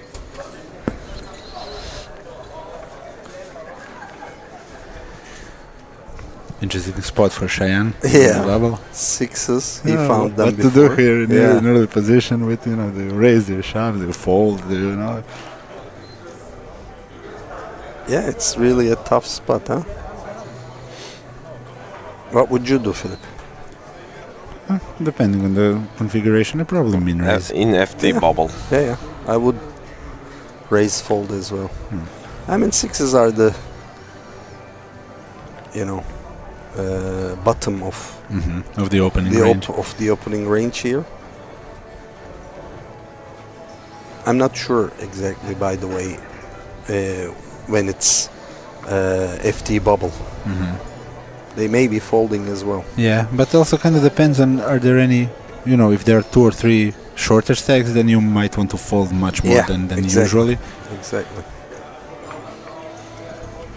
And you're in a terrible spot if somebody who are, you know, there are lots of people with, I mean, there are 2 or 3 people, right? Yeah, more yeah. than with more than his stack. So exactly. if somebody So 3 that's bets, you are in a terrible situation. Yeah, and there are shorter guys also, Yeah, which yeah, makes yeah, the yeah, sixes decent fold, I think. Yeah, I think so too.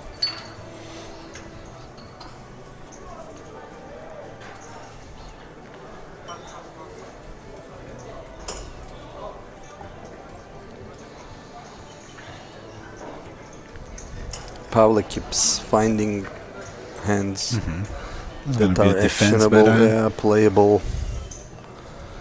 Ooh, let's see what Ryan does. Being the fearless player, I'm expecting a call here. Yeah. He's never folding 10-7 suited here. Yeah, versus button. I Yeah, don't think it's yeah.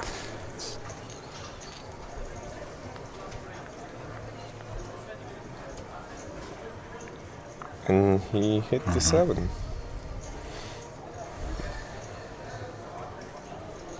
like this is a flop where we just bet, right? Yeah, exactly.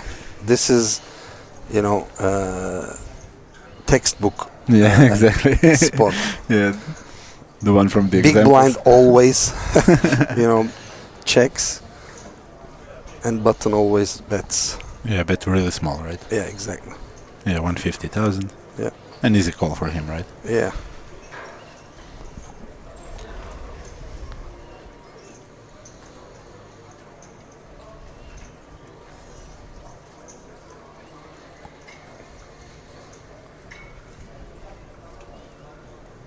Even a 2 is a call there, so.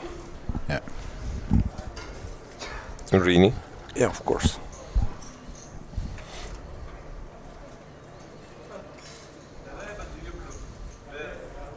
Because the opening range of the button is so wide, you know, he can have anything. Yeah, some twos with like. Imagine he backdoors. has Queen Jack there. You know, we are ahead with our 7 or 2. Yeah. Deuce there. So, can Ryan find the bet here, Philip? Not, No, not sure. he It's won't kind of take tough. the He has a bet. lot of Yeah. showdown value, kind of. So Exactly. So There I is think it 3 will go over card check. on his pair, like, but maybe If Pavle can find Pavle the doesn't, bet here. find the I bet. believe he will do. Yeah, because you know, if he did bet the flop with Queen Jack, King Jack, Jack 10, whatever, you know, Jack 9 suited, whatever, now he picks up a decent amount of equity. And even if he had a hand like King 8 or 8 9 and check the turn, he might bet once here for value, right? Yeah, exactly. He's going for a bet, a sizable bet, I'm guessing. Yeah. 5 something. Yeah. Yeah, half pot, Half pot, yeah. which is what you would do with your 475 he bet. yeah, half bet, half pot almost. So this is what you would do with your value hands, as Exactly, Philip yeah. suggested, and he found this bet. Now it's a tough spot for Ryan, kind Exactly. of, because a lot of things beat him, right? But Yeah, I he don't still think has something, right? yeah. And Yeah, I don't think he can find the call here at this stage.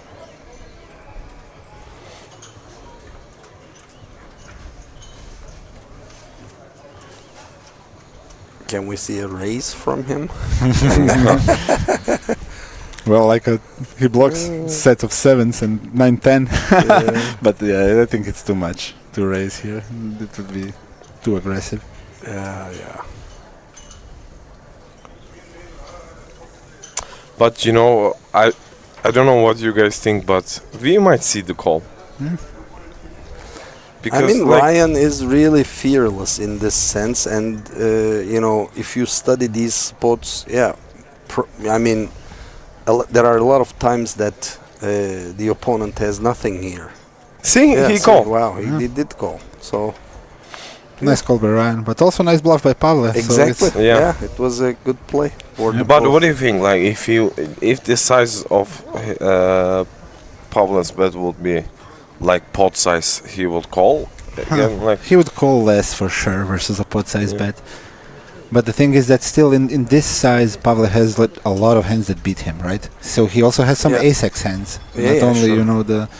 So it is a pretty And big as you call, I think. suggested, Jack X's. just a moment. There's Sorry an for all-in sorry for situation? that. Yeah, but there is an all-in on the second there is table. all-in situation. Wow. Between It's Bushra between.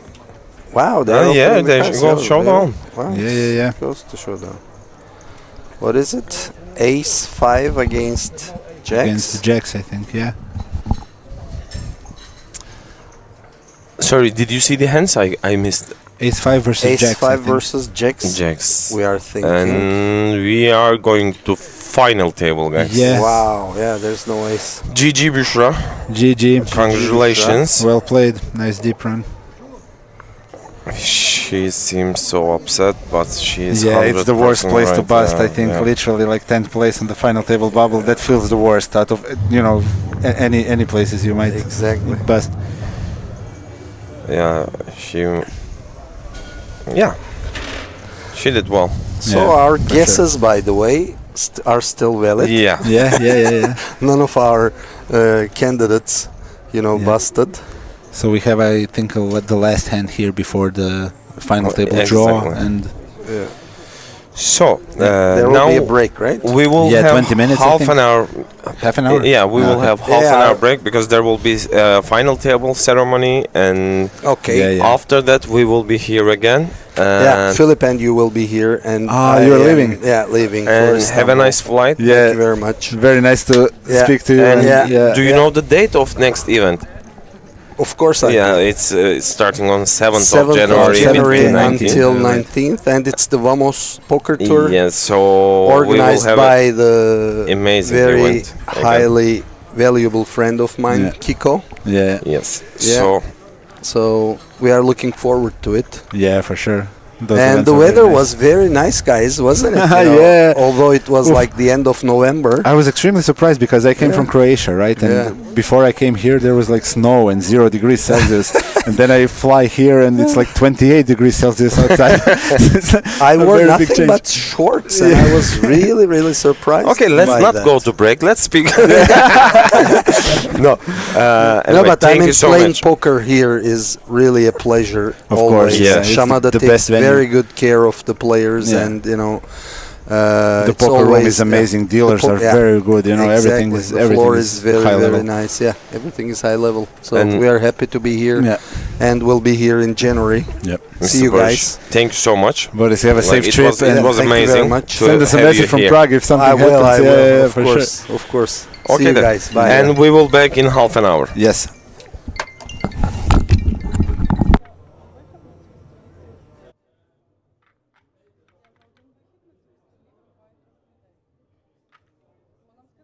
Jason. Shimmy, yeah, shimmy, yeah, shimmy, yeah. Shimmy, shimmy, yeah, shimmy, yeah, shimmy, yeah. Shimmy, shimmy, yeah, shimmy, yeah, shimmy, yeah. Drink. Swalla la la. Swalla la la. Freaky, freaky, yeah. Wiggle, wiggle, wiggle. Wiggle, wiggle, wiggle.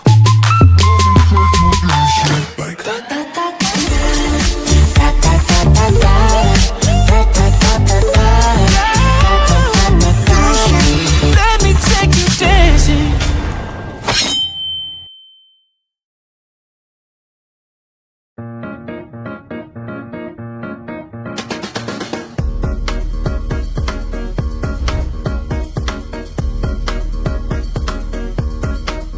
Heart goes up, heart goes down. We fall in love and we fall back out. I'll give you anything you want, anything you want, anything, anything. Just don't tell me no. You stop it still, then you make it rush. You're like a pill that I just can't trust. You tell me to stop, but I keep on going. Tell me to stop, but I keep on going. Tell me to stop, but I keep on going. party. So let's get down to business. Alright, let's go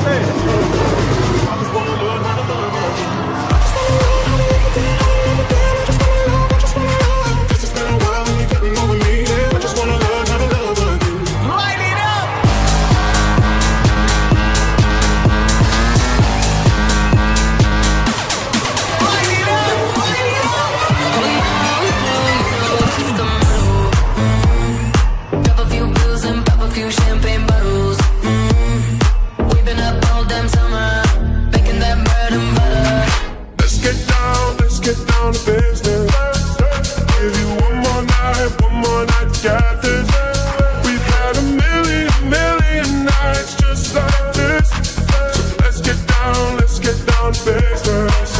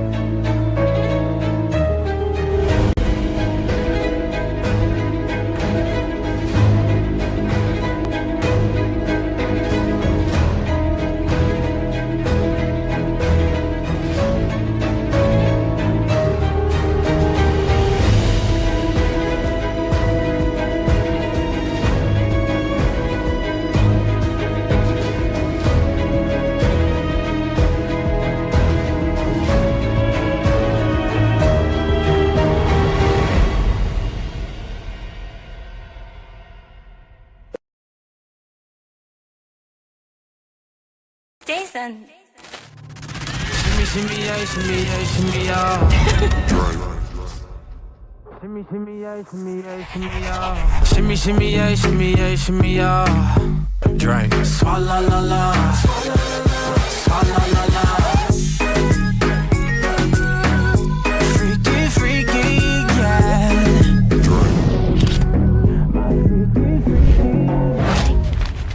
Wiggle, wiggle, wiggle. Wiggle, wiggle, wiggle.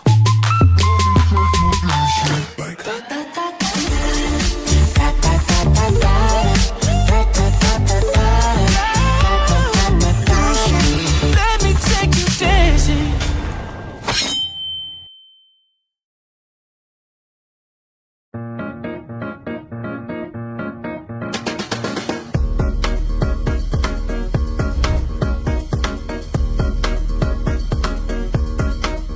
Heart goes up, heart goes down. We fall in love and we fall back out. I'll give you anything you want, anything you want, anything, anything. Just don't tell me no. You stop it still, then you make it rush. You're like a pill that I just can't trust. You tell me to stop, but I keep on going. Tell me to stop, but I keep on going. Tell me to stop, but I keep on going. Party.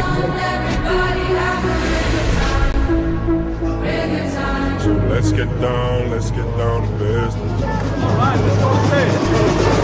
I just wanna learn how to love again.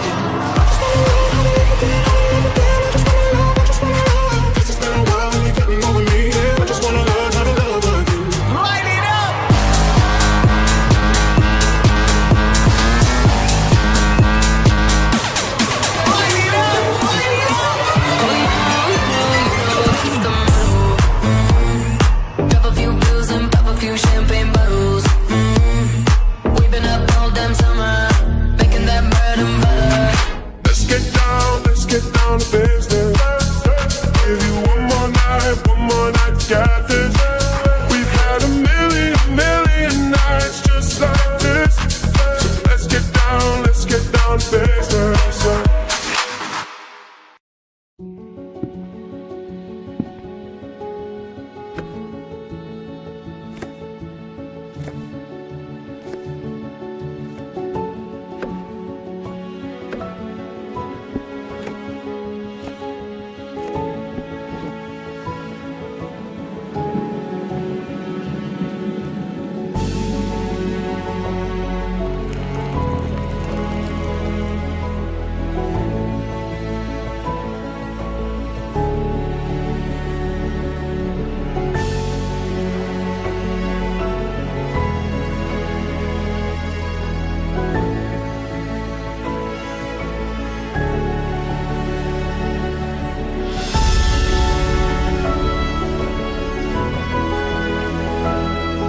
Biz burada sadece yemek yapmıyoruz. Biz burada sanat yapıyoruz.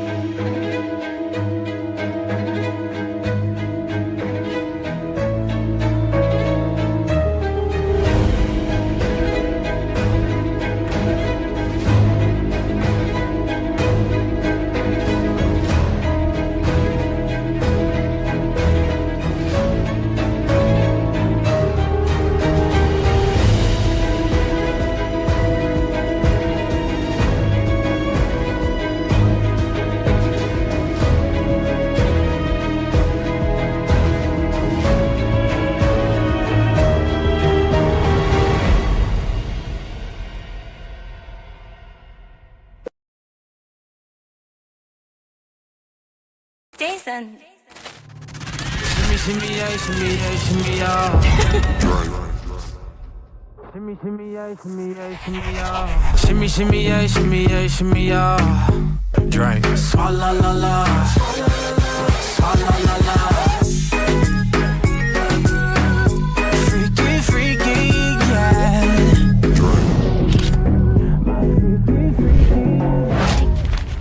Wiggle, wiggle, wiggle. Wiggle, wiggle, wiggle.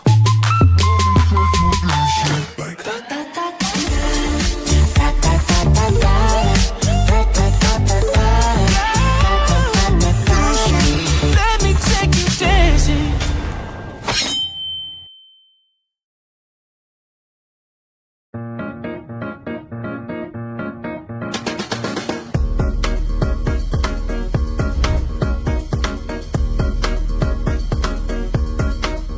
Heart goes up, heart goes down. We fall in love and we fall back out. I'll give you anything you want, anything you want, anything, anything. Just don't tell me no. You stop it still, then you make it rush. You're like a pill that I just can't trust. You told me to stop, but I keep on going. Told me to stop, but I keep on going. Told me to stop, but I keep on going. Party. So let's get down to business. Alright, let's go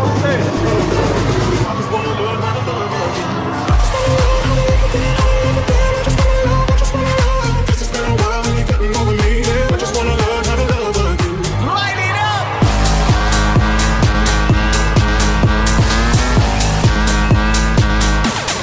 Light it up.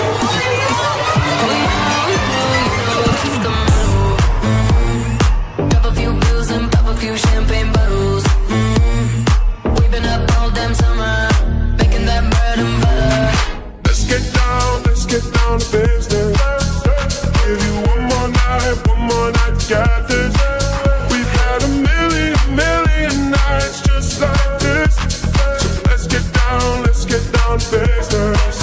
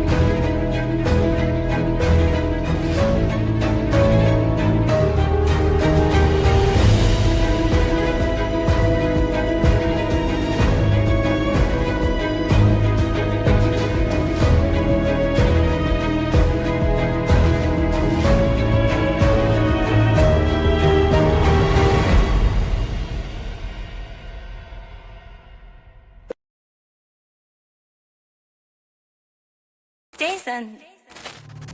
Shimmy, shimmy, yeah, shimmy, yeah, shimmy, yeah. Shimmy, shimmy, yeah, shimmy, yeah, shimmy, yeah. Shimmy, shimmy, yeah, shimmy, yeah, shimmy, yeah. Drink. Swalla la la. Swalla la la. Freaky, freaky, yeah.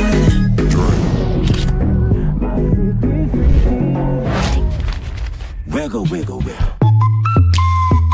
Wiggle, wiggle, wiggle.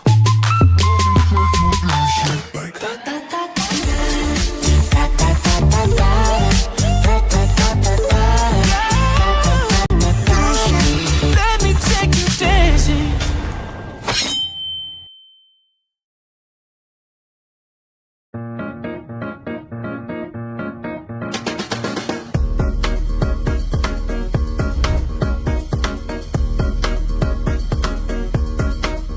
Heart goes up, heart goes down. We fall in love and we fall back out. I'll give you anything you want, anything you want, anything, anything. Just don't tell me no. You stop it still, then you make it rush.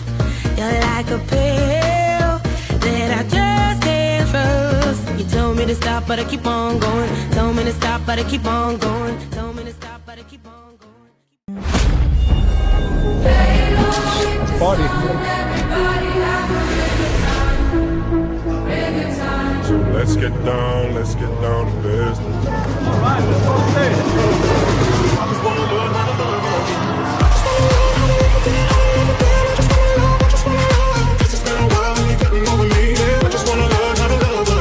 Light it up. Light it up.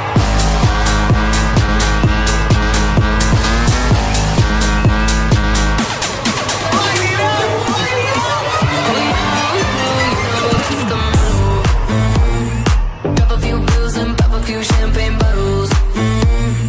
We've been up all damn summer, making that bread and butter. Let's get down to business. Give you one more night, got this. We've had a million nights just like this. So let's get down to business.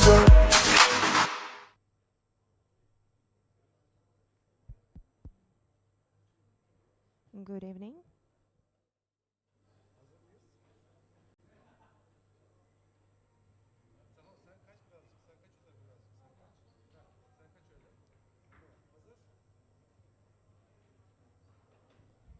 Good evening. This is Chamada Prime Series and it's grand time. Prime Main Event final table. Please welcome the table lineup. Box number 1, Itai Zion, 5.1 million in chips. Box number 2, Alex Piret Todd from UK, 1.7 million in chips. Box number 3, Pavel Petzel from Serbia, 4 million in chips. Box number 4, Tahar Said from France, 7.3 million in chips. Box number 5, Shayan Safarholi from Iran, 1.4 million in chips. Box number 6, Yalba Nikolai from Lebanon, from Romania, 3.8 million in chips. Box number 7, Ryan El Jafhari from Lebanon, 5.4 million in chips. Box number 8, Alex James Montgomery from UK, 1 million in chips. And box number 9, Cornel Bajat Christian from Hungary, 1.8 million in chips.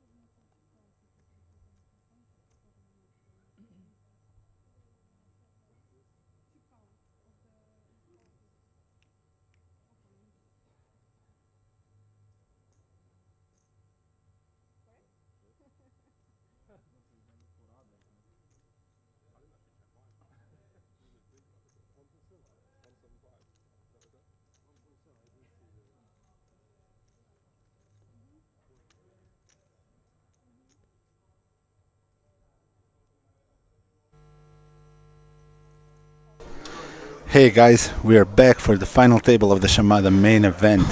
Here we are. 9 players left, 11.5k for 9th place, and all the way up to 125k for the first place. So, what do you think? Tell me. It's gonna be very interesting for sure. Yeah. The final tables are always, fun I to rail. Again, it will be. I don't know.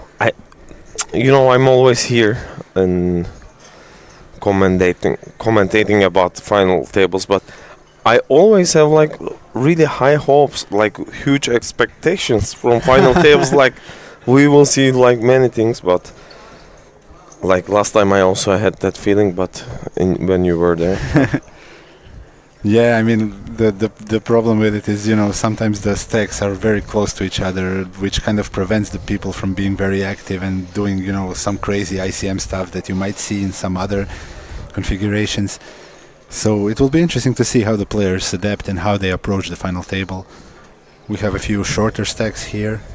The guys that are chip leading are, I think, around 40-50 big blinds deep. So we will definitely see some action for sure.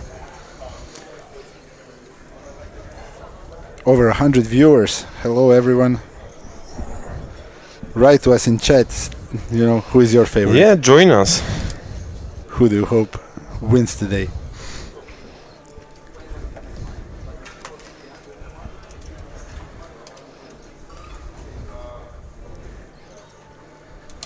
We have another guy here with us commentating in the booth. Hello guys. Hi.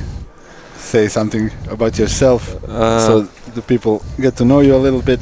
I'm Zhicheng Miao. I played a few times in Chamada before, and there's 2 players on the stream. There's my good friends in UK. It's Alex Montgomery and this Alex Todd. It's Queen 6 off.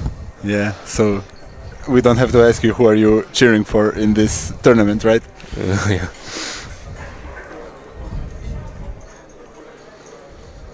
The action started with Saeed getting a nice walk. As we can see, we are up, from 8 big blinds all the way to 60-ish. So we will have some interesting dynamics going on. And let's see what the cards bring us. So, do you have any favorite one? You say that do you have two friends from UK there? Yeah. But put your emotions somewhere. Like, who do you think? Like, you have any favorite one? They are all my good friends, and So you can you cannot say it really again. say. So.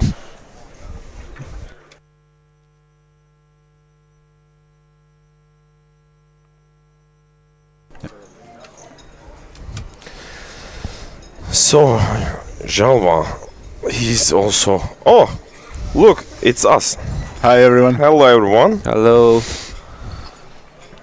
This pocket falls hand on final table +1 is a kind of marginal, but I think he's one of chip leader against a small stack in the big blind, so it's a open. It's a like okay open. Yeah. Most of the time that if you are mid stack with pocket falls, that at this stage is probably fold. Yeah, definitely. And it's cut off, ace 10 off, it's fold or 3-bet, but Todd decided to fold directly. Yeah, maybe because there is two shorter players than him, I think, so he Yeah. doesn't want to take the spot where, you know, he has to get into a dicey situation. Cheyenne is short, so he goes for a defend, which Yeah. is nice, I think. So there's something like even he can fold like better hands than ace 10 off in the cutoff, because Yeah, they yeah, want yeah. ICM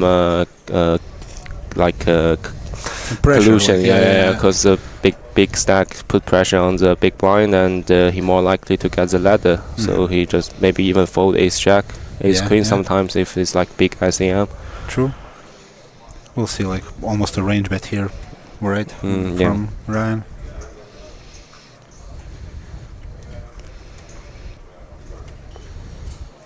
This raise is directly fold, I think.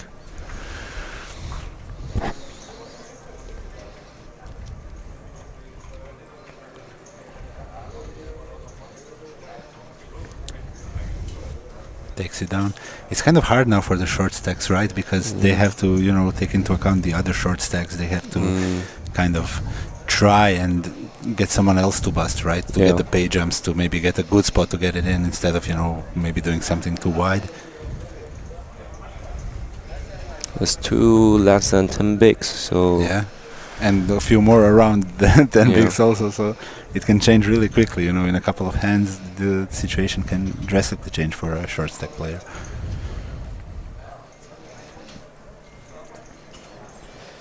Oh, now it hurts much more. Like seeing people in So now final you have table. like the Yeah. I was just thinking about that. Yeah. Onur had a deep run today, got very unlucky, busted ace king versus ace queen.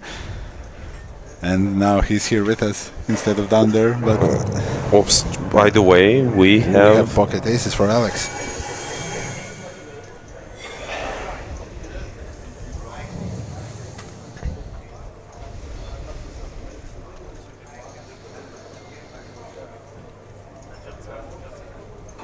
Do you see any min raises here with this type of stack, or is it just pure jam?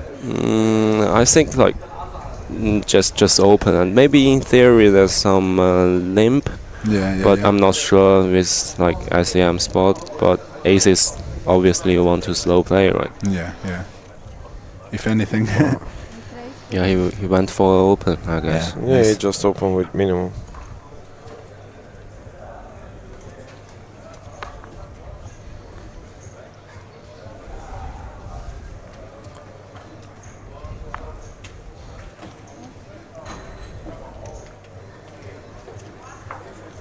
Tower side fold. Yeah. It's kind of a tight range when someone does a min raise from this type of stack, right? Yeah, So, it's pretty nutty. yeah. But let's see what. Oh my Just god. gonna get a walk. Unfortunate for Alex. So maybe he can limp here. I don't know if theory proved, but Yeah. limp is alright, I guess. Yeah. But min raise I like quite a bit. Like, it's one of those things where big blind will still call a significant portion of the range, you know, so there you will get some hands. It's so tough table. Look at them. Yeah, very serious business. you Yeah, know. yeah. Big Like- final tables.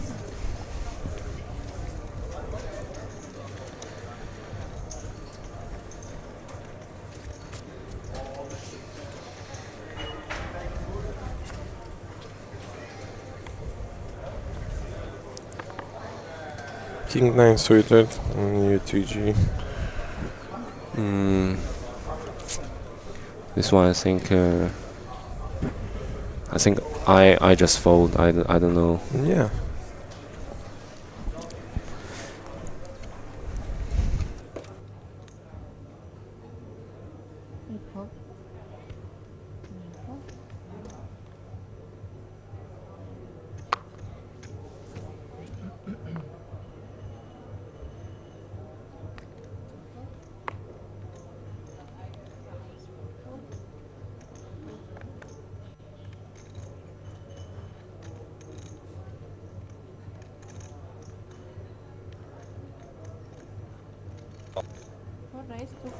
Said here with the open.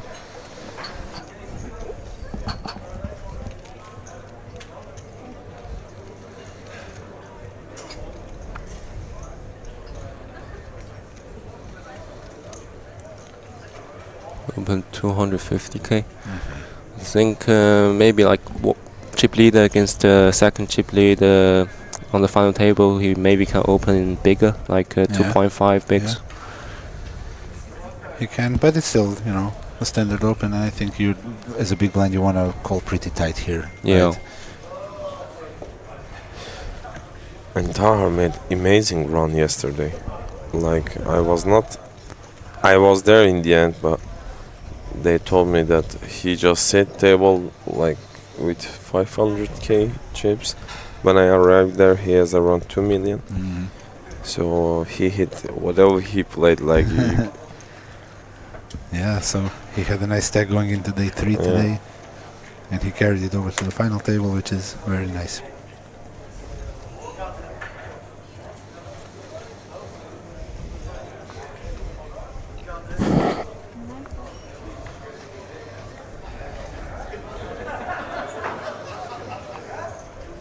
People having fun, as you hear. Yeah. Laughing.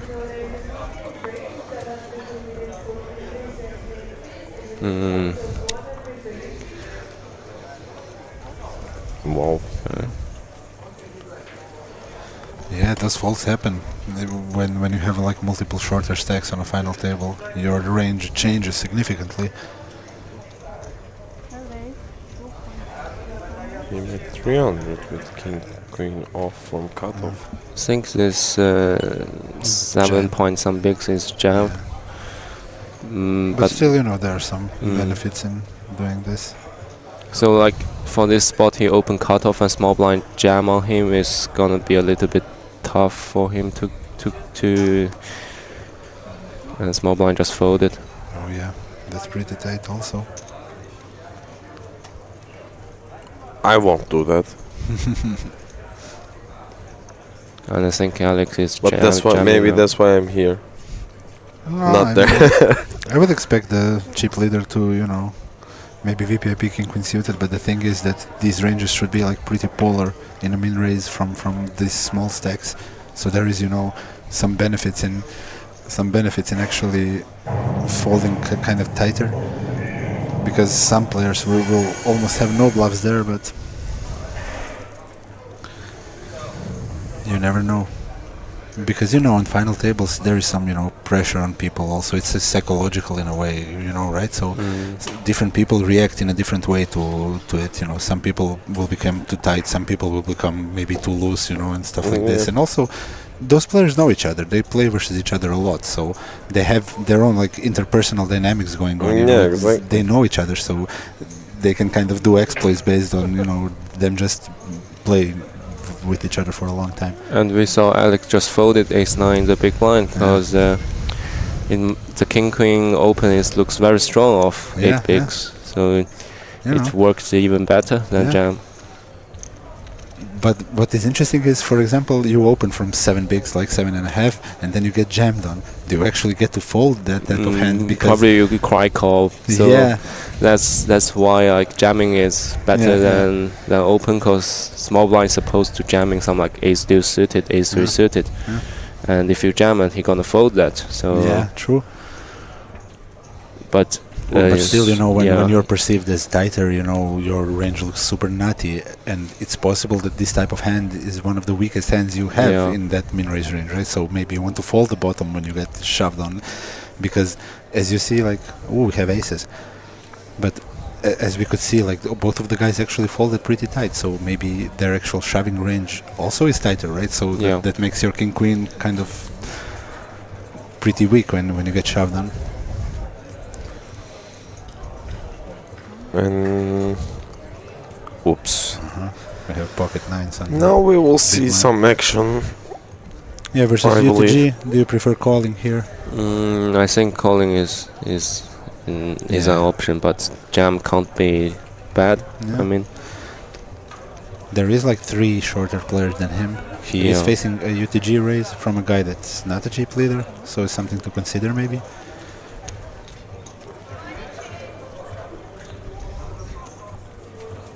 Here we go. Very hard to get away from Yeah, pocket yeah, nines yeah. here. This is like.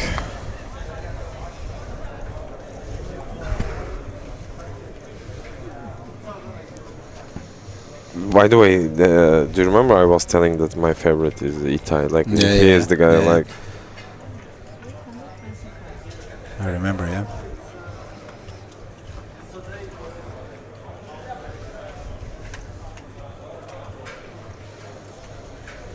Pretty big bet actually, which I kind of, you know, it's not necessarily bad, because the things that call you maybe do want to go for 2 streets if there's like flush draws or something like this. You will not get called much anyways, so maybe that's the reason to size it up a little bit.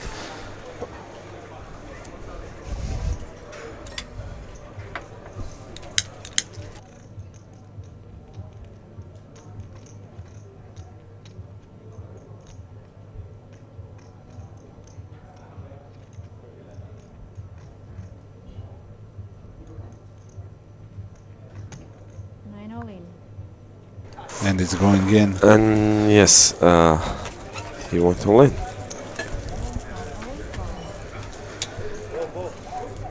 Two outs and some backdoors for Christian, in a rough shape with 13% on the flop.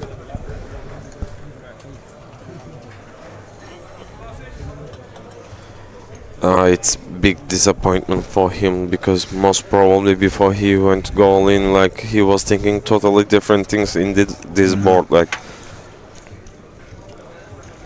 No help on the turn. Has only 2 outs. and GG, Christian. GG. Well played. Cornel is the first person who bust from final table, but congrats to him. Yeah, and he took home 11.5. Yeah. So with 8 left, the next page jump is I think 14.5, right?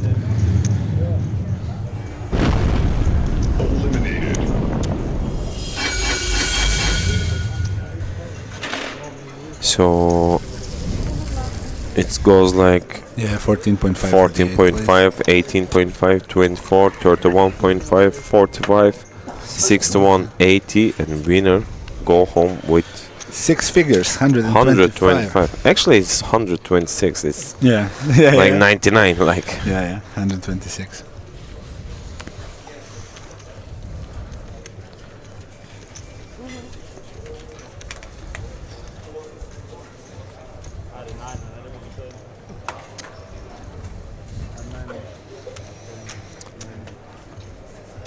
so, it's good also for Itai. Yeah, for sure. Now he's. I don't know if he's the chip leader now, but he's definitely No, top I don't 2, think. I think. But yeah, he is in top 2. So it's a nice place to be on the final table, definitely.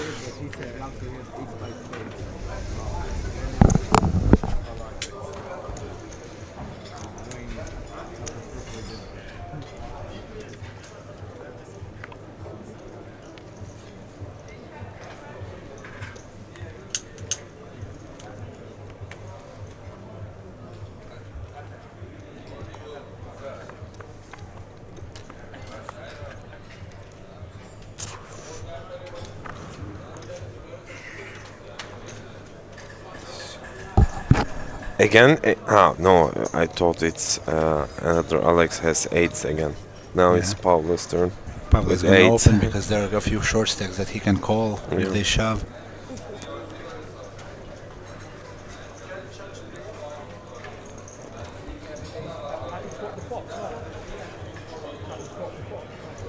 Maybe an interesting 3-bet spot, but maybe too early of a position. Yeah. kind of. I think King 9 suited is a good one, good combo to 3-bet here. But fold is good as well. Yeah, maybe they're like a bit later in the table, you know, then it becomes more.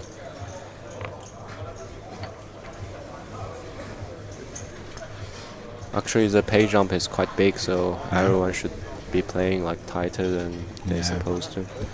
With ace king suited. Trouble. Let's see what the sizing he chooses to do. Against the 30 bigs open, he probably wants to 3-bet like 6 bigs or 7 bigs. You think that large here?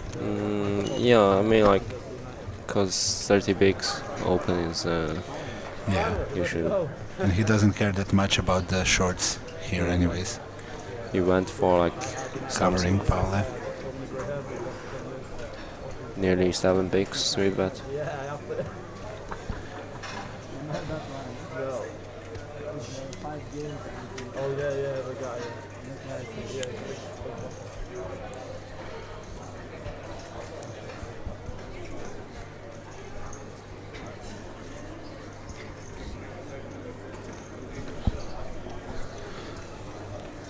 So, like big blind 3-bet against the under the gun +1 is like very polarized range. Yeah. So it's good hands or some bluffing hand. What do you think about the shoving range here? For example, for Pavel, he doesn't have many shoves, right, in this? Yeah.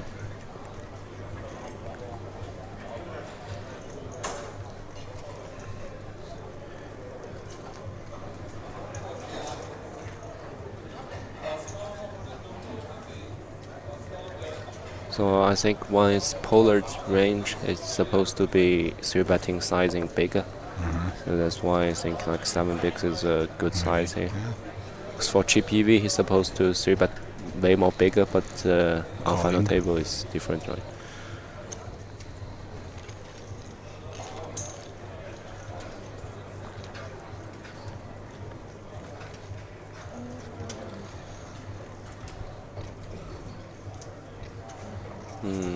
End of discussion.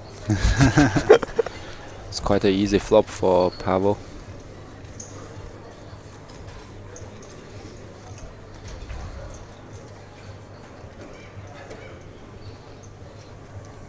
Because a lot of also the bluffs come from A6 type hands, right? So Yeah.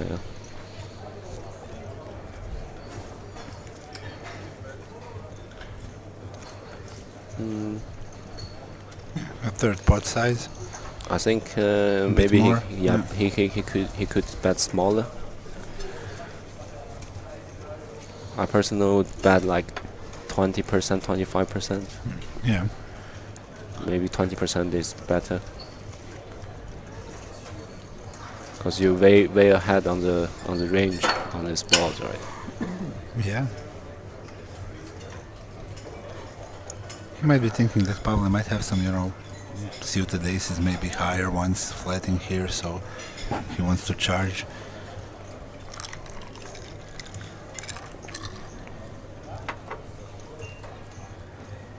Oops.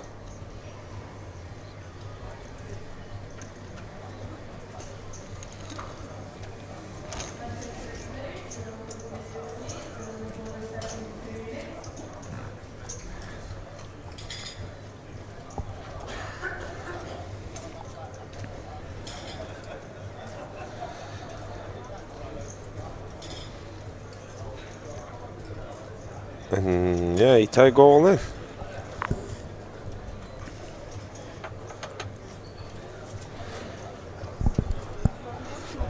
Big pot for Itai also. Yeah. Now he is the chip leader, right? I think. I think, yeah. And here you can see the payouts. Do you think it was good call or like he could pass actually? Yeah, I would love to see maybe a fold there, but he still had like backdoor flash, backdoor straights. Maybe he thinks, you know, he's doing it very wide as a chip leader, putting pressure on him, Yeah. tries to maybe freeze him out with a call and see if he just checks the turn now and maybe gives up.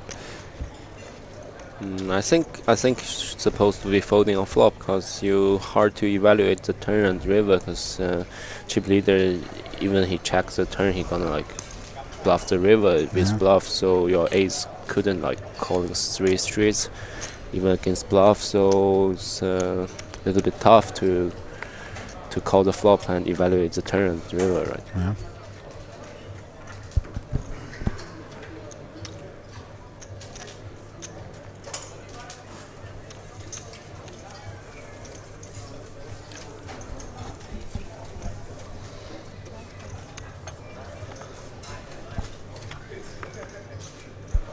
And second chip leader open king jack off here.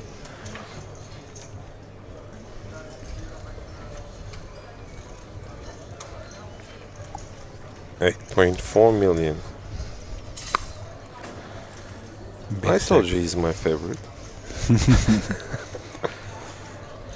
I'm gonna see defend here, right? Yeah, so the pure defend here for Toddy.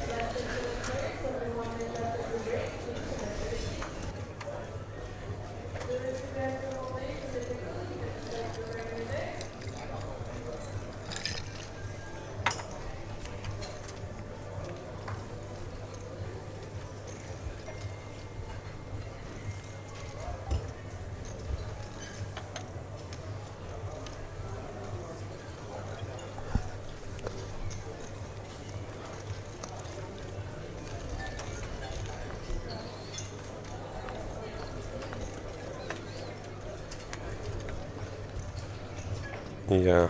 no. Interesting spot for Yeah. him now, right?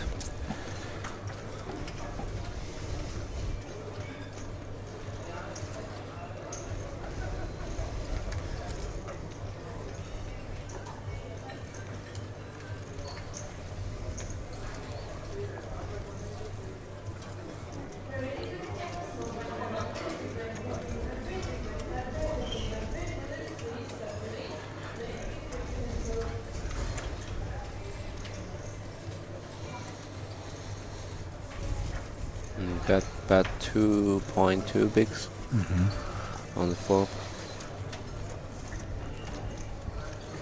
Now it's more of a question, is he gonna call or check shove here? Yeah, that's what I was about to ask you guys because I don't know. Yeah, it's a tough spot for him Yeah, because exactly. you know, the opener has a lot of hands that didn't connect, that want to see bet here, so he might feel that, you know, there is a situation where he just jams and takes it down, which is huge for him, basically almost a double up if he gets a fold here. Yes, Yeah, he went he goes all for in. Check jam. easy call from Tahar. Yep.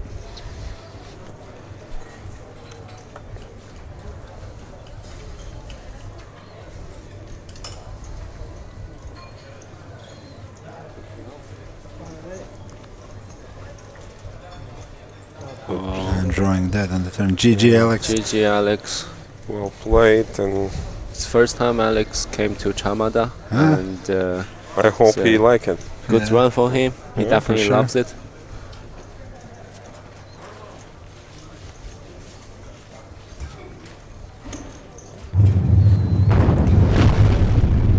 Eighth place for Alex. 14.5k. A nice payout.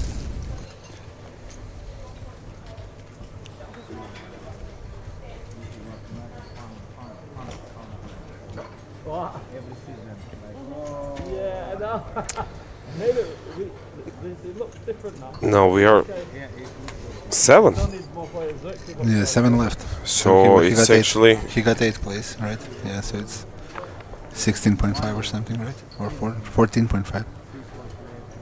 Yeah, 14.5. yeah, for but eighth no, place. no. I mean, it, just in one level. No, okay, it's we are in new level now. Blinds up, like, but it was fast. 2 person already did Yeah, that. because you know, with some shorts on the table, you know, the shorts And have the to try thing to is, take spots. and the get some thing chips. is, like, 2 person like Itai and Tahar now, like they have huge chips, and now it's tough for the middle stacks. Yeah, to exactly. be active and try to play something. 7 bigs, king 7 off on the cutoff. Alex was thinking of shoving or not, but because now he's the let it short go. stack, right? Yeah. So there's a lot of value in taking. Is it he down. the shortest? Yeah, he's the shortest, right? So when he is the shortest, obviously the ICM is not that much for him. Yeah. So he has to look for spots to get it in and either try to steal the blinds or double up. The chip leader gets to raise a lot on this button, right? Because the short already folded and the other guys can't really do much. And he can even play some jams on the button, I think, because small blind and big blind gonna be such a tough spot to call. Yeah, for sure. They Marginal have to hands. be very tight. There's a So 7 we bigs have, and 9 bigs. 7, 9 bigs.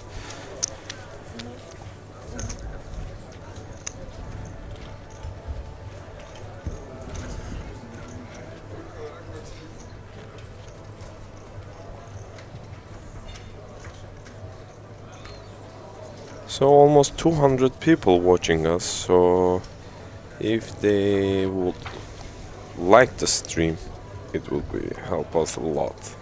Yeah. So. And also again, right in the chat. Tell Yeah, us. chat is so quiet, Tell right? us.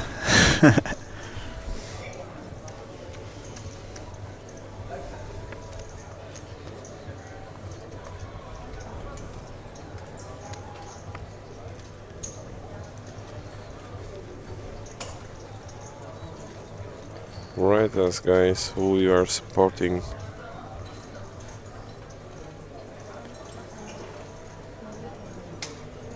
And Jalwa has had amazing chips. I don't know what happened. Do you remember? Or did you see his chips before, like yesterday? I don't know what happened today. Yeah, not sure. In the second table, but he had much more, as I remember. Maybe I remember. Yeah, it's very fluctuating, the playing short-handed on the, ICM spots on the final table bubble and so on. It can go up and down a lot. So I have some comments. Okay. Thanks to Artem that he said best showman. Plus, we agree. Someone wrote that we support you. Thank you, guys.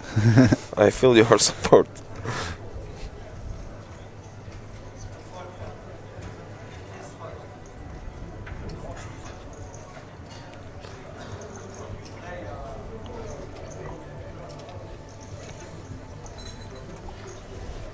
So while we are watching a board, and let me ask you some question, guys. Of course. So you are coming from so far, like you're coming from so far to Cyprus, to North Cyprus, to Chamada. Like, could you please tell me your experience, like, or like what you are seeing here, or what you feel while you are here, like? Yeah, I think that for me personally, I think Chamada is the best venue in Europe for sure to play poker. People are great. There is a bunch of great players, cool guys. The rooms are amazing. Gym, spa, food is amazing. Food is really good. So everything about it is really nice. The poker room is great. The dealers are great. The tournaments are nice. So everything about it is, it's just a good place to come and play poker. And the weather also, when you look at it is the best. and everything, And what about you? The weather in UK. This is your second like time you are crazy. here, right? Last tournament you were here also, as I remember. I think this is my 3rd time, yeah. Third? Okay, Third sorry, time, I missed one. So what do you think? I think the weather is great for Cyprus at this time, and in UK the weather is so shit. Like, it's cold Rainy and and cold, windy, raining, and it's so chill to play in Chamada, and everybody nice, and the waiters, the staff, they're very charming. Yeah. It's And the field is pretty competitive, and no one gets angry or anything. This is just very friendly atmosphere of going course, on all like. the time. So it's a very pleasant place to play. today, when I passed, I just did, I don't know, of course, now you will see what I'm doing, but the guy who beat me, I did like this, like, you know, like kind of handshake. So Itai came to me, like he said, like, wow, Onur, like, you were so nice. If it would be with me, I could break the table, like. And field is really good, right? Imagine me kind of players, like, can get the 14th place even. It's amazing field. The field is great Yeah. for sure, and you know, just the games are very good. Are you guys playing cash game also? Sometimes, not that often, mostly tournaments for me. Oh, the a6 off, choosing to 3-bet here. I was thinking about interesting spot to limp ace-jack. Oh, he limp his jack. Oh, I didn't notice that. Because there is like 3 or 4 shorts, maybe he thought, you know, someone shoves light, so he can maybe make the call.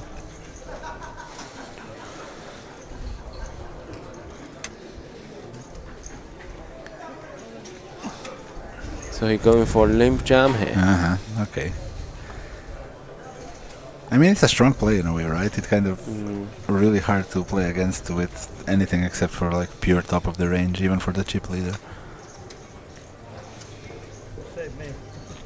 And he did win a nice like 1 million pot, so... Yeah, because when it's ICM spot, you prefer to play less slow playing, so you're more willing to just take the pot down. Yeah. Because the chips are worth a lot of equity. Yeah. So And you don't want to like see the river and realize your equity the most time.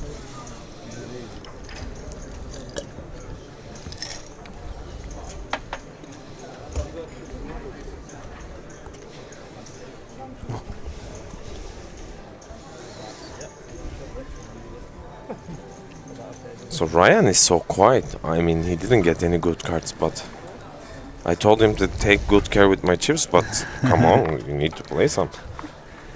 Carl asked us what have they all locked up so far. So there is 7 players left. 7th place is 16.5 thousand USD, and it goes up to the first place of $126,000. So pretty big one. Nice tournament to rail. So 7th place will get 18.5. 18.5. Yeah. Okay, sorry, I didn't see No, from it's here. okay. It's Yeah. just 2K. Okay. Just a flat from Ace King. Interesting to see. And Ryan opened like 2.3 bigs. Yeah. Under the gun. And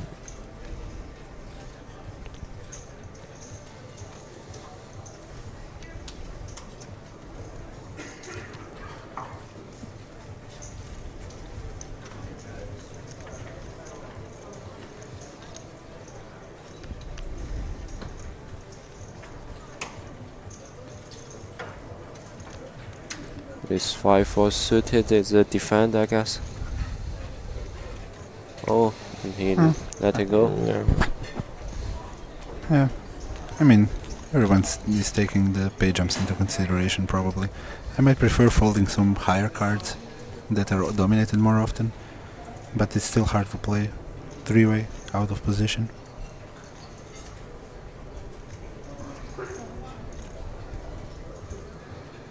he check and check back.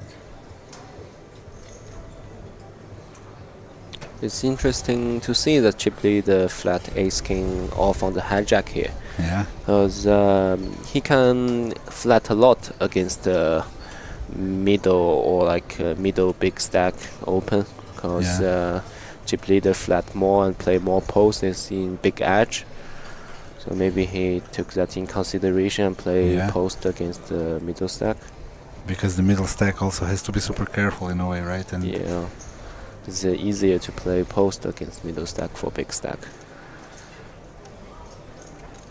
is he going for a raise? Yes, he is. Yes, So you know he'll put you in a tough spot, right? So it's 1.3, I believe. Yeah. And he is aware of how tight Ryan has to be in this spot, right? and he won more than he could get if he 3-bet.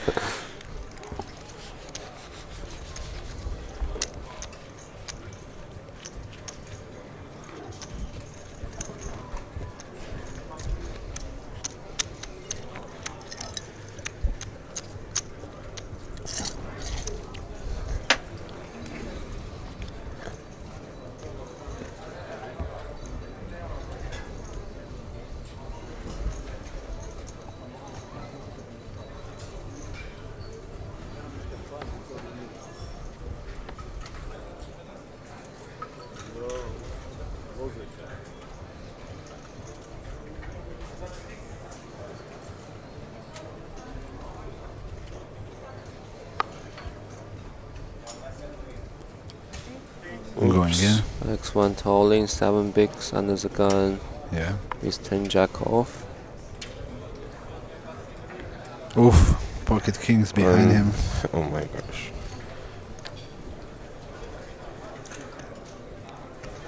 If you run into it, you run into it, kind of, right? It's just...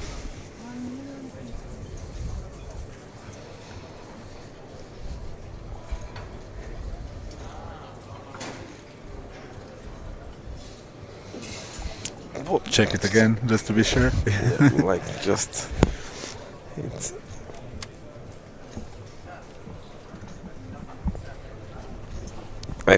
I don't know. I don't want to say what I'm thinking exactly right now. What he's thinking? Who, Alex? No, Tahar. Tahar. No, he's maybe, you know, trying to also make himself look weaker in a way, right? So the other players behind him thinks he has a tough decision. I cannot question that because there's other players, like you're right. Yeah.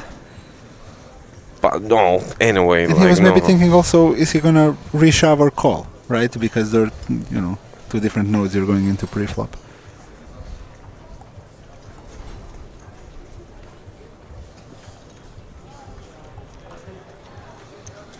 I think calling is much better. Of course, like because shoves get all of these types of hands to fold, and maybe you know, maybe you level someone maybe into you doing can something. find another customer. Yeah, yeah.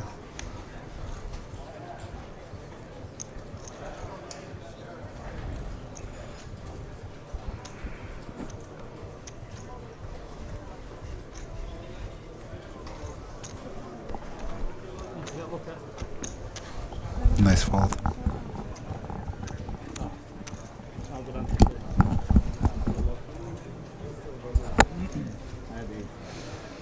Here we go.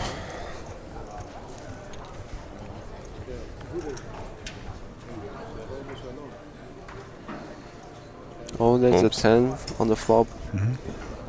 Sweat for Alex. Yeah, increases his outs. Oh, the 3 wasn't great for Alex. Definitely only 10s remaining. GG, Alex. Yeah. GG, Alex. Well played. 7th place, 18.5k. A nice payday, but still. Yeah. You know, you don't want to get out of the final table on 7th place. He's so nice guy, as I told you before. Today we were playing together and like we had fun a lot together. Yeah.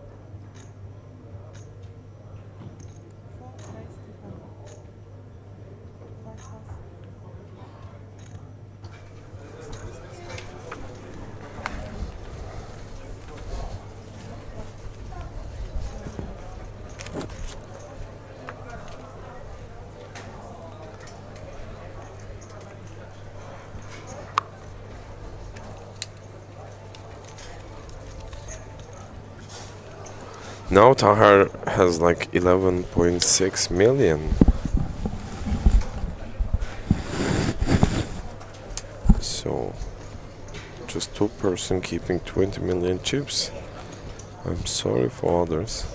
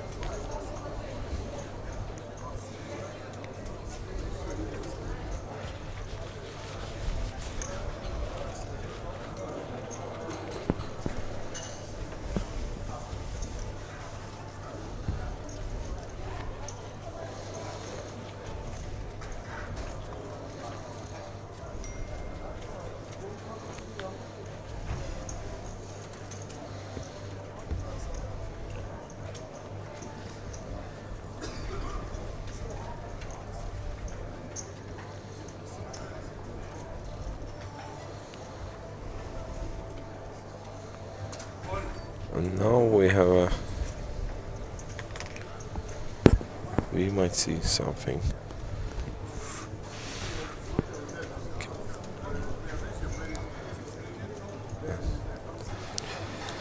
Yeah, Shine is very short, like, so this is the type of this hand is you the want, moment yeah. for him, like. He's gonna jam, I guess. Maybe leave a little bit stack behind, so if there's two more get in and he can fold.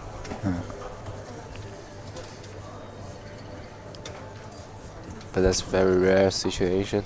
Yeah. Yeah.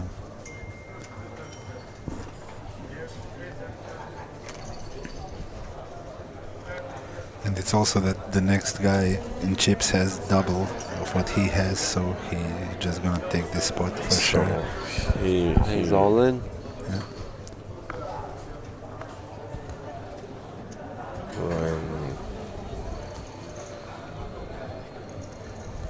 Itai with a decision.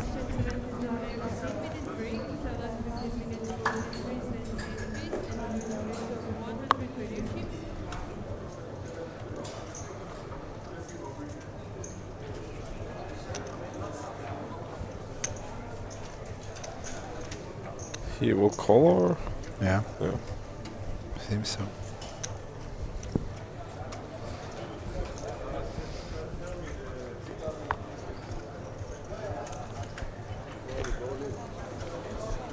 It would be interesting if Tahar would have some good cards. Like. Yeah. So here is the all-in situation.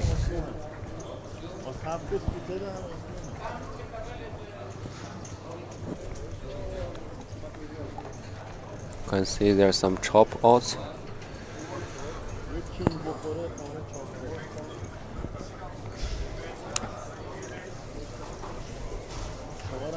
So there's some extra odds. Yeah. 4 and 7. No, we lost one more player. GG Shan. GG Shan. Like he got $24,000. Yeah, for 6th place. Nice run. Yeah.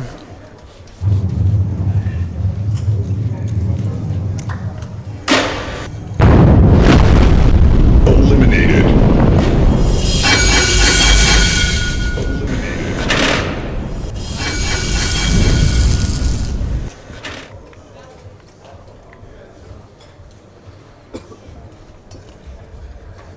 Now we are 5.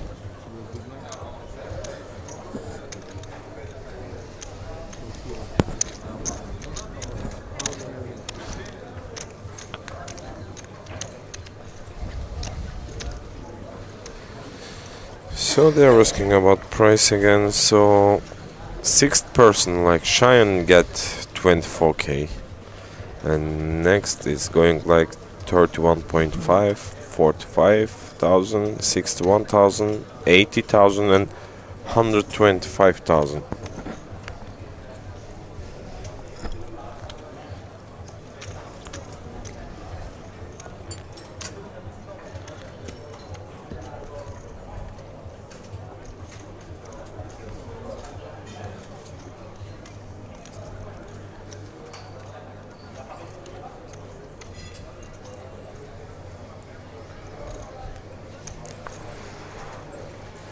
Okay, there is no like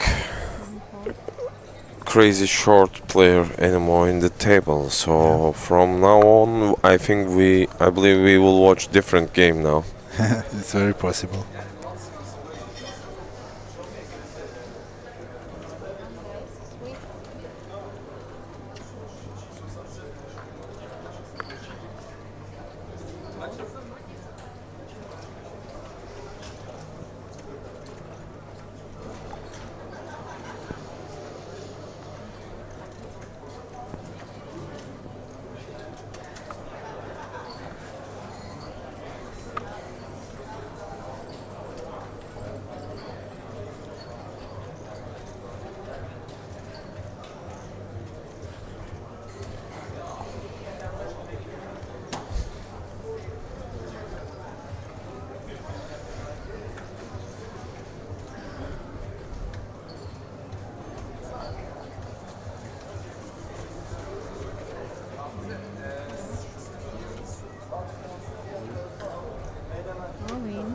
Oh, he's going for all in with Queen Jack in the big blind. Good move.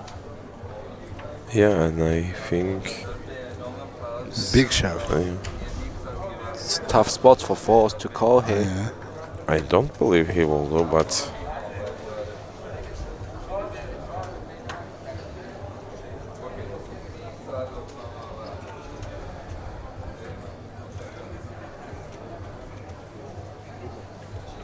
Oh, he folded Force. Good play for Queen Jack off.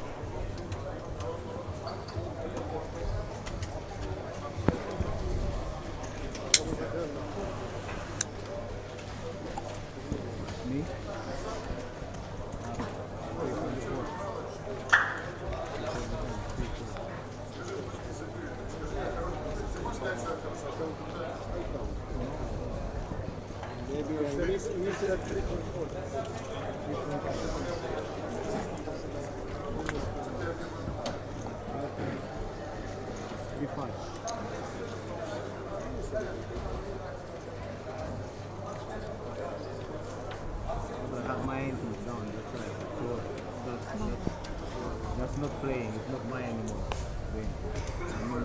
Mine all in.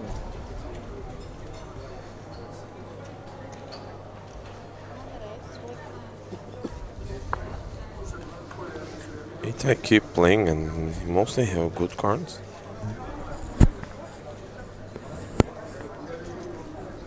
The two of them, Itai and Said, can be very, very active now.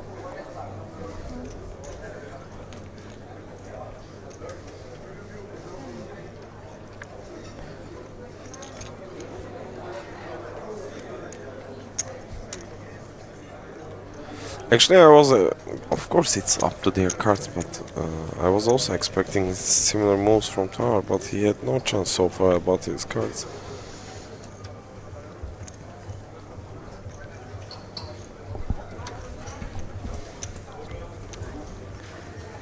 Yeah, it's hard for all the shorter stacks now to, they're all close to each other and they have to be pretty tight, I think, now. And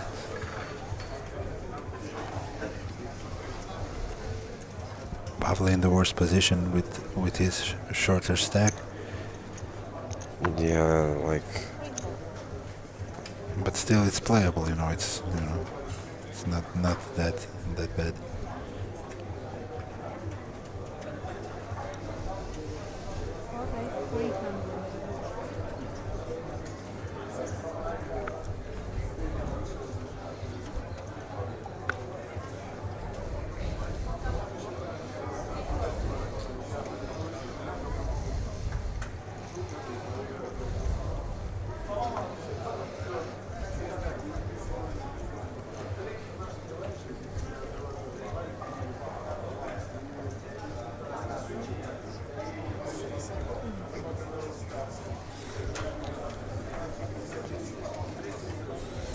Oh, ace queen in the big blind. Between two biggest stack. He just chose to call.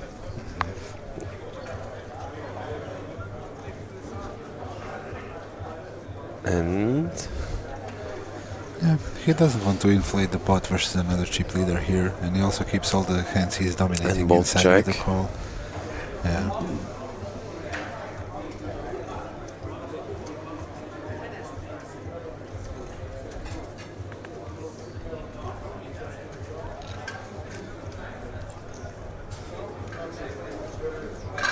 yeah, they're almost same.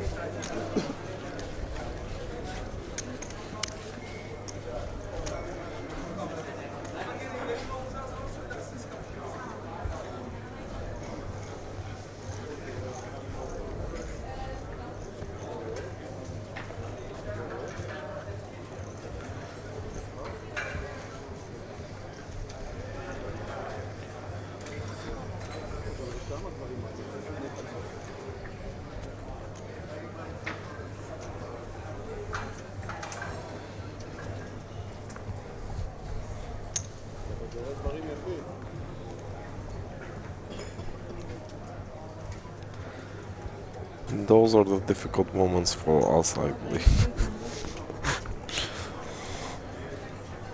Just like we are hungry for the action.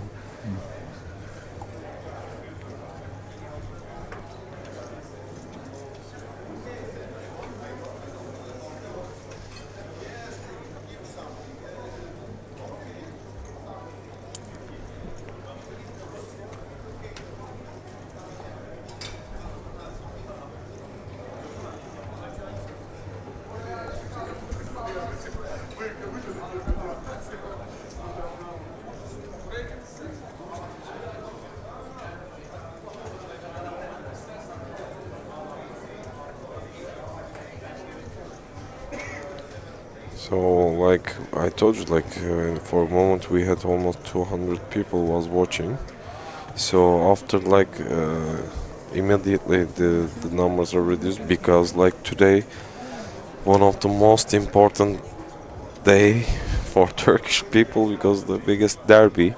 Oh yeah, Galatasaray and Fenerbahce yeah. has a game and it's already start. So like the whole life is stopped now in Turkey. Of like course. everyone is watching.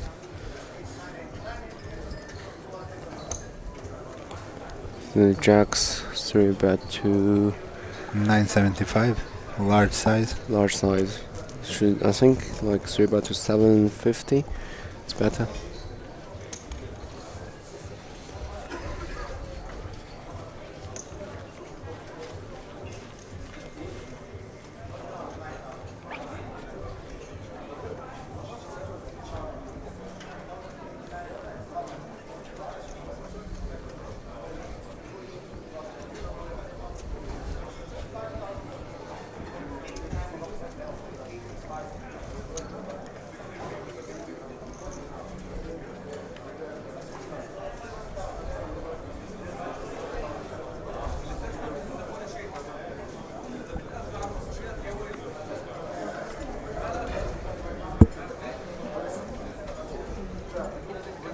There is 5 serious guy in the table. So, I mean, no communication between them at all. Yeah, now. Or I don't know if I missed something.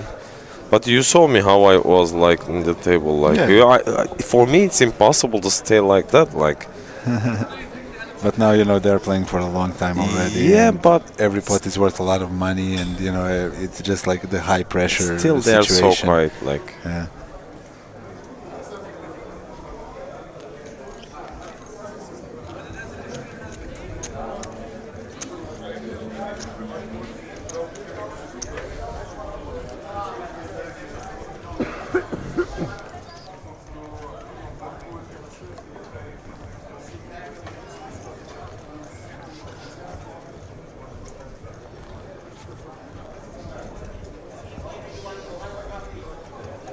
Greetings from Turkey. I'm here. Poker forever. Greetings. Yeah.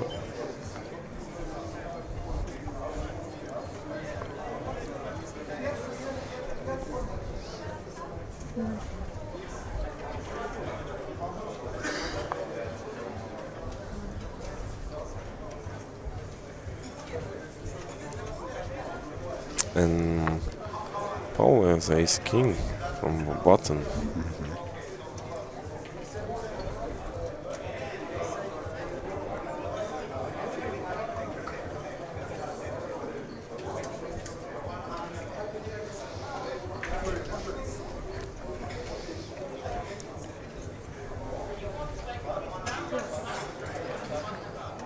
And he made huge and left few chips behind.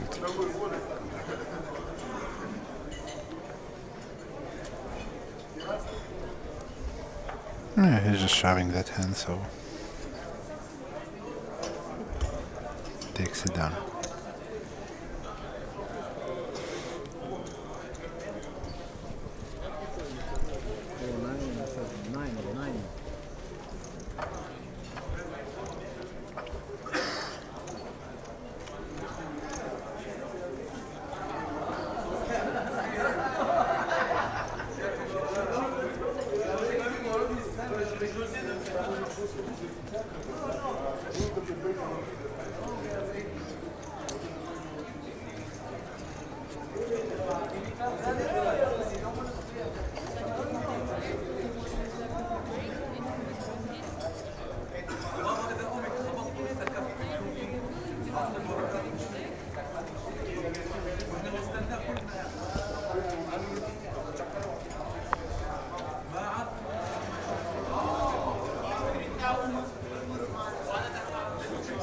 Ace 3 suited from bottom.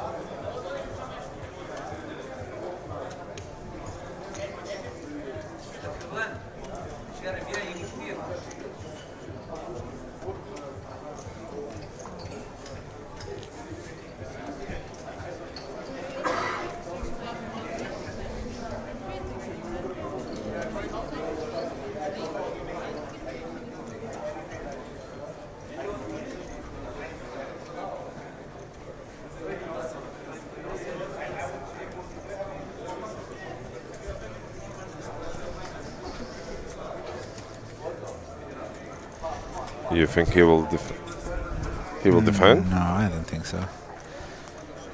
I don't think he should, but maybe he will. 3-bet. It's not a bad 3-bet combo, I think, Yeah. because it unblocks open fold. Yeah, and it's also like a good 4-bet combo for Said, possibly, especially with these stack depths. He settled in, of course. Yeah. Yeah, it's really, it's a dynamic spot, so when you have bluffs, these are the hands that you want to be having in those type of bluff situations. Easy money No? for Said. I don't know, like Taher, which one he prefer.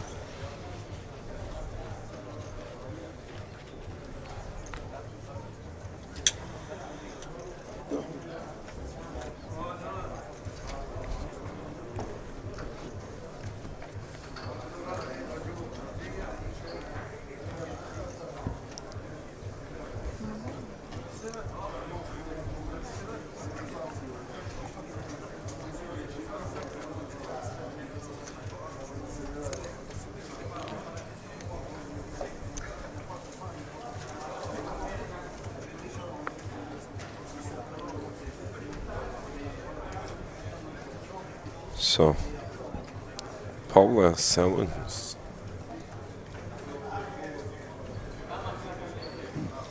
As we see, it's 5-handed, but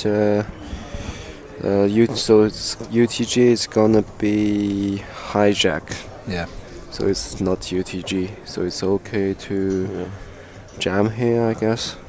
Yeah, for sure. Again, especially as the shortest stake. He did same like before with Ace King, bet around more than 1.5k and leave some chips. And, Just in case the guy's behind, like all in.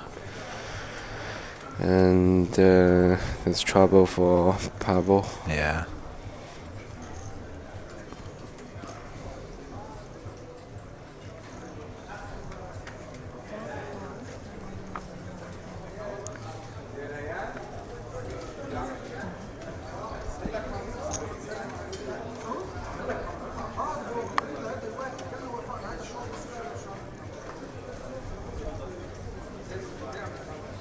Yeah, he won't be part of it.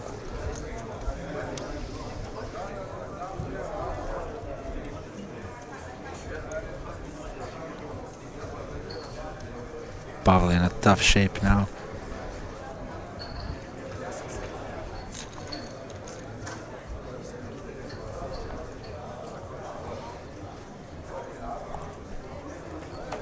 I need 7.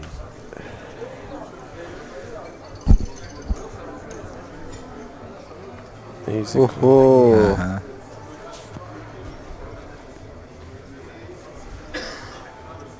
Only 2 outs for Said now. He needs to avoid 9 to have a full double up. Yep. To 4.5 mil. Oh, no, he needs to avoid and jack and 9. And he did. double up Yeah, situation double for Paula.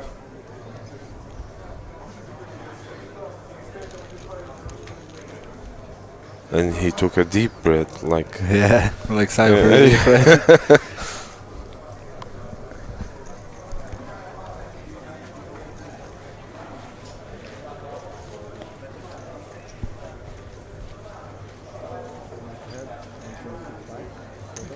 So this is the kind of first double up from they took money from chip leaders. Yeah. 4.5 million now. Yeah. Pressure is off him now and on to the short stack.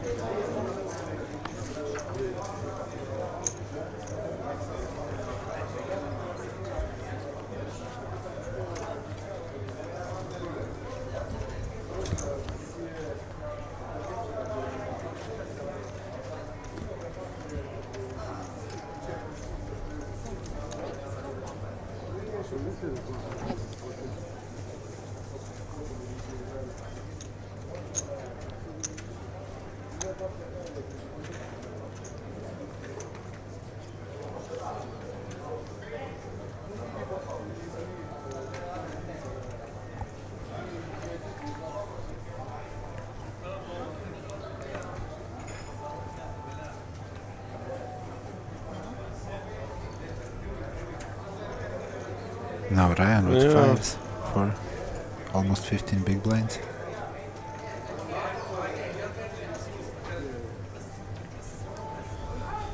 This is a jam, I guess. Yeah. Think so too.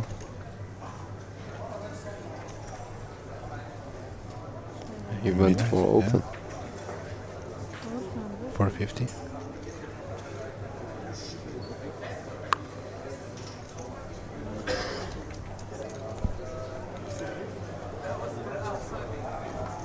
Now Pavle has a rejam spot possibly with 4s.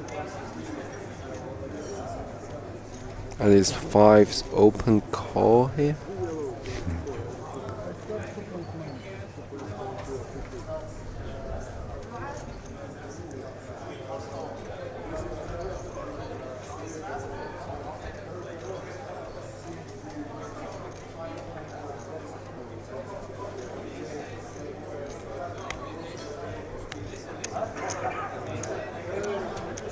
Fours is all in. Yeah. And now Ryan has, you know, a tough call to make, right? If you jam, you make your life easy in a way here. So that's why I think 5 is open. Yeah. I think even 15 bigs, 8s and 7s jam as well. Even 9s probably want to open call like 10s plus. Yeah.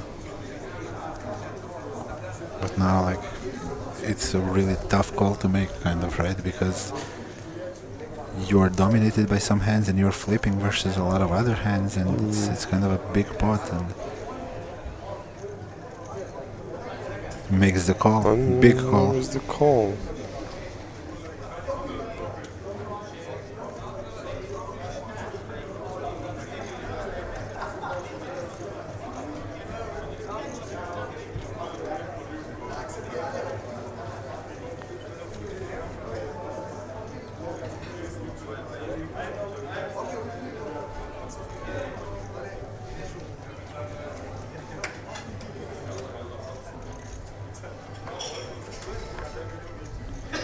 No help from Pavle. Here Ryan is the gets a double up pure double situation up. for Ryan, and Pavle made double up just few minutes before, but now he gave back to Ryan. Yeah, now he's the short stack again.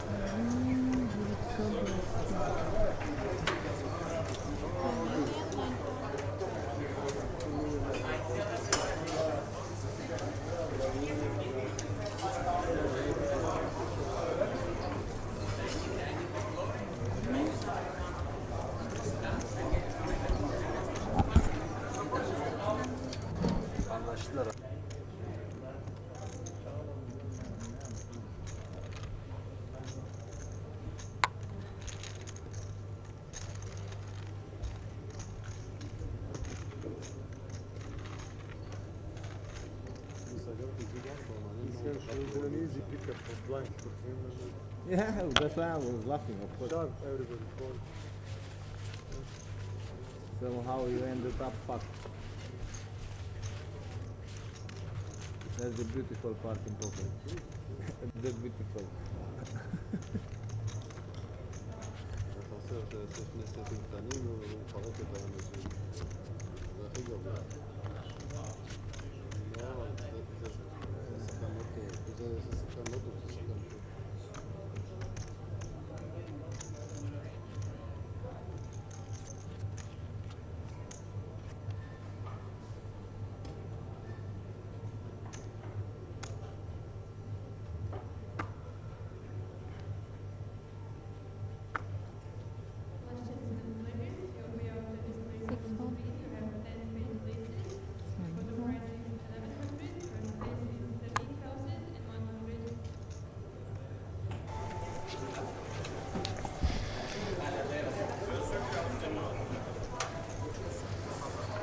Pavle with an easy jam here from the small blind.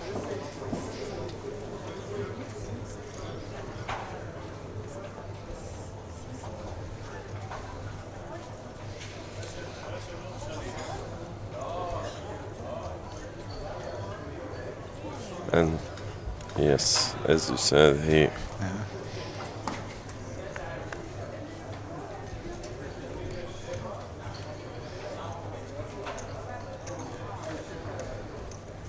Yeah, getting those folds is nice for him here. Because, yeah. You know, when you're very short, there is a big blind ante, so your stack increases by quite a bit when you get a fold here.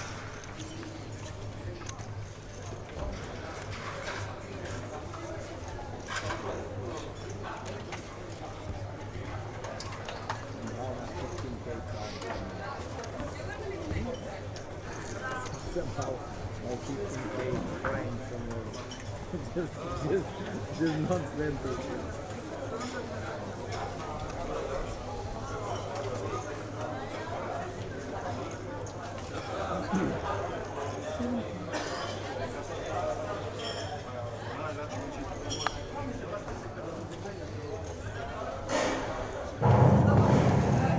Pavle again.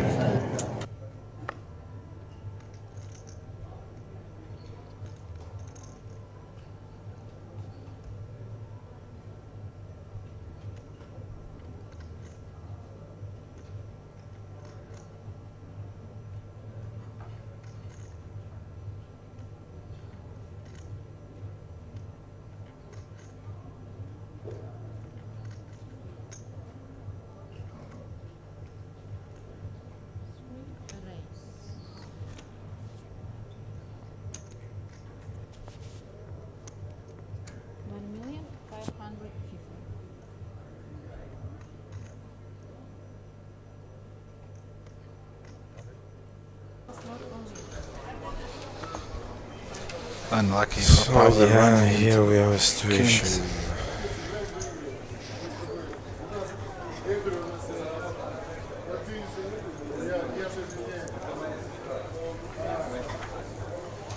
So Yeah, ace-10 falls here. There's yeah, maybe he makes a huge call and tries to get the cheap lead, but you know, it seems a bit like yeah. a bit much.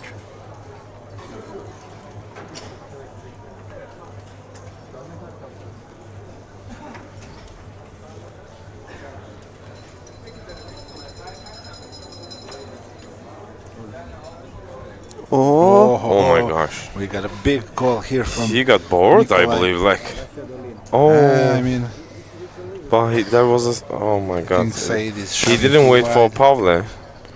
Yeah. Now it's interesting for Pavle. He didn't But he wait has for to call Pavle. Probably still, it's not a situation really where you wanna fold that much equity into like two players. It actually. Has to only. It's complicated now. If Yeah, he it would is. have some chips, if he would just open game something, he can make his decision after he saw the cards. But now, Yeah. almost It's all very his hard chips. because he makes a fold now, hoping Nikolai will bust, basically, right? But then what if Nikolai doubles? He's effectively dead, right? Yeah, I'm like. So it's very, very hard. I think it's just a call for his 200k here. Because he has to call like 200k for what, 6 million, basically, right? Yeah, So you won't it's- take that risk? Yeah. I think so. You have Yeah. to. Yeah. Even if they show you their hands, like you probably. Yes, like.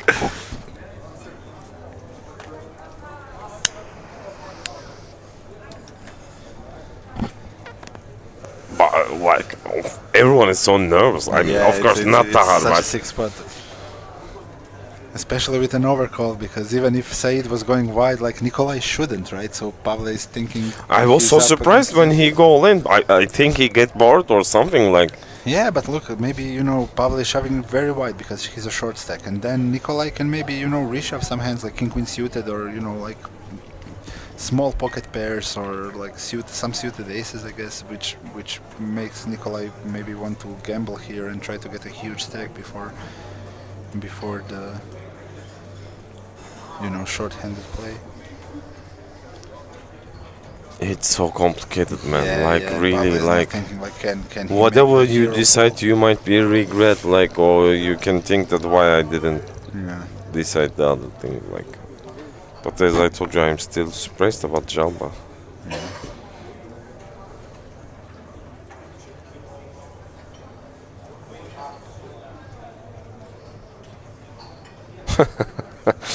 Oh my god, I really don't want to be instead of him, like for this kind of Yeah, I position. agree. like. Because basically you, But it's he just calls, you so just have showdown, guys. have a very, very, very sick odds to call.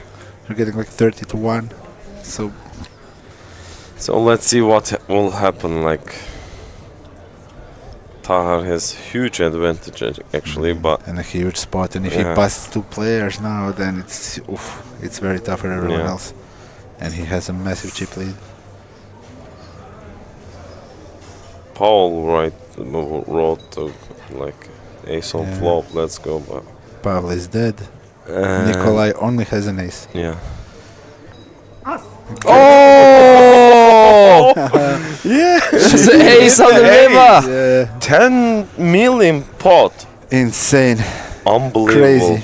GG Yeah. Paul, and GG Paul. well played. Really, he was like one of the amazing person in this main event. Yeah, Like yeah. amazing. He Such were really such good. a crazy spot for the final hand. But wow. And now Nikolai has a big stack to work Yeah, with, right? like first he took that risk. After Tahar, he go all in and hit the ace in the river. Wow. Yeah. Tough for Pavle because now you see if he, for example, if he actually finds the fold there and then Nikolai doubles, Oh my gosh. he's drawing dead, right? He has to win like many hands in a row. GG, 5th place, 31.5k. Yeah, but he was for amazing. Pavle. Really, he was amazing. He played amazing and.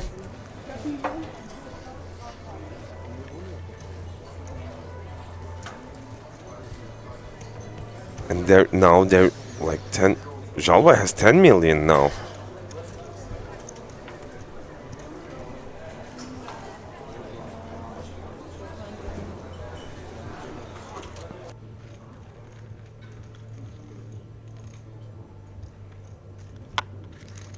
It's fifth, right? Yeah.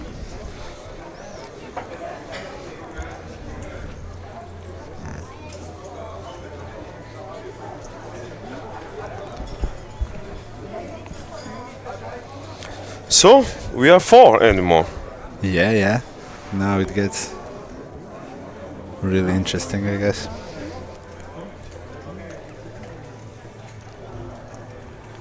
So Ryan looks so upset because if Tahar would kick both of them out of table, he could have huge jump, like, of course. Yeah. Well, now they're speaking something. I don't know, like. I think okay, they were waiting for the dealer. Maybe they're thinking of chopping the price. I don't believe that they will do. Like. Ryan is pretty short, so. I mean, for Ryan, yeah, like he preferred to do it, like instead of playing those 3 cheap monsters now, like. Yeah.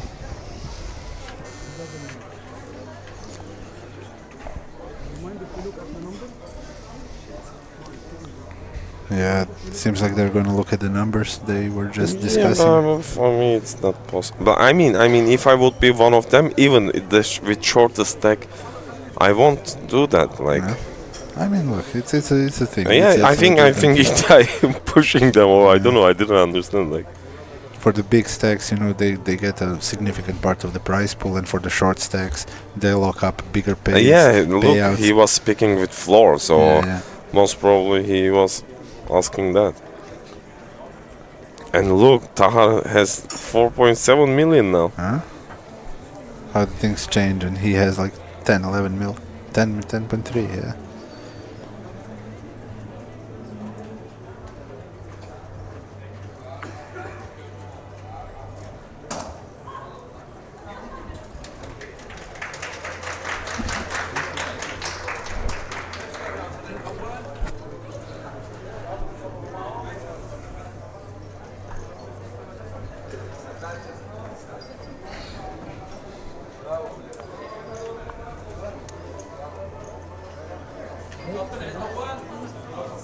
So here is the chip count.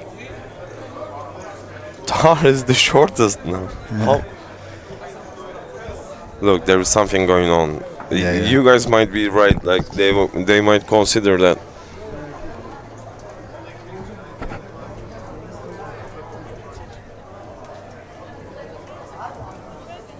Let me check. Yeah, I think there is some kind of deal situation. So they will discuss about that, and we will have short break now. Yeah. But let me be sure first.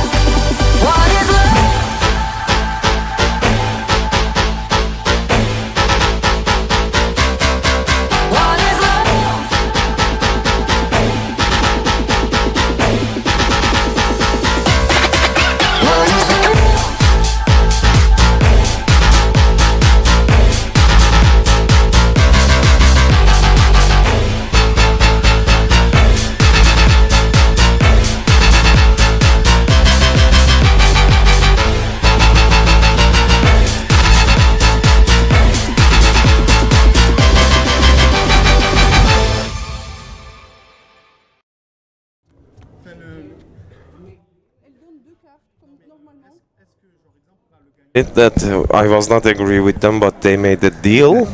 They were agree with the deal. I will explain the prices now, but let's see first. They will play flip for the trophy. Yeah, of course.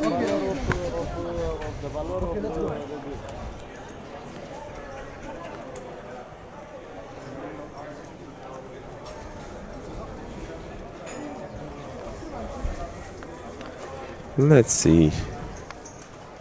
And of course now we cannot see the hands because they didn't read.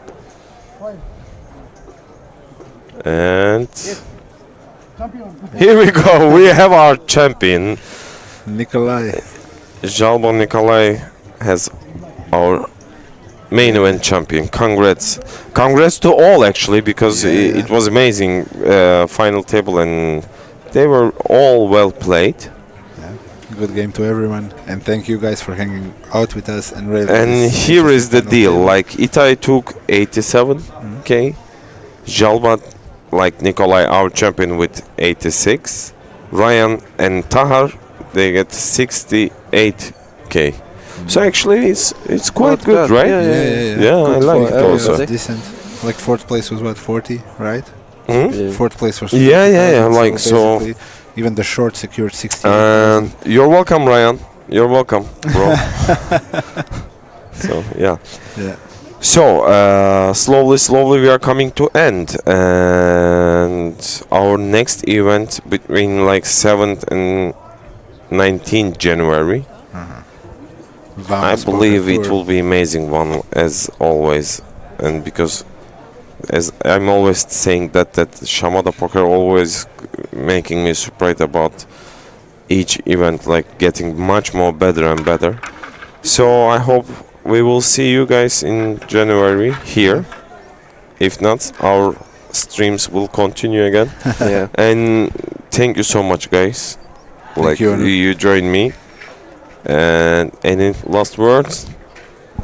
Nothing really. Yeah, it was an interesting final table and quite a long day for both them and us. Yeah.